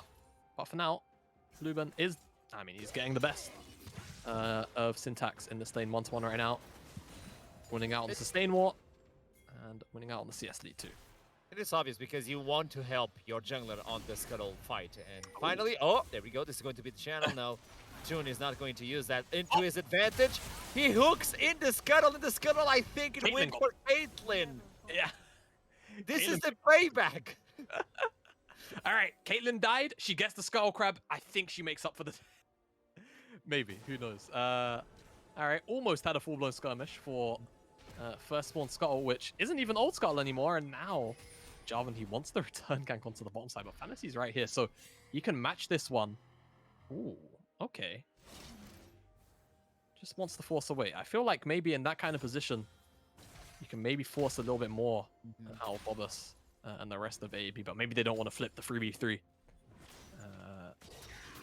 at this moment in time, just because it's a lower risk play, so they force away the Jarvan. I think that's cool too. And for now, things should go back to a little bit of peace and normality. However, you never know. With drafts like these, when you've got something like the Dolkos and you've got something like the Mundo, and Bobus being so willing to try and throw his body at these lanes. 16 CS at 5 minutes almost. Now we finally get the chance to look into the top side, because the Scuttle is still sitting idle in the middle of the river. No jungler went in to actually decide that the fate of that Scuttle. But on the top side, though, I do see a big wave collapsing on Gunka's top turret, which allows the Jarvan to gank if he wants. But there's a disadvantage in terms of farm in favor of the Mundo before the level 6 that you were talking about. Yeah, so I'm really curious to see what's going to happen. Yeah, So I actually had a conversation about this very specific matchup not too long ago. Because there was a bit of a debate between some players that I speak to in the scrim set, where top laners were basically saying, look, Mundo gets absolutely run over in the first 5 levels in the set lane, but then set can't really do too much once Mundo has access to the level 6. But then there was also somebody else saying that Mundo absolutely destroys set in lane from start to finish. And there was a bit of disparity there. And eventually we landed on, yeah, set definitely should have the advantage in the early levels, but as soon as that level 6 comes in, it just becomes hard for set to really have consistent kill threat on the Mundo. So the agreement was whatever happens late game, or at least like at post level 6, it's Mundo's game. Yeah, at post level 6, it's all about what Mundo starts to do. Because Mundo doesn't really have much of a threat posed towards himself from the set, in most cases anyway, he kind of gets freedom in lane to either sit there and farm and scale up, or take more aggressive trades because he knows there's not really any 100-0 lethal threat from the set, or he just roams. It's really up to Mundo in many cases. And also, I like the extended look up on the top side because Mundo is using the Mundo skin, and anytime I see Dr. Mundo picked and it's not Corporate Mundo, I get very, very upset. What if you don't have the skin? It's TR. Everybody has the skin. Okay. Yeah, okay, I got checked. Meanwhile, the mid line, Salas is not having a happy day, which is really ravishing for the Vel'Koz. Obviously, those Vel'Koz players, they're not usual. So when you see someone that actually knows how to play that champion, you realize that your math teacher was right, that you need math along the life. Yeah, and first strike as well in the lane. It's going to stack him up quite nicely in the gold department. Even if it's just, 5 or 6 to like 10 gold at a time. You even saw, I think he procced for something. I think it looked like about 10 extra gold on a trade or something like that. That stacks up over the course of... so there you go, 65 gold so far. It's a siege minion. It's a siege minion. He's literally up a whole cannon right now, which it's not, the craziest amount, but it's about those later game stages where you get this massive burst of first strike, and then you just get an extra 300 gold off a kill. As here we go, trying to pick on this Mundo. Ultimate is proc, the flash is also in. That's the dredge line. No one believed in him, so he takes the kill for himself. Yeah, there you go. No one thought. I mean, did you see the red buff hook, Archer? But yeah, finally Mundo does get picked on, and like I said, Set himself doesn't really have too much kill for it, but he does still have the setup, the ability to remove the spell shield passive, and then ult in a certain direction. In this case, doesn't even need it. Just the CC from the Jarvan and the Nautilus is enough. The issue with this roam, however, is Fuyu and Zimba get full control of the bottom side. They're going to strip off 2 plates. They're going to leave it at 2 and return away. And I mean, look how much CS Mutra missed for this room. Now, it can definitely be made up with the Rift Herald, but you're still talking about already 320 gold plus all of the XP and gold missed from the minions. They've got to be quick if they want to keep that Caitlyn and calm it down. This is what you don't want to... Oh, Mutra is in jeopardy because this is going to be a massive burst. Q is there, heal as well. Mutra now has to go back. This is more plating coming into the pockets of Caitlyn. Like, the idea of the Caitlyn is getting a lot of plates, and he's getting it. Yeah, exactly. It's definitely a... Sometimes people don't always get the full concept of what you're supposed to do with Caitlyn. Artrim, you summed it up pretty much in one sentence. Move the Caitlyn around, get plates. That is Caitlyn's job in the first 14 minutes of the game. You get as many plates as you can.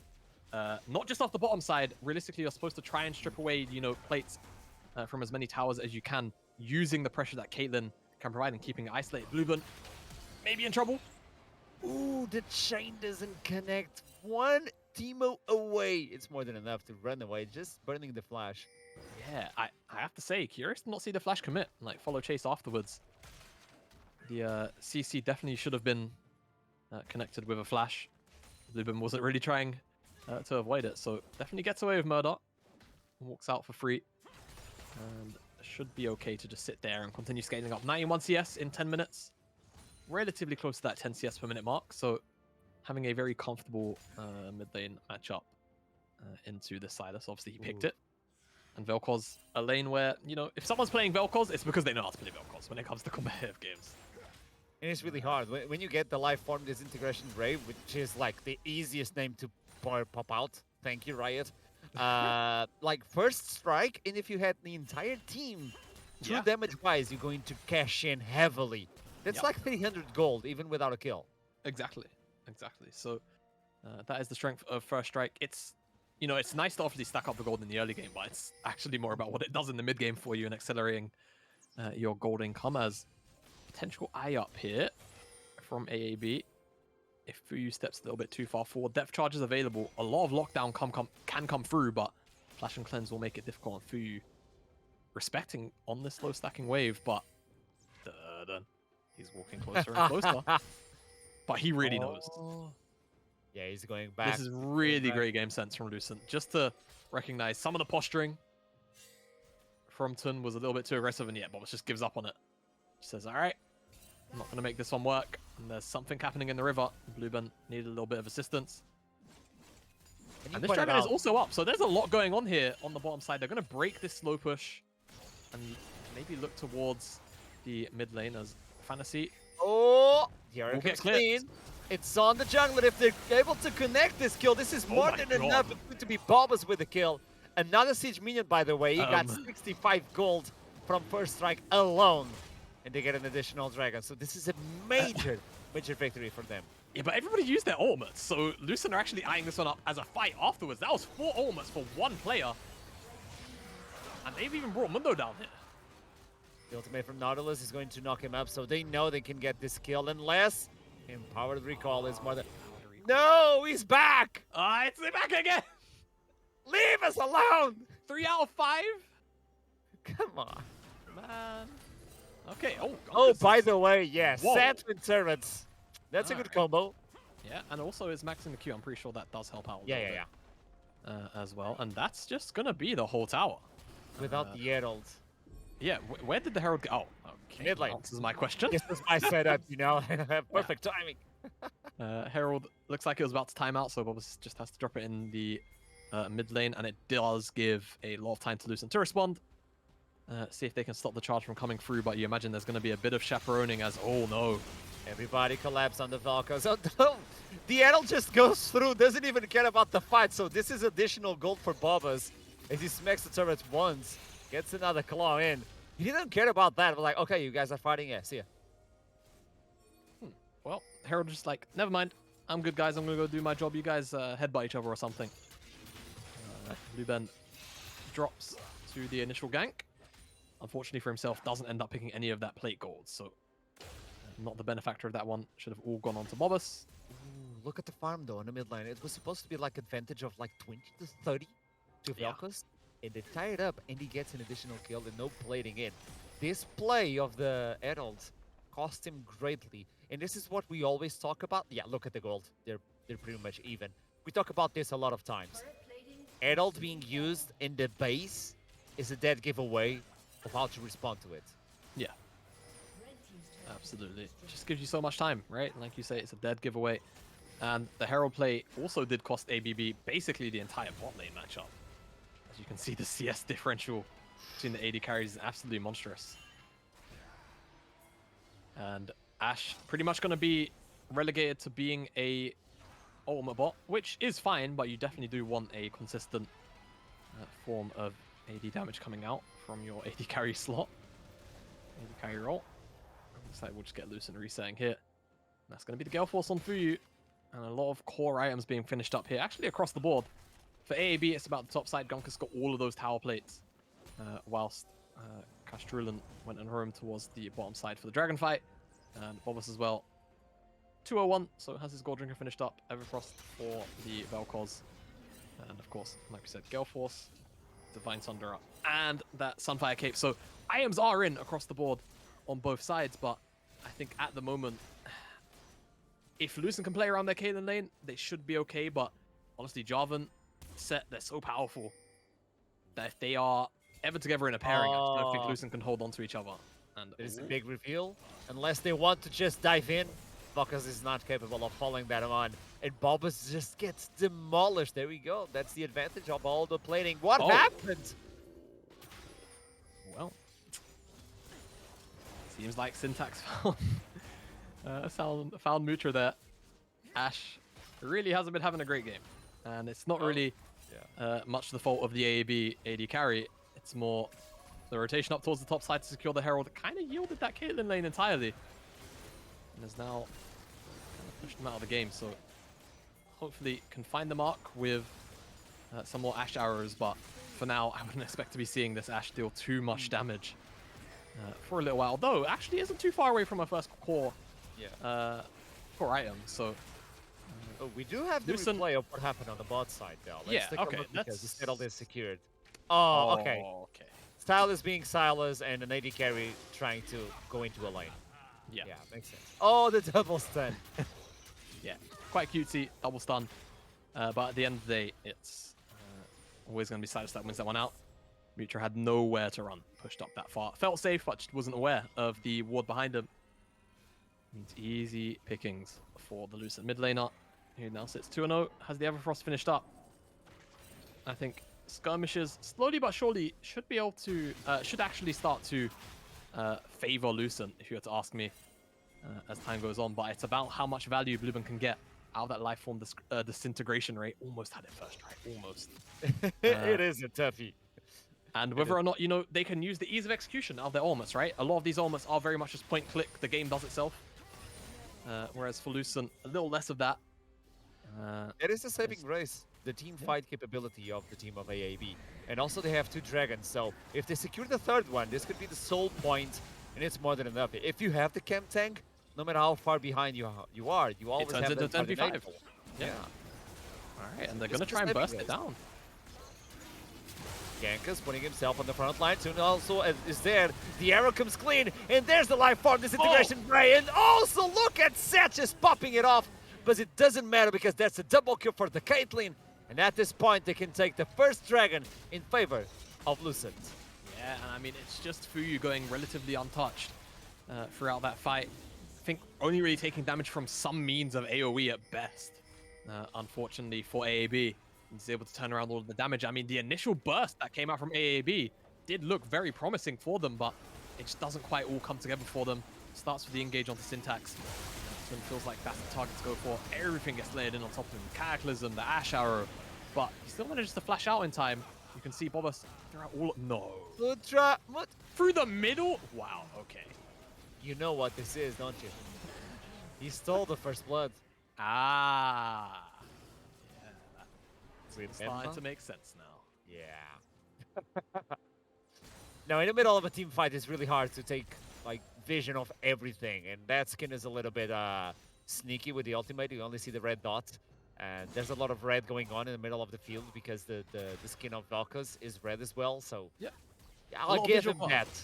Yeah, a lot of visual clutter. Definitely hard to pick that one out in the middle of a team fight like that when you're focusing on so many different things. And Fuyu on the backside, even though he was only at Gale Force, still in a very strong position to just kind of layer in autos onto whoever was diving in to the backline, in this case Gonkus, on the set. And yeah, Lucent, win the dragon, win the fight. They're only, however, finding themselves about 500 gold up, which definitely the gap has closed over the last couple of minutes. It was slightly larger than that. It's around 1.5k, almost 2 at one point. So AAB definitely still in the game. And like we spoke about, the simplicity of the team composition can definitely be something that carries them through some of these mid-game team fights, but they have to find the key targets, crucially. They have to find Fuyu. I think that's the key member, and I think also Syntax, as well as the two members that have the shutdowns. I think you have to try and prioritize them. He had a flash, like they were capable of getting Syntax, and he ran away with 10%, 5% HP top, and then they couldn't transition into the Fuyu, the Caitlyn. But we got a glimpse of what this composition can do if they get it right next time. Probably follow Toon a little bit faster as well. I was really happy on the trigger to get someone the hook, but then the follow-up wasn't fast enough, allowing them to just run away. So now they're focusing on the top side at this point, probably taking the T1 with no issue whatsoever. Bobas is just showing the team how to block an ultimate. Like, okay, tutorial completed, guys. You got to do this to me the next time. Ooh. Oh, that is a close one. Yeah, if I'm Caitlyn, that connects. Yeah, if I'm Caitlyn, that definitely hits me. That's one of those Nautilus hooks, huh? Okay, it's pick and choose. On the other side of the lane, you still get caught. Like, okay, guys. Yeah, on the opposite side of the planet, and Nautilus hook still just drags me through the center of the earth. Like, but yeah, like you said, it will be the case. So I think for the next 2 minutes, now that Baron has spawned up, both these teams should be relatively lax. Because there's not really too much to play for. I think it's always going to be Lucent with the mid priority because they've got this Caitlyn so far ahead and they've got the Karma. So they're always going to be able to rotate up to whatever the side laners are doing. And as you can see for now, just going for a reset. Maybe pretty close to finishing up a second item. Looks like actually the Bloodthirster will be the third item of choice. Yeah, he really wants to keep himself alive. You don't have like the shield bow, or you can see that Valkos will probably get to you, so you need to protect yourself. And the BT is a really good choice. I know people divert from that item a lot, but the shield and the sustain is just amazing. And obviously you have the protection from the Karma as well, so it's almost like Caitlyn at this point has 2000 HP if she's capable of attacking in the middle of a team fight. Also, we don't have a lot of objectives now, so it's 1 minute until another big team fight is going to occur. And I'd like to point out that Blue Band brought in, finally, the Grievous Wound. So Silas, even I mean, just Diego, the entire top side. Mundo. Yeah. It's just everybody, right? Diego's got loads of healing. And the BT as well when it appears. Yeah. So that's also something. Exactly. So definitely a lot of value out of that for Blue Band. And whilst normally as a mage, admittedly, I just don't feel like as a mage you ever want to be building Morello. I think he's the best applier here. Yeah, he is. Of the Morello. But you don't need to finish. Like you don't have to finish it, right? You can sell on the Oblivion Orb, which is great, and I think that probably just gets the job done for now. Move to something else. Yeah, move into something else. I'm not sure what Vel'Kozes do these days, but okay, pick onto Syntax maybe. That's a stopwatch. Stopwatch is enough to give him some time, and the life form disintegration ray is not perfect. The arrow now connects with an Nautilus. Oh, no. And on the backside, you see Muno just diverting the entire team. Ultimates are being popped, and he doesn't even feel. It's a scratch on the back. It's a massage, but that's a massive ultimate from Set. allowing him to pick clean the support. Blue Band approaches the team fight. Bobs is still alive, and the only thing they gave away was the support, as Fuyu is going to die a 1-for-1 between AD carries. This is massive for AAB, because they're actually taking some targets down. A 3-for-2. Yeah, and crucially, they get Fuyu shut down off of him. They should potentially be able to pick up this dragon. Oh, Syntax? Syntax is in jeopardy, as Bobbas is, because he's going to flash away. The sustain is dead. Fantasy finally takes out the jungler. Gets the flag. Oh no! He does the opposite. Well, it's Viego, so you're immortal. Yeah, okay. Thankfully for Viego, had the additional Heartbreaker because he found the reset. But still, AAB should be able to pick up this dragon. Albeit it might be a bit risky if Fantasy decides to come back down, but he doesn't have Smite, so it's still going to be a true 50-50. They should be able to burst this one down in time between the set, between the Velcros. But there you go, Fantasy. He's on your screen. But without Smite, I don't know if it's going to scare AAB off. It looks like, yeah, they don't know. They don't know that he doesn't have Smite, so they're playing really cautiously, and it's actually giving Lucent and Fantasy enough time to get this cooldown back. Oh, the Ashe approached, but it's still the steal. He didn't have Flash, Smite, but he still got it. Well, they trade the life of him for something that is biggest objective. Here comes, oh, Silas gets a knock-up on the Velcos. He is dead, but meanwhile, it's a double kill for the set. He's just popping it off with the Conqueror, but now Toon is left alone. Here comes Bobbas, gets a knock-up. The Ashe is just crashing the back of Munu again, finally getting the kill, but she won't be able to fight anymore, so they have to back down, even though they lost the objective. Bobbas now using the flag and then the drag. This is the way. Stop blocking me! This is what Ashe is screaming. He wants to fight it off. Bob is just buying enough time for him to run away. And they got the second chem tank, Jamada. Yes, they did. They got the second one. Feels like daylight robbery. There you go. 6% increased damage against enemies with more current HP than you. Oh, I actually... Okay. I remember I was asked what Chemtech Dragon did on the first day of the NLC, and I definitely said not that. So... Oh, what did you say? I said I was pretty confident it gave you more more damage the lower you are, but I think that's actually part of the soul passive. I could be wrong though. Or it was definitely some...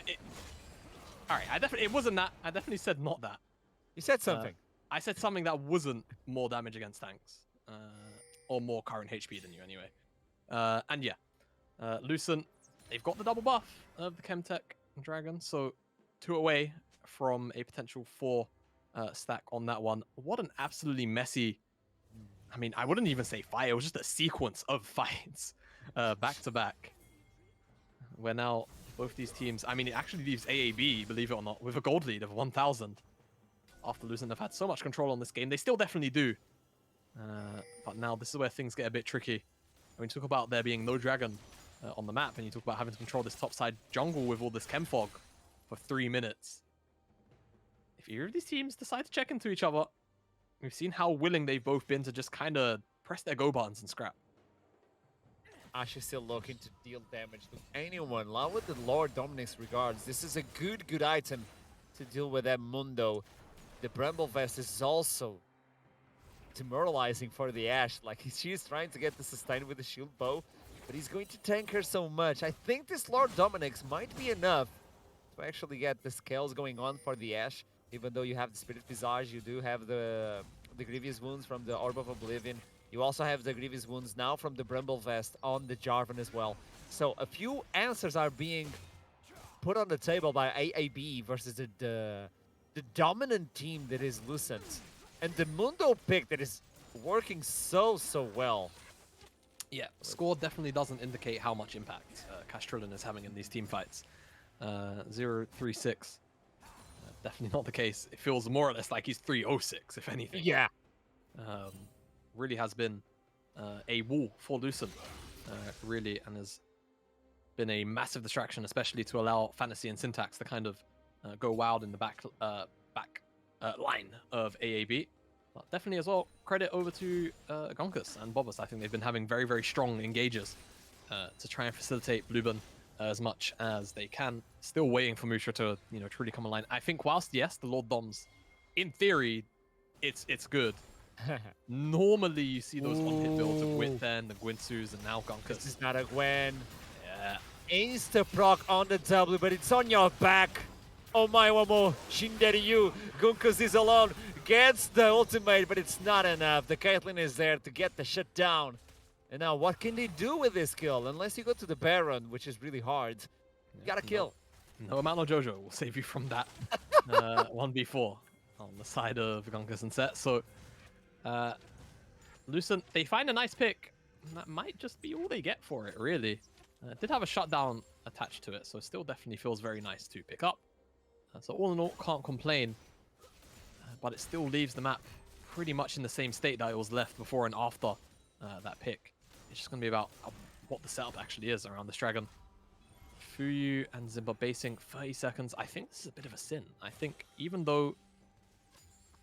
I mean, I feel like they're in a position where their team will probably still, Lucent, get priority towards the river. But you can already see now that they're not actually on the map and towards the mid lane, AAB, albeit they may not be entirely aware to it, can just get complete control of the river. Though now that the wave is here and back, they might feel a little more inclined to deal with that first. But for you, Zimba, they're here, but the issue is now AAB should, in theory, have priority into the into the river, and they do. They're going to start pushing up the wave. Lucent trying to get some Free sort of control. clearance. They got the control of that. All right, that Boy, rush is you know in that. control. Okay, Dragon is getting fairly low. Fantasy is passing it. Heartseeker. Oh, but he picks him up! Delivers him on the back line. The W from Gunkus is going to deal so much damage, but Castrulan finally gets brought down to his knees. Meanwhile, the Ash Arrow is on the enemy team. Toon gets blocked by Bobbas. Finally, someone blocking the ultimate from Caitlyn. And at this point, it says 3 dragons in favor of AAB, but the problem is, Lucent are already looking into the T2 in the mid lane. Yeah, and it's very, very low. Fuyu's been slowly chipping away at this one for a little while. Finally, we'll get it. I mean, AAB, though, they get away with it. They get away with that dragon. They're 1 away from Chemtech Soul, and honestly, if they can pick it up, I think it makes Lucent's life a little bit too hard, genuinely. I'm not too sure if they'll be able to keep up with a full-on Chemtech Soul. We'll have to see if it happens. I mean, if it happens, it happens. Can we But get I a feel replay like- of that fight? Because I think Gunkos was the MVP of the fight at the beginning. Yes. Picking I up the think enemy so too. jungler and just go away. Yeah, and Please. just the way the interaction worked as well, it seemed like it... I don't know, I felt like... We'll get the replay and I'll explain what I feel like I saw. So I think the cast of the R, it pulls him out of the Heartbreaker entirely. Because I thought that Fantasy was in the pit already. Unfortunately, just the way the interaction works, Gunkus just pulls him out of the air, despite the unstoppable status. I guess when unstoppable meets unstoppable, something has to halt. And in this case, You're it telling was me that Fantasy. JoJo is... I don't know, I'm not... No, don't do it. I'm not. Did you end up voicing anything in JoJo? I think you said. Oh no, we never did JoJo in Portugal, sadly. It is one of the highest animes in Portugal, but we didn't voice that one. My dream was to be Dio, but okay. Yeah, so. I mean, to be fair, who knows? Who knows? In the future, maybe it happens. I hope so. Never say The never. Japanese one, not the No. The Japanese one's it's done and dusted, unfortunately.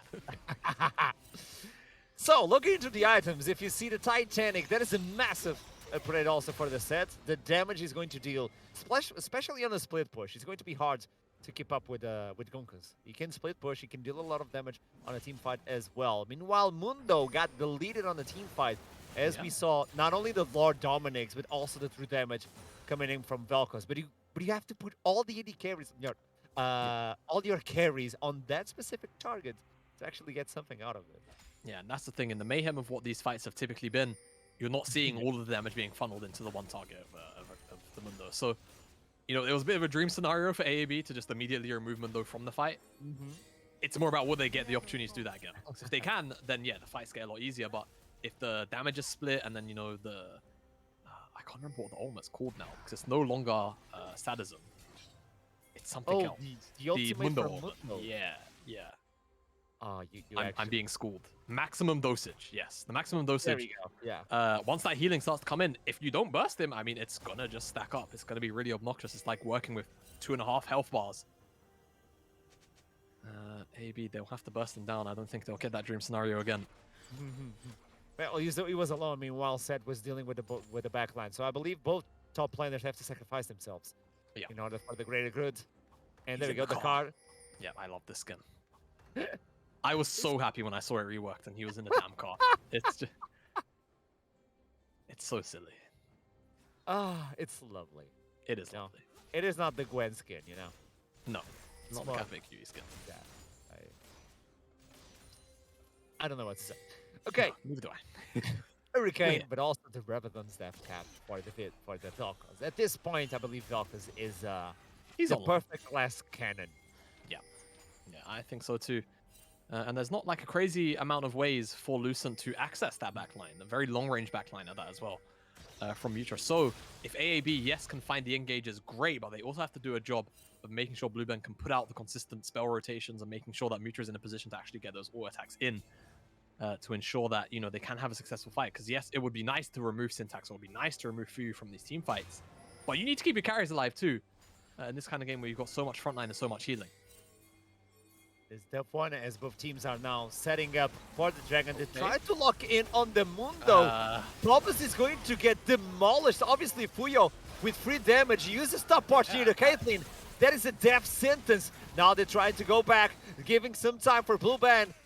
I think they're going to give away this Dragon because they don't have the jungler. They don't want to fight this. Yeah, that was a very peculiar engage. And now Lucent should just get this Dragon. And that's going to mean, well, soul point apiece. And that's a very scary prospect if we see both these teams kind of just stalemate till the next Dragon again. No Baron's been picked Arrow up. is going Ash to Arrow. be used. There we go. Gunkus is going to get caught. The W is procced if he wants to.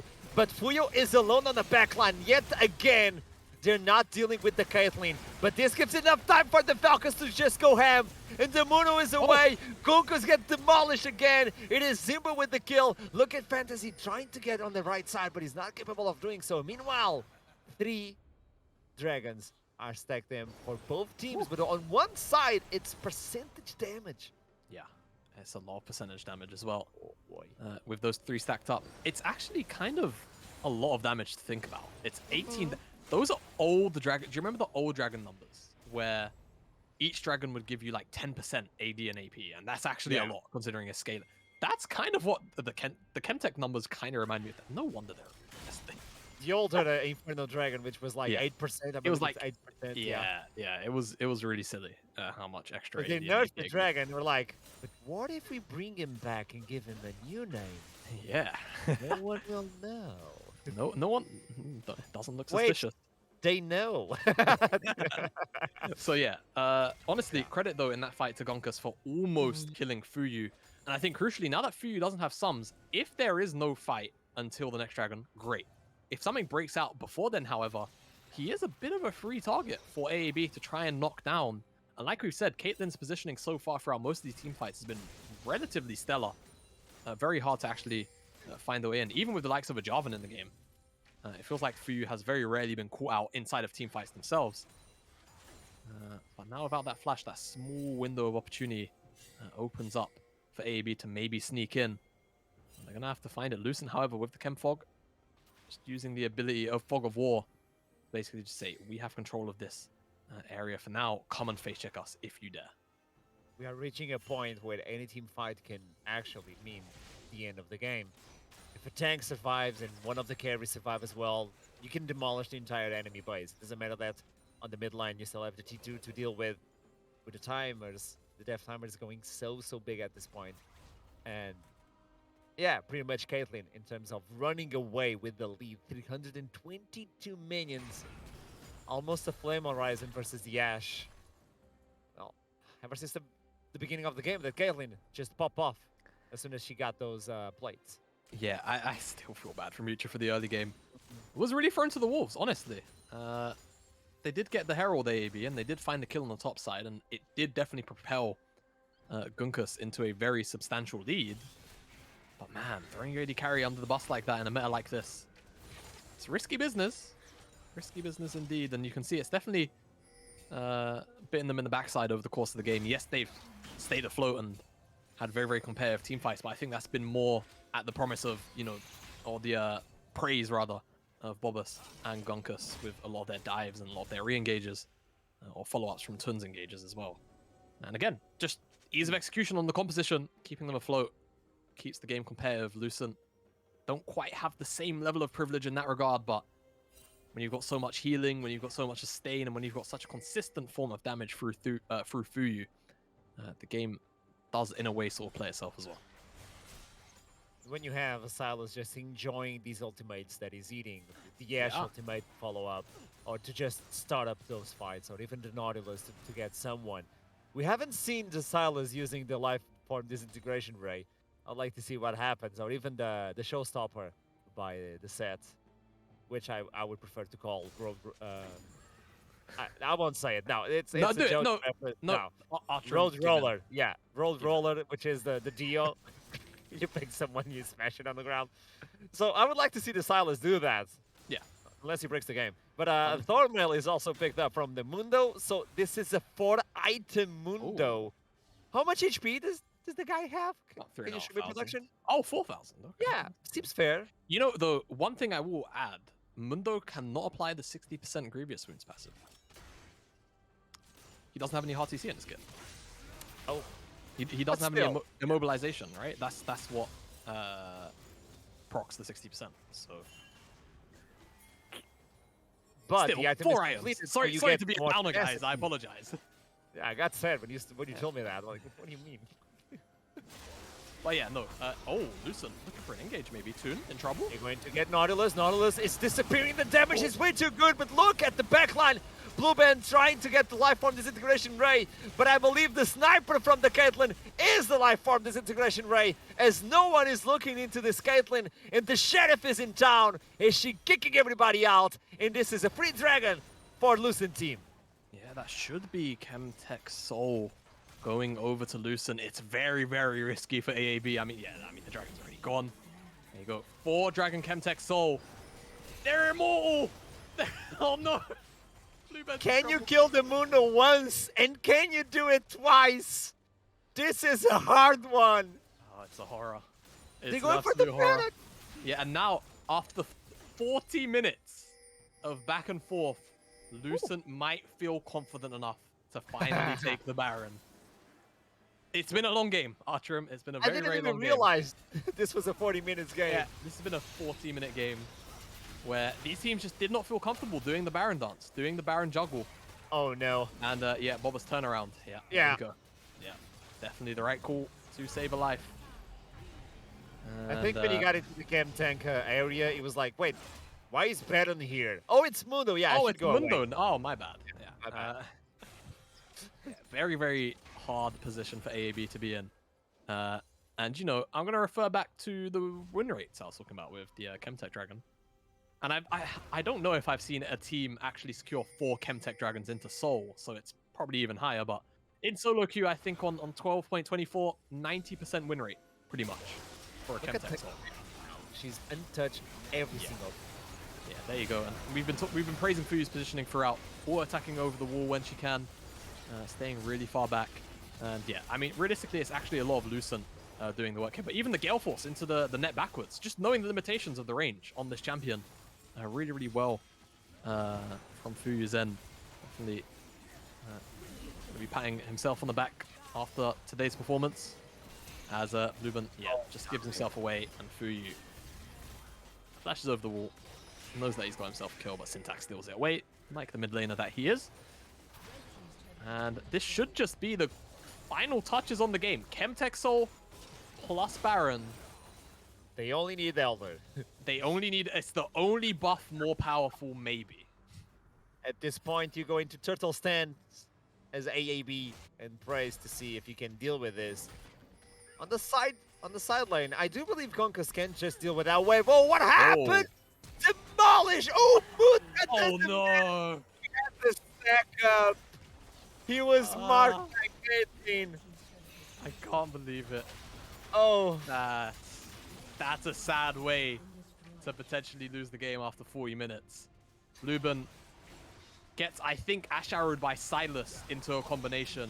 And now that's going to be Lucent knocking on the doors. It's a last-ditch effort, but I don't think it's going to be enough. But Fuyo is just on the middle of it, just having the most fun of his life as a Caitlyn. Gets the snap trap as well, gets everything set up. The rest of the team is just piling them up, so Caitlyn can kill him in the end. Both turrets go down. Fantasy is looking to get some sort of kill for him. This is a massive game from Lucent. AAB were not able to deal with the pressure. Yeah, and I feel like, you know, there was definitely a lot of positives to talk about for AAB. Actually, maybe more than maybe we came in anticipating, right? I think actually, you know, some of the early game skirmishes weren't too terrible. I think some of the decision makings around sort of map rotations were fine as well.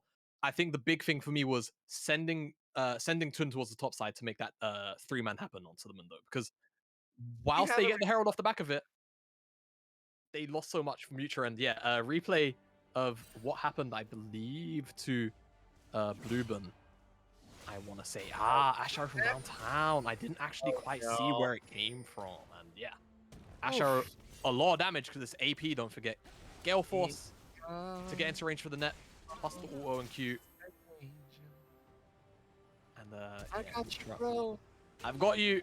Oh, wait. Rapid fire cannon will work. Yeah. 1200 damage. That was a lot of damage. Yeah! I'm sure there was a lot of laughs in the comms of Lucent after that one. But yeah, honestly, Lucent, very well played out game. I feel like they slowed it down when it mattered, right?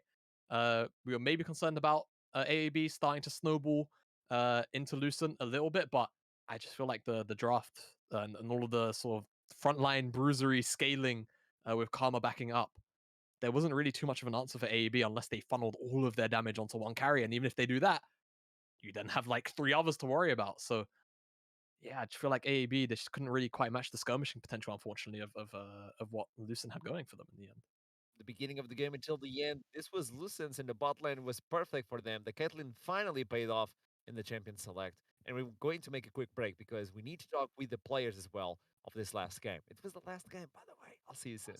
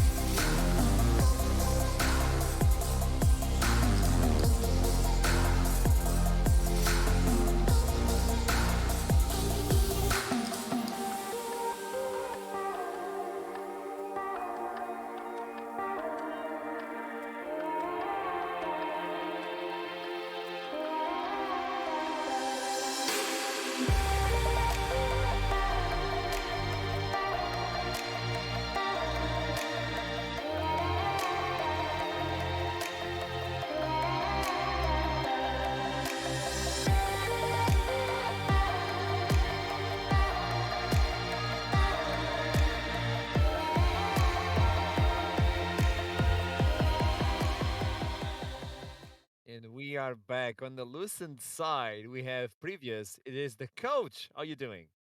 Yeah, I'm doing good, thanks. A long game to start the split.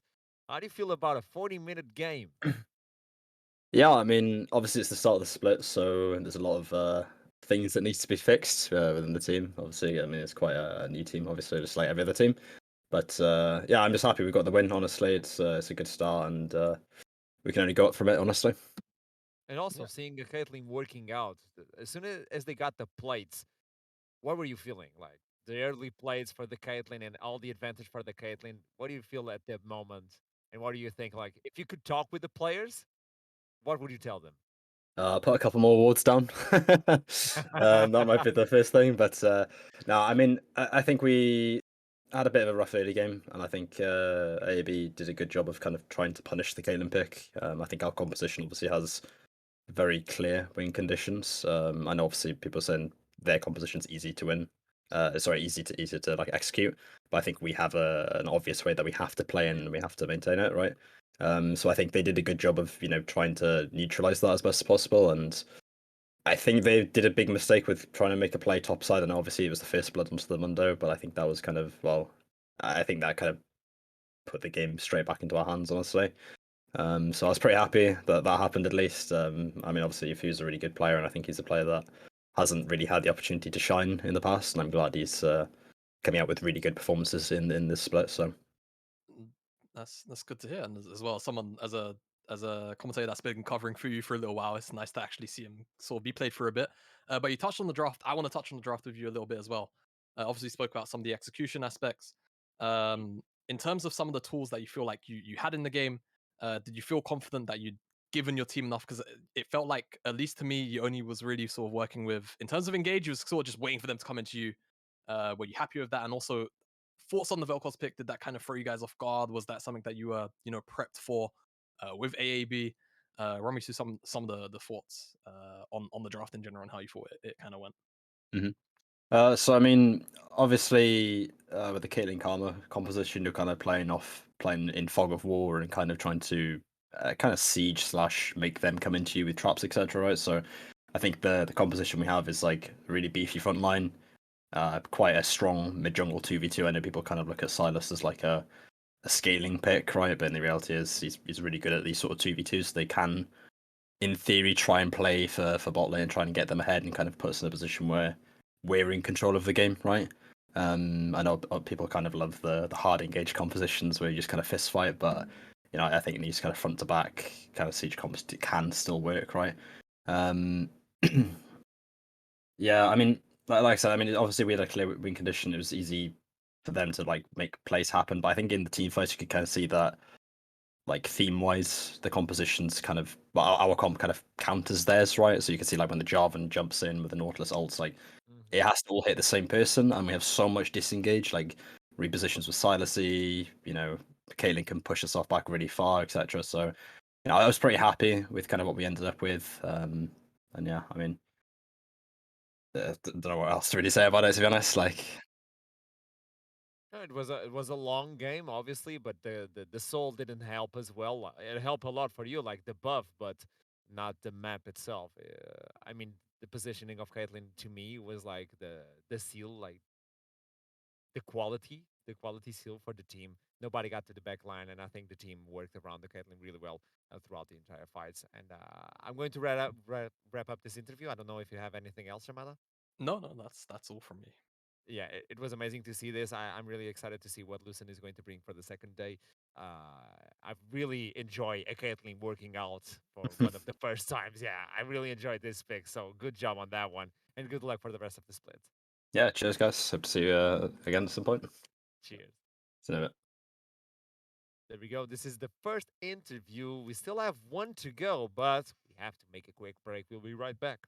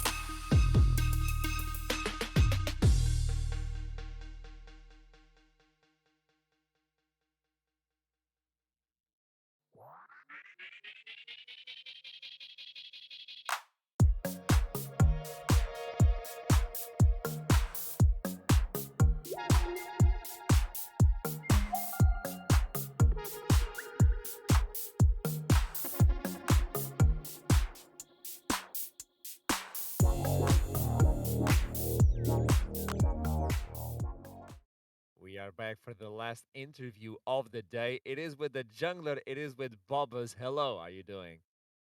I am doing well, even though we had a first loss. It was a long game, though. It was a really tiring one. And before we go into the game, I would like to ask you, what happens on the first blood? So, you know, basically we just really cheese this game. Like first we try to do this level 1 cheese where we try to trick them into thinking we invade and then we go for first blood. And then after that we just went rep buff into bot gank because we knew they weren't gonna ward bot lane or in tribush because we already had a ward there. And then it was just a free gang honestly because they just pushed into us and we have Nautilus. Yeah, but the thing I'm talking about is the kill was secured, and you came in with the flag like, oh, assist, and you got the first blood. What was I this? mean, I'm a Tell me. jungler. I need that. I'm not gonna go level 2 gank without getting a kill. And I I love mean, it. I felt like it was better on me because Okay. Yeah. Mutra is our substitute, so we haven't really played it with him as much, Mhm. and so I felt like it was just That to was my escalate thought the game. process. Yeah, like Ash is more of an utility champion. She's going to get the gold nonetheless. She's good at engaging. And Jarvan, if you get the lead early game, you can use it. That was my thought process. But I Yes, just wanted to put it out. I just wanted to know what was behind the. Okay, thanks for the kill. I'll see you soon. So after this game, like a massive one, tell me, how did you feel, or how did the team react to like a big game where you have a lead and then you drop it and then it comes back and then Dragon and then it's a Chemtech maps as well, which is really confusing to fight on. Like, how can you deal with that mentally as a player and as a team? I mean, the first 15 minutes, I felt like mentally we were very strong. We had good control of the map, and we like took control of the first two drakes. And then once we lost the second one, that was very flippy. You know, it hits everyone because this is our first time on the split, Yeah. and once you go behind, it's always a struggle to try to come back, especially when they have like probably a better scaling comp than us. So we kind of want to take like a lead all the way through and control the soul. And once they got the second rig as well, it really pressured us. And then it comes to question when you have that Mundo, which is like a menace to the back line, obviously, but you have to deal with the Caitlyn. And the Caitlyn was untouched the entire game. Was it like perfect positioning and you guys just couldn't get close to her? Or was it like the nervous system getting to you? Like, we have to engage into someone, we have to delete them before the Caitlyn arrives, and then the Caitlyn was already there. Where was the thought process behind the Caitlyn? Yeah, I, I think we just kind of say Gungus, you just dive in on the back line, and then we try to get the Mundo, get the Silas, and get the Viego with the Ash and the Vel'Koz like melt. But when it came to the end, Mundo kind of was a bit too chunky, A bit. and then Caitlyn got a bit too strong, and then they had a really good like front back in their comp, so it made it really hard playing from behind, and especially when they ended up getting Chemtech Soul. But it seems to me that you guys are aware that what happened, how to fix it, and obviously you were telling me like you were playing with the Ash, which is not part of the team, a substitute. So you guys know how to work, and obviously the connection between every single member was not 100%. So this is only one day. You guys know where to work and where to go from now, right? Yeah, exactly. Like I think this was definitely not a disappointing game. There's a lot of things we can learn, and there's a lot of things we can improve. Because I don't believe that it wasn't because we had a substitute and we lost this game. It was other things that they decided that. Yeah, the team is still there. I don't know if you have any questions, Yamada. I'm going to ask you this all the I know time. you are. I know it's fine. Don't worry. If I have a question, I'll tag in. Okay, okay. But beside this, like, I really enjoyed the game. It was a massive one. Obviously, the chem tank is really complicated to play with, especially if the team is not in agreement with everyone. Like, if it's not on point and everybody goes in, it's a really messy, messy map. but you guys did really good. It was like 40 minutes, the first game going to the 40 minutes on the second division. At least you got that, and I hope to see you soon in the next one. Okay, thanks so much for the interview. Thank you. So there we go. It's a wrap up, isn't it, Jamada?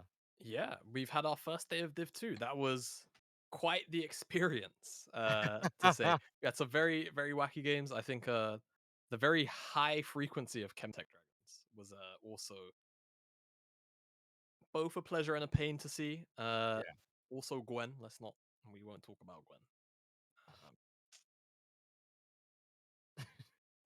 It's like the new song from Disney. We don't talk about Gwen, Gwen, Gwen. Like, you don't, we don't.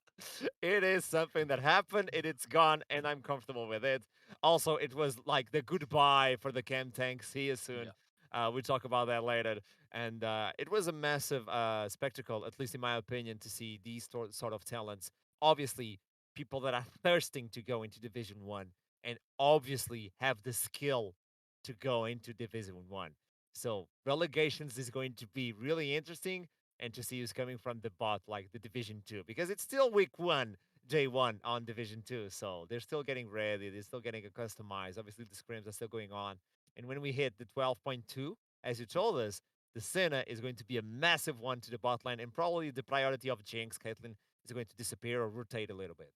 Yeah, no, there's especially, I think, for competitive at least, I think 12.3 is like the bigger patch to look at, because we're already getting some previews of 12.3, I'm pretty sure. And that's the patch where we're seeing a lot of the pro play picks actually be hit. But I think, yeah, for 12.2, looking at Senna as like that kind of next pick that should be showing up a lot. Of course, we had Demba earlier on in the day basically say to us, yeah, this is a pick which we believe is very good anyway. But we just haven't really been seeing it show up. The Natives head coach, of course. So yeah, next week, I think it will be next week. We'll be on 12.2. That'll be a very, very, I think, entertaining pick to watch, because Senna is one of those champions where you might be a bit disgusted by it, like the Gwen, but it's also a little less oppressive, maybe. I really enjoy the Who you champion. ask. Yeah, I enjoy the champion a lot. I really enjoy Senna, as Fun Caitlyn to as watch. well. It is. It was really fun to watch this day 1, guys. I hope you guys enjoyed it as well. It was a fun experience. Obviously, Jamada just kicked some of the riff. Let's say it this way. It was amazing to see this as well. Spicy picks is always fun to watch when we got something like the Velkas and picks that we're not was supposed to watch because of the meta. But these guys just feel comfortable with it and they just go with it. And this is all I want in Division 2, to see new talent and to see new picks as well. So I'll see you soon. Right? Tomorrow we have Division 1, Week 3, Day 2, massive games. We have a new caster as well on site. Leaks? Yeah, I don't know. And after that, we have Division 2. So stick around, follow the social media of the NLC, obviously. And if you need anything, just tag him on Twitter and just spam him. Do you want to wrap it up? No, I'll give you the honors. It's your first NLC Div 2 day. I've been doing Div 2 for a while. I'll let you do it. I'll give you the honors for it. So, it was a pleasure to be with you all today. I didn't cast for 5 years in English, and I finally got the opportunity to do so. I'll see you tomorrow. Drop a follow, and keep feeding.